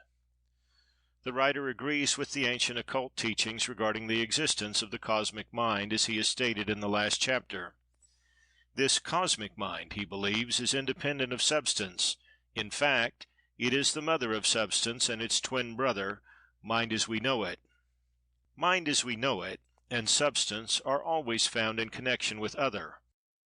It is true that the form of substance used by mind as its body may be far finer than the rarest vapor that we know, but it is substance nevertheless. The working of the great plan of the universe seems to require that mind shall always have a body with which to work, and this rule applies not only in the case of the densest form of substance, and the mind principle manifesting through it, but also in the case of the highest manifestation of mind as we know it, which requires a body through which to manifest. This constant combination of mind and substance, the fact that no substance has been found without at least a trace of mind, and no mind except in relation to and combination with substance, has led many scientific thinkers to accept the materialistic idea that mind was but a property of substance, or a quality thereof. Of course, these philosophers and thinkers have had to admit that they could form no idea of the real nature of mind, and could not conceive how substance really could think. But they found the materialistic idea a simpler one than its opposite, and so they fell into it. Notwithstanding the fact that there was always a something within that would cry "Pshaw!" at the conclusion of the argument or illustration, these men have thought it reasonable to believe that there was no such thing as mind except as a result of irritation of tissue, etc. But nevertheless, there was always a something in us that in spite of argument keeps crying like a child, "'Tain't so!" And wonderful to relate, we heed the little voice. This materialistic theory is a curious reversal of the facts of the case. Even the very conclusions and reasoning of these thinkers is made possible only by the existence of that mind which they would deny. The human reason is incapable of explaining the inner operation of the mind upon a strictly and purely physical basis. Tyndall, the great English scientist, truthfully said, "The passage from the physics of the brain to the corresponding facts of consciousness is unthinkable. Granted that a definite thought and a definite molecular action of the brain occur simultaneously, we do not possess the intellectual organ, nor apparently any rudiment of the organ, which would enable us to pass by a process of reasoning from the one phenomenon to the other." The materialist is prone to an attempt to rout the advocates of mind with a demand for an answer to the question, "What is mind?" The best answer to that question lies along the proverbial Irishman's lines of answering a question by asking another one, resulting in the answering question, "What is matter?" As a fact, the human reason is unable to give an intelligent answer to either question, and the best opinion seems to be to consider them as but two aspects of something, the real origin of which lies in something higher, of which both are aspects or forms of expression. The occult teaching with which the writer agrees is that the mind inherent in any portion of substance, from the corpuscle up to the brain of man, is but a segregated, or apparently separated, portion of the universal mind principle, or cosmic mind. This fragment of mind is always connected with substance, and in fact it is believed that it is separated from the universal mind and the other separate minds by a film of the rarest substance, so fine as to be scarcely distinguishable from mind. This separation is not a total separation, however, for the fragment of mind is in connection with all other fragments of mind by mental filaments, and besides is never out of touch with the cosmic mind. But comparatively, the fragment of mind is apart from the rest, and we must consider it in this way, at least for the purpose of study, consideration, and illustration. It is like a drop in the ocean of mind, although connected in a way with every other drop and the ocean itself. The individual mind is not closely confined within the substance in which it abides, but extends beyond the physical limits of the substance, sometimes to quite a considerable distance. The aura, or egg-shaped projection or emanation of mind surrounding each particle and each individual, is an instance of this. In addition to the aura, there is possibly an extension of mind to a considerable distance beyond the immediate vicinity of the physical limits, the connection, however, never being broken during the life-term. Mental influence at a distance, however, does not always require the above-mentioned projection of the mind. Thought waves often answer the purpose, and besides, there is such a thing as the imparting of mental vibrations to the small particles of substances with which the atmosphere is filled, which vibrations continue for quite a time, often for a long period after the presence of the individual producing them. These matters shall be discussed in later chapters of this book. The mind of man is a far more complex thing than is generally imagined by the average man, not only in its varied manifestation of consciousness, but its great region of below consciousness, or infra-consciousness, as it is called. It shall be the purpose of the sequel to this book, now in preparation, which will be entitled The Wonders of the Mind, to describe these inner workings and to point out methods of utilizing the same. Our next chapter, entitled The Finer Forces of the Mind, will lead us into this field. End of Chapter 14. Chapter 15 of Dynamic Thought, or the Law of Vibrant Energy, by William Walker Atkinson. Chapter 15 The Finer Forces of the Mind. It was the writer's original intention to close the book with a chapter in which he brought to a close his argument and presentation of the case of dynamic thought. The book was written for the purpose of demonstrating that theory, and it naturally should have closed there. The writer has in simultaneous course of preparation a companion book entitled The Wonders of the Mind, in which, in addition to information and instruction regarding the latent powers and hidden regions of the mind, including an investigation of the infraconscious and ultraconscious regions, automatic thinking, occult systems of mentation, mental development and unfoldment, etc., he purposes taking up the subject of dynamic thought from the mental plane of man, and he thought it better to keep the two branches of the subject separate and apart. But notwithstanding the above facts, he feels that he cannot close the present book, the consideration of the present phase of the subject, without at least a passing reference to the fact that dynamic thought is fully operative on the plane of human mentation, as on the plane of atomic mentation. In fact, man has the same power, potentially, that is possessed by the atom, only refined to a degree corresponding to the development of man as compared to that of the atom. The power is raised to a higher plane of mentation, but is fully operative. Just as the body of man contains physical life corresponding with the different phases of lower physical life, mineral, vegetable, and animal, for instance, the mineral-like bones and the mineral salts in the system, the plant-like life and work of the cells, and the animal-like flesh and physical life, in addition to the wonderful brain structure and fine brain development peculiar to man. So has man the lower mental qualities of the lower life, in addition to his glorious human consciousness that is reserved to the highest form of life on the globe. In his mental regions man has the power of the atom of attracting articles of substance to him, that he may combine it with other substances in building up his body. Then he has the plant-like cell mentation, that does the building up work, and repairs wounds and damaged parts, etc.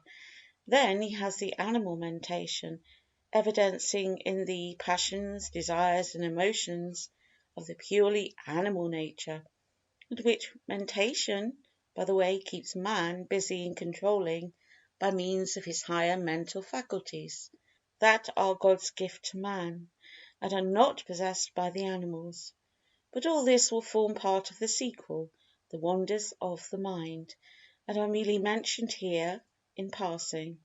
And just as man is enabled to use elementary, the physical qualities that he finds in his body, and to turn same to good account in living his human life, so does man, consciously or unconsciously, make use of these elementary mental powers in his everyday mental life. And if he but realizes what a conscious use of these faculties, guided by the human will do, many may become a different order of being. This is the basis of the occult teachings and the mysteries of the ancients, as well as the teachings of the modern secret esoteric bodies and societies such as the Rosicrucians and Hermetic Brotherhood, and several other societies whose names are not known. The real societies are referred to, not the brazen imitations that unscrupulous men are holding out to the public as the original orders, membership being offered and urged for the consideration of a few dollars. It is needless to say that membership in the real occult orders is never urged and cannot be bought. But to return to the subject.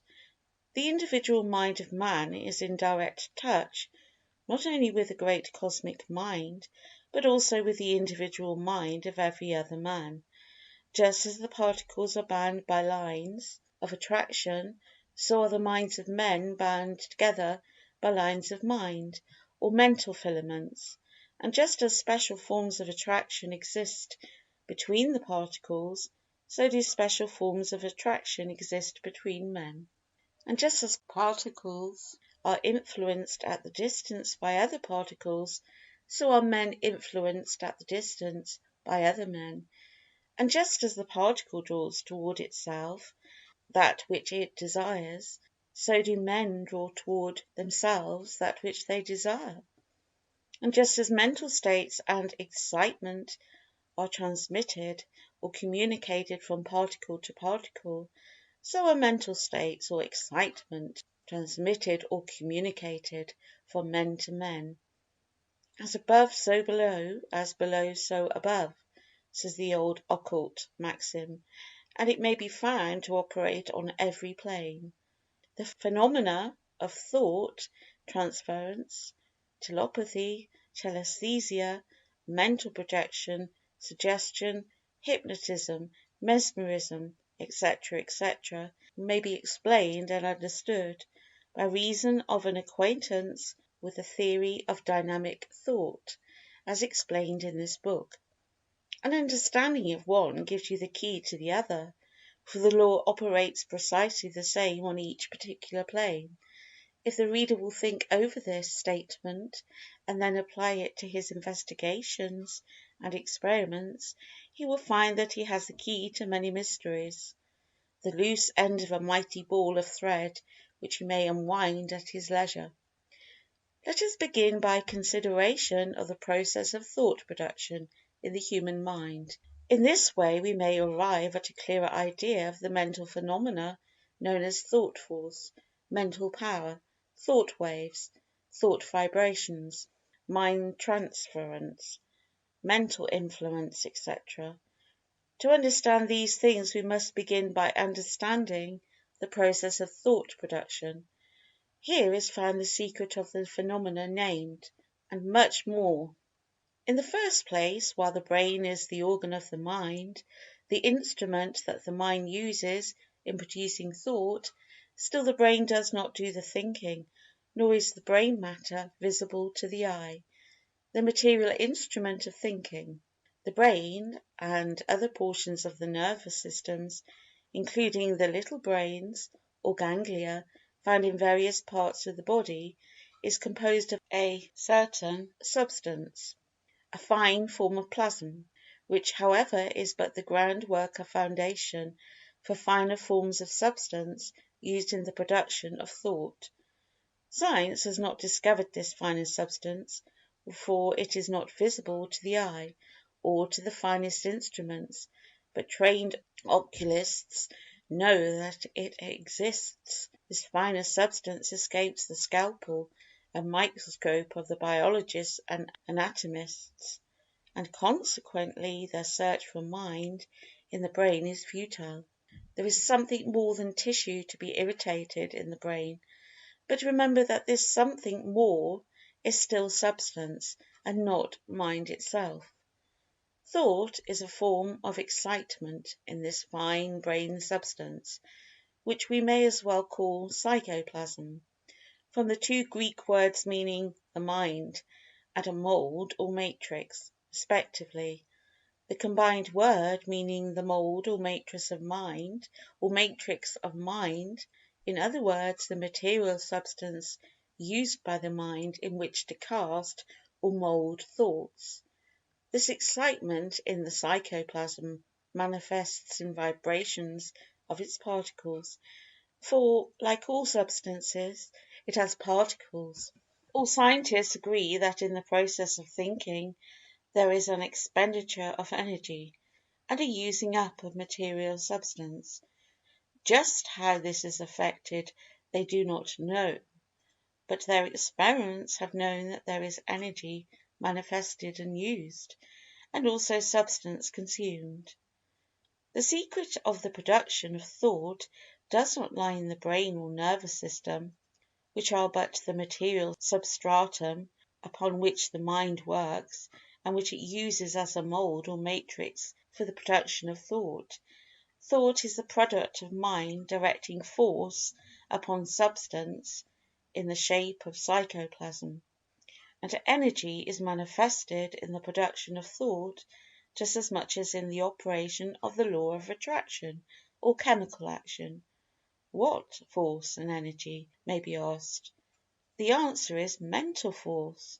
But although the answer stares them right in the face, scientists deny that mind contains force or energy within itself, and persist in thinking of force as a mechanical thing, or as necessarily derived from the common forms of energy, such as heat, light, or electricity. They ignore the fact that mind has a minor force, which it uses to perform its work. How do the atoms attract each other and move together? There is an evidence of force and energy here that is not heat, light, or electricity. What is it? When a man wishes to close his hand, he wills that it be closed, and sends a current from this finer force of the mind along the nerve to the muscle, and the latter contracts and the hand is closed. A similar process is used in every muscular action. What is the force used? What is the force used? Science admits the existence of this force and calls it nervous energy or nerve force. It holds that it must be something like electricity, and some even go so far as to say that it is electricity. They base their ideas upon the fact that when electricity is applied to the muscle of living or dead animals, they contract as they do when this nerve force is applied, and every movement of the muscle may be so produced by electricity, which becomes a counterfeit nerve force. But here is the point.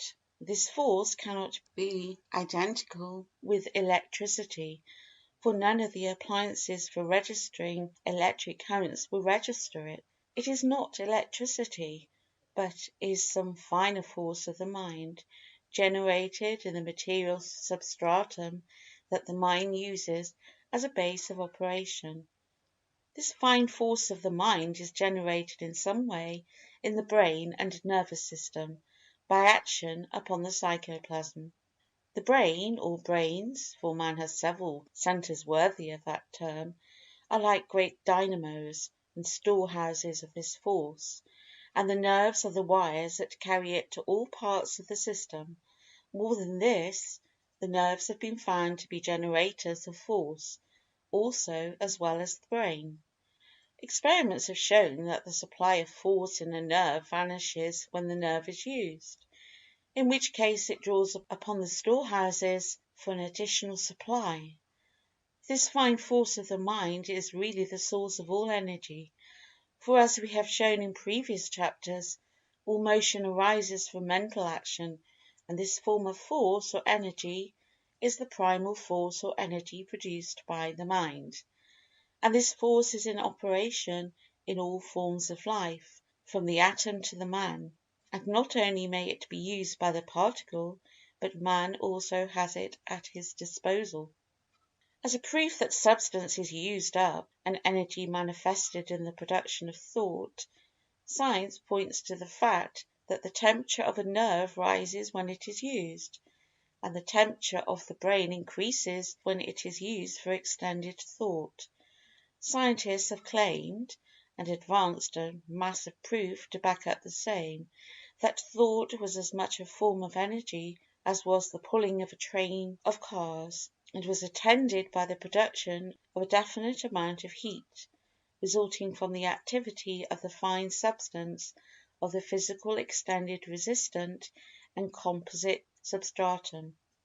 But science has taken all this to mean that thought and mind were purely material things and properties of matter. It has claimed that matter thinks, instead of that mind uses the matter or substance, in its finer forms, as a substratum for the production of thought. Buchner, the leader of the purely materialistic school, claims positively that thought is but the product of matter. He says, "It is not a patent fact, obvious to all but the wilfully blind, that matter does think." De la Mettrie made merry over the narrowness of the mentalists in saying, "When people ask whether matter can think, it is as though they asked whether matter can strike the hours." Matter, indeed, as such, thinks as little as it strikes the hours, but it does both when brought into such conditions that thinking or hour striking results as a natural action or performance. The above quoted opinion of Buchner shows how narrow and one-sided a talented man may become by reason of shutting out all the other points of view, and seeing only one phase of a subject. The example of the hour striking is a poor figure of the materialists, for although matter does strike the hours, it does so only when wound up by man under direction of his mind, and in the manufacture, adjustment, and winding of the clock. Mind is the cause of the action, and more than this, the very action of the coiled spring, that is the immediate cause of the striking, results from the mental effort of the particles of the spring endeavouring to resume their accustomed position under the law of elasticity, as explained in our chapters on substance. Science renders valuable service in showing us the details of the mechanism of thought, but it will never really explain anything unless it assumes the existence of mind back of and in everything. It may dissect the brain cells and show us their composition, but it never will find mind under the scalpel, or in the scale or test tube. Not only is this true, but it cannot even discover the fine psychoplasm which is used in the production of mind. But we may make use of its investigations regarding the matter activity of brain substance in the process of thought, and by combining them with our belief regarding the existence of mind, we may form a complete chain of reasoning, without any missing links, these missing links appearing both in the case of the no-mind philosophers and the no-matter metaphysicians. This theory of mind and substance considered as the two aspects of something higher, from which both have originated or emanated, will come to be regarded as the only thinkable proposition in the end, and with this idea in view we may use the facts and experiments of the materialists while smiling at their theories, and, with but a slight change of words, we may turn against them their own verbal batteries. In this way we may take Molescott's famous statement, "Thought is but a motion of matter," and render it intelligible by making it read as follows: "Thought produces motion in matter." This finer force of the mind is in full evidence to those who look for it, and although it may not be registered by the scales or instruments designed to register the coarser grades of force, still it is registered in the minds of men and women, and in the actions resulting from their thoughts. These living registers of the force respond readily to it, and every one of us is such a register, just as is the force a much higher grade of energy than the forms usually considered as comprising the entire range of energy, so are the instruments required for its registration much higher than those used to determine the degrees of heat, light, electricity, and magnetism. It may be that the future will give us instruments adapted for the purpose. In fact, it begins to look even now as if the same were forthcoming. But whether we have such mechanical instruments or not, the living instruments give us a sufficient proof of the existence of the force and its operation. Well, the writer still finds himself unable to bring the book to a close. He added this chapter to show that the property of dynamic thought extended to the highest development of mind, as well as abiding in the lowest.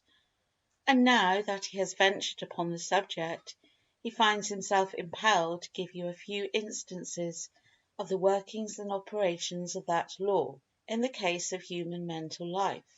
And this means one more chapter, but only one, remember. The book must come to an end sometime, remember, and so we will pass over into another chapter, which will be entitled Thought in Action.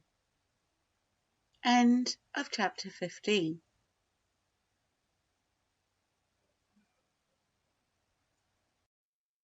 Chapter 16 of Dynamic Thought, or the Law of Vibrant Energy by William Walker Atkinson. Chapter 16. Thought in Action. Without attempting to go into details or to enter into explanations, the writer proposes taking his readers on a flying trip through the region of thought in action, or dynamic thought in operation in human life. The details of this fascinating region must be left for another and more extended visit in our next book before mentioned, which will be called The Wonders of the Mind. But he thinks that even this flying trip will prove of interest and instruction. Let us start with a hasty look at man himself. Not to speak of his 7 planes of mind, which belongs to the next visit, we find him a very interesting object. Not only has he a physical body, apparent to our senses, but he has also a finer or astral body, which he may use, unconsciously or consciously when he learns how, for little excursions away from the body during his lifetime. This astral body is composed of substance just as his denser physical body. The field and range of substance extends far beyond the powers of ordinary vision, as even the materialist must admit when they talk of radiant matter, ethereal substance, etc. Then he has currents of fine force coursing through his nervous system, which may be seen by those possessing astral vision, if the teaching of the occultist be true. Then he, like the particle, has an aura or egg-shaped projection of mind and fine particles of psychoplasm, which has been thrown off in the process of thought and which clusters around him, producing a mental atmosphere, which constantly surrounds him and makes itself felt by those coming in his presence. Those who read these words may remember readily the feeling they have experienced when coming in contact with certain people. how some radiated an atmosphere of cheerfulness, brightness, etc., while others radiated the very opposite. Some radiate a feeling of energy, activity, etc., while others manifest just the reverse. Many likes and dislikes between people meeting for the first time arise in this way, each finding in the mental atmosphere of the other some inharmonious element. These radiations are perceived by others coming into their range. Occultists tell us that the character of a man's thought vibrations may be determined by certain colors, which are visible to those having astral sight. There is nothing so wonderful about this, when it is remembered that the various colors of light, comprising the visible colors of the spectrum, ranging from red on through orange, yellow, green, blue, indigo, and terminating in violet, arise simply from different rates of vibration of the particles of substance. And as the thought is produced by mind causing vibrations in the psychoplasm, why is not the astral colors reasonable? We cannot stop to consider these colors in detail, but may run over the ones corresponding to each marked emotion of thought as reported by the occult teachings. For instance, the shade of the thought manifesting in physical or organic functions is of a colorless white, or color of clear water, and the color of the thought manifesting in fine force or vital energy is that of air. Heated air arising from a furnace or heated ground, when it emerges from the body, although of a faint pink when in the body itself. Black represents hate, malice, etc. Gray, bright shade, represents selfishness, while gray of a dark, dull shade represents fear. Green represents jealousy, deceit, treachery, and similar emotions, ranging from the dull shades which characterize the lower and cruder forms to the bright shades which characterize the finer or more delicate forms of tact, politeness, and diplomacy, etc. Red, a dull shade, represents sensuality and animal passion, while red, bright and vivid, represents anger. Crimson in varying shades represents the phases of love. Brown represents avarice or greed. Orange represents pride and ambition, and yellow in varying shades represent grades of intellectual power.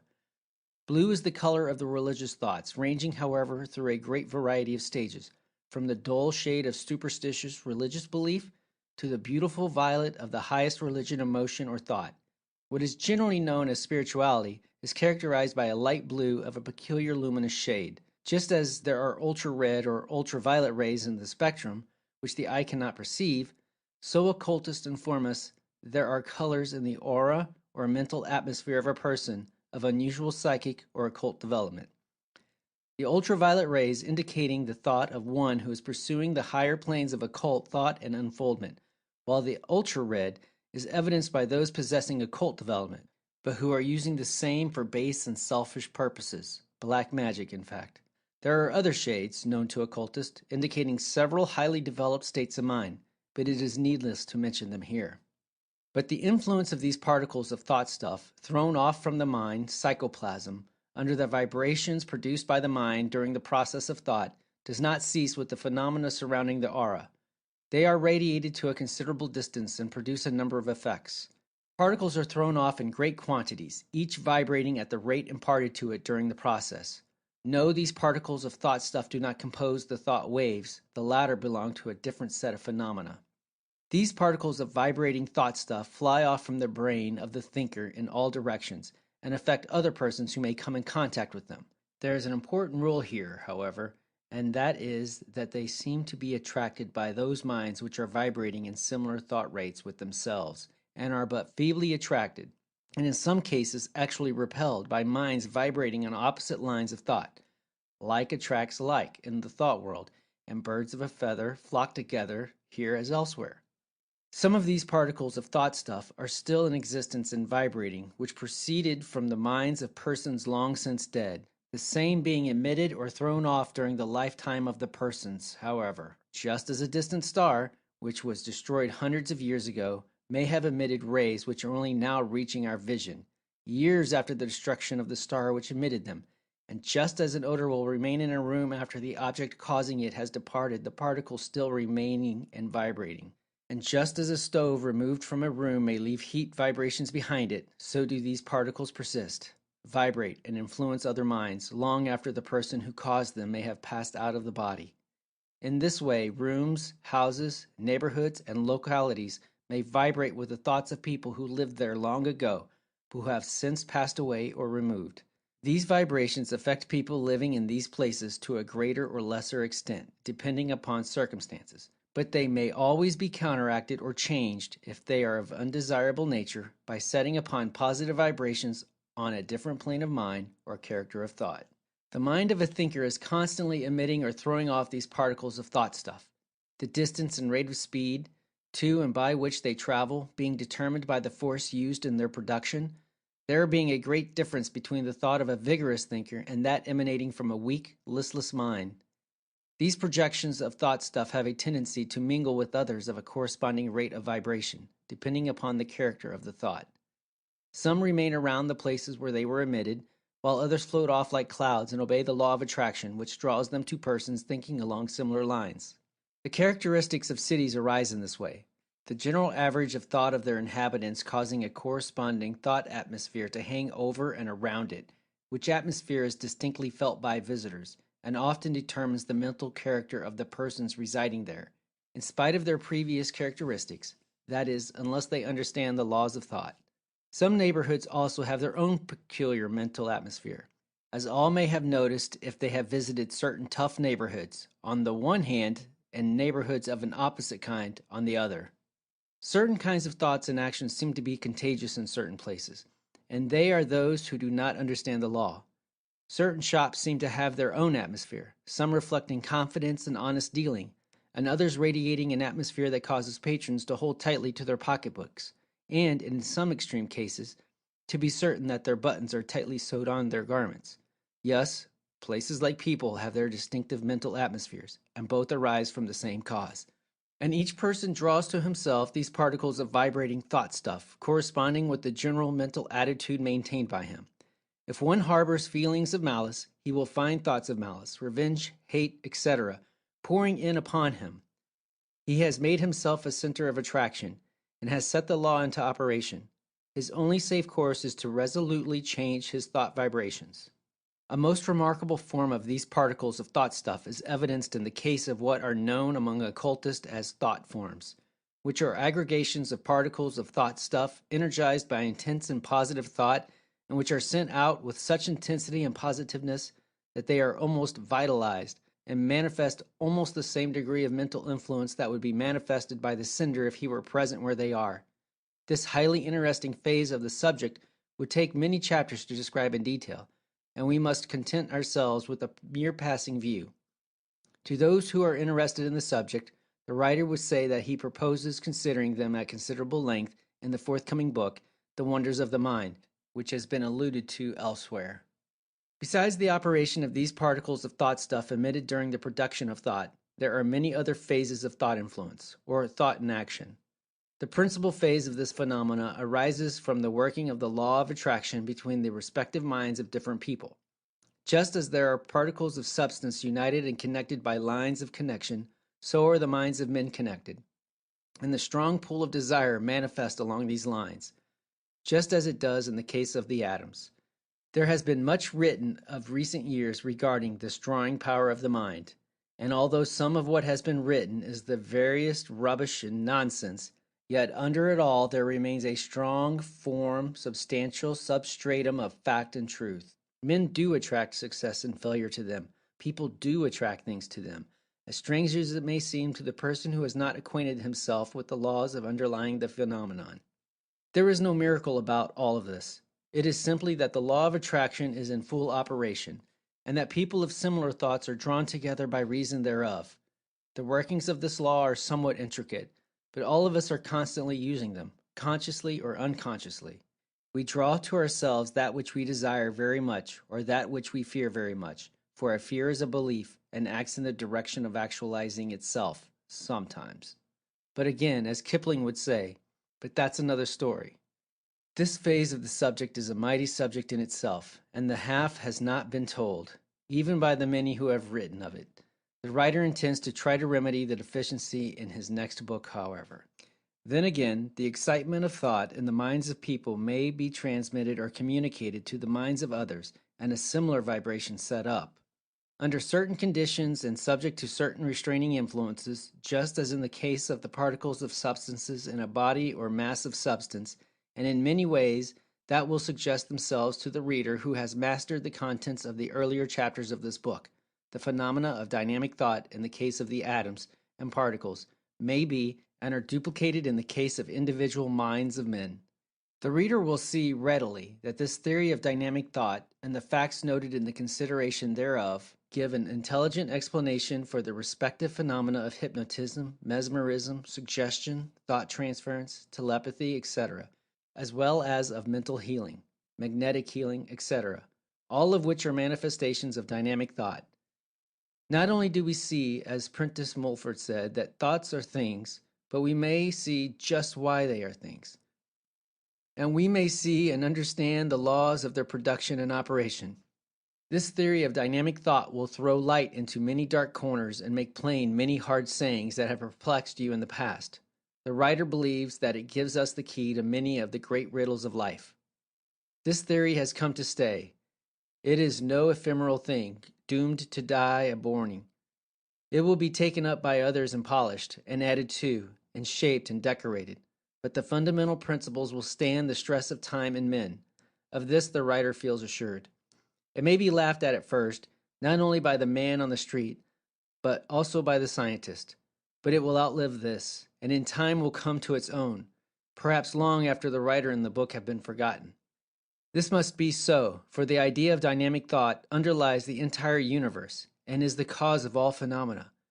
Not only is all that we see as life and mind and substance illustrations of the law, but even that which lies back of these things must evidence the same law. Is it too daring a conception to hazard the thought that perhaps the universe itself is the result of the dynamic thought of the infinite? O dynamic thought, we see in thee the instrument by which all form and shape are created, changed, and destroyed. We see in thee the source of all energy, force, and motion. We see thee always, present and everywhere, present and always in action. Verily, thou art life and action. Thou art the embodiment of action and motion, of which Zittel hath said, wherever our eyes dwell on the universe, whithersoever we are carried in the flight of thought, everywhere we find motion. Suns, planets, worlds, bodies, atoms, and particles move and act at thy bidding. Amidst all the change of substance, among the play of forces, and among and amidst all the results therefrom, there art thou, unchanged and constant. As though fresh from the hand of the infinite, thou hast maintained thy vigor and strength and power throughout the aeons of time. And likewise space has no terrors for thee, for thou hast mastered it. Thou art a symbol of the power of the infinite. Thou art its message to doubting man. Let us close this book with the thought of the greatness of this thing that we call dynamic thought, which, great as it is but as the shadow of the absolute power of the Infinite One, which is the causeless cause and the causer of causes. And in thus parting company, reader, let us murmur the words of the German poet who has sung, "Dost thou ask for rest? See then how foolish is thy desire. The stern yoke of motion holds in harness the whole universe. Nowhere in this age canst thou ever find rest, and no power can deliver thee from the doom of activity.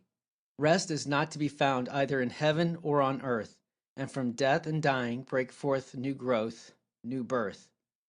All the life of nature is an ocean of activity. Following on her footsteps, without ceasing, thou must march forward with the whole. Even the dark portal of death gives thee no rest, and out of thy coffin will spring blossoms of a new life." Finis. End of chapter 16. End of Dynamic Thought, or the Law of Vibrant Energy by William Walker Atkinson.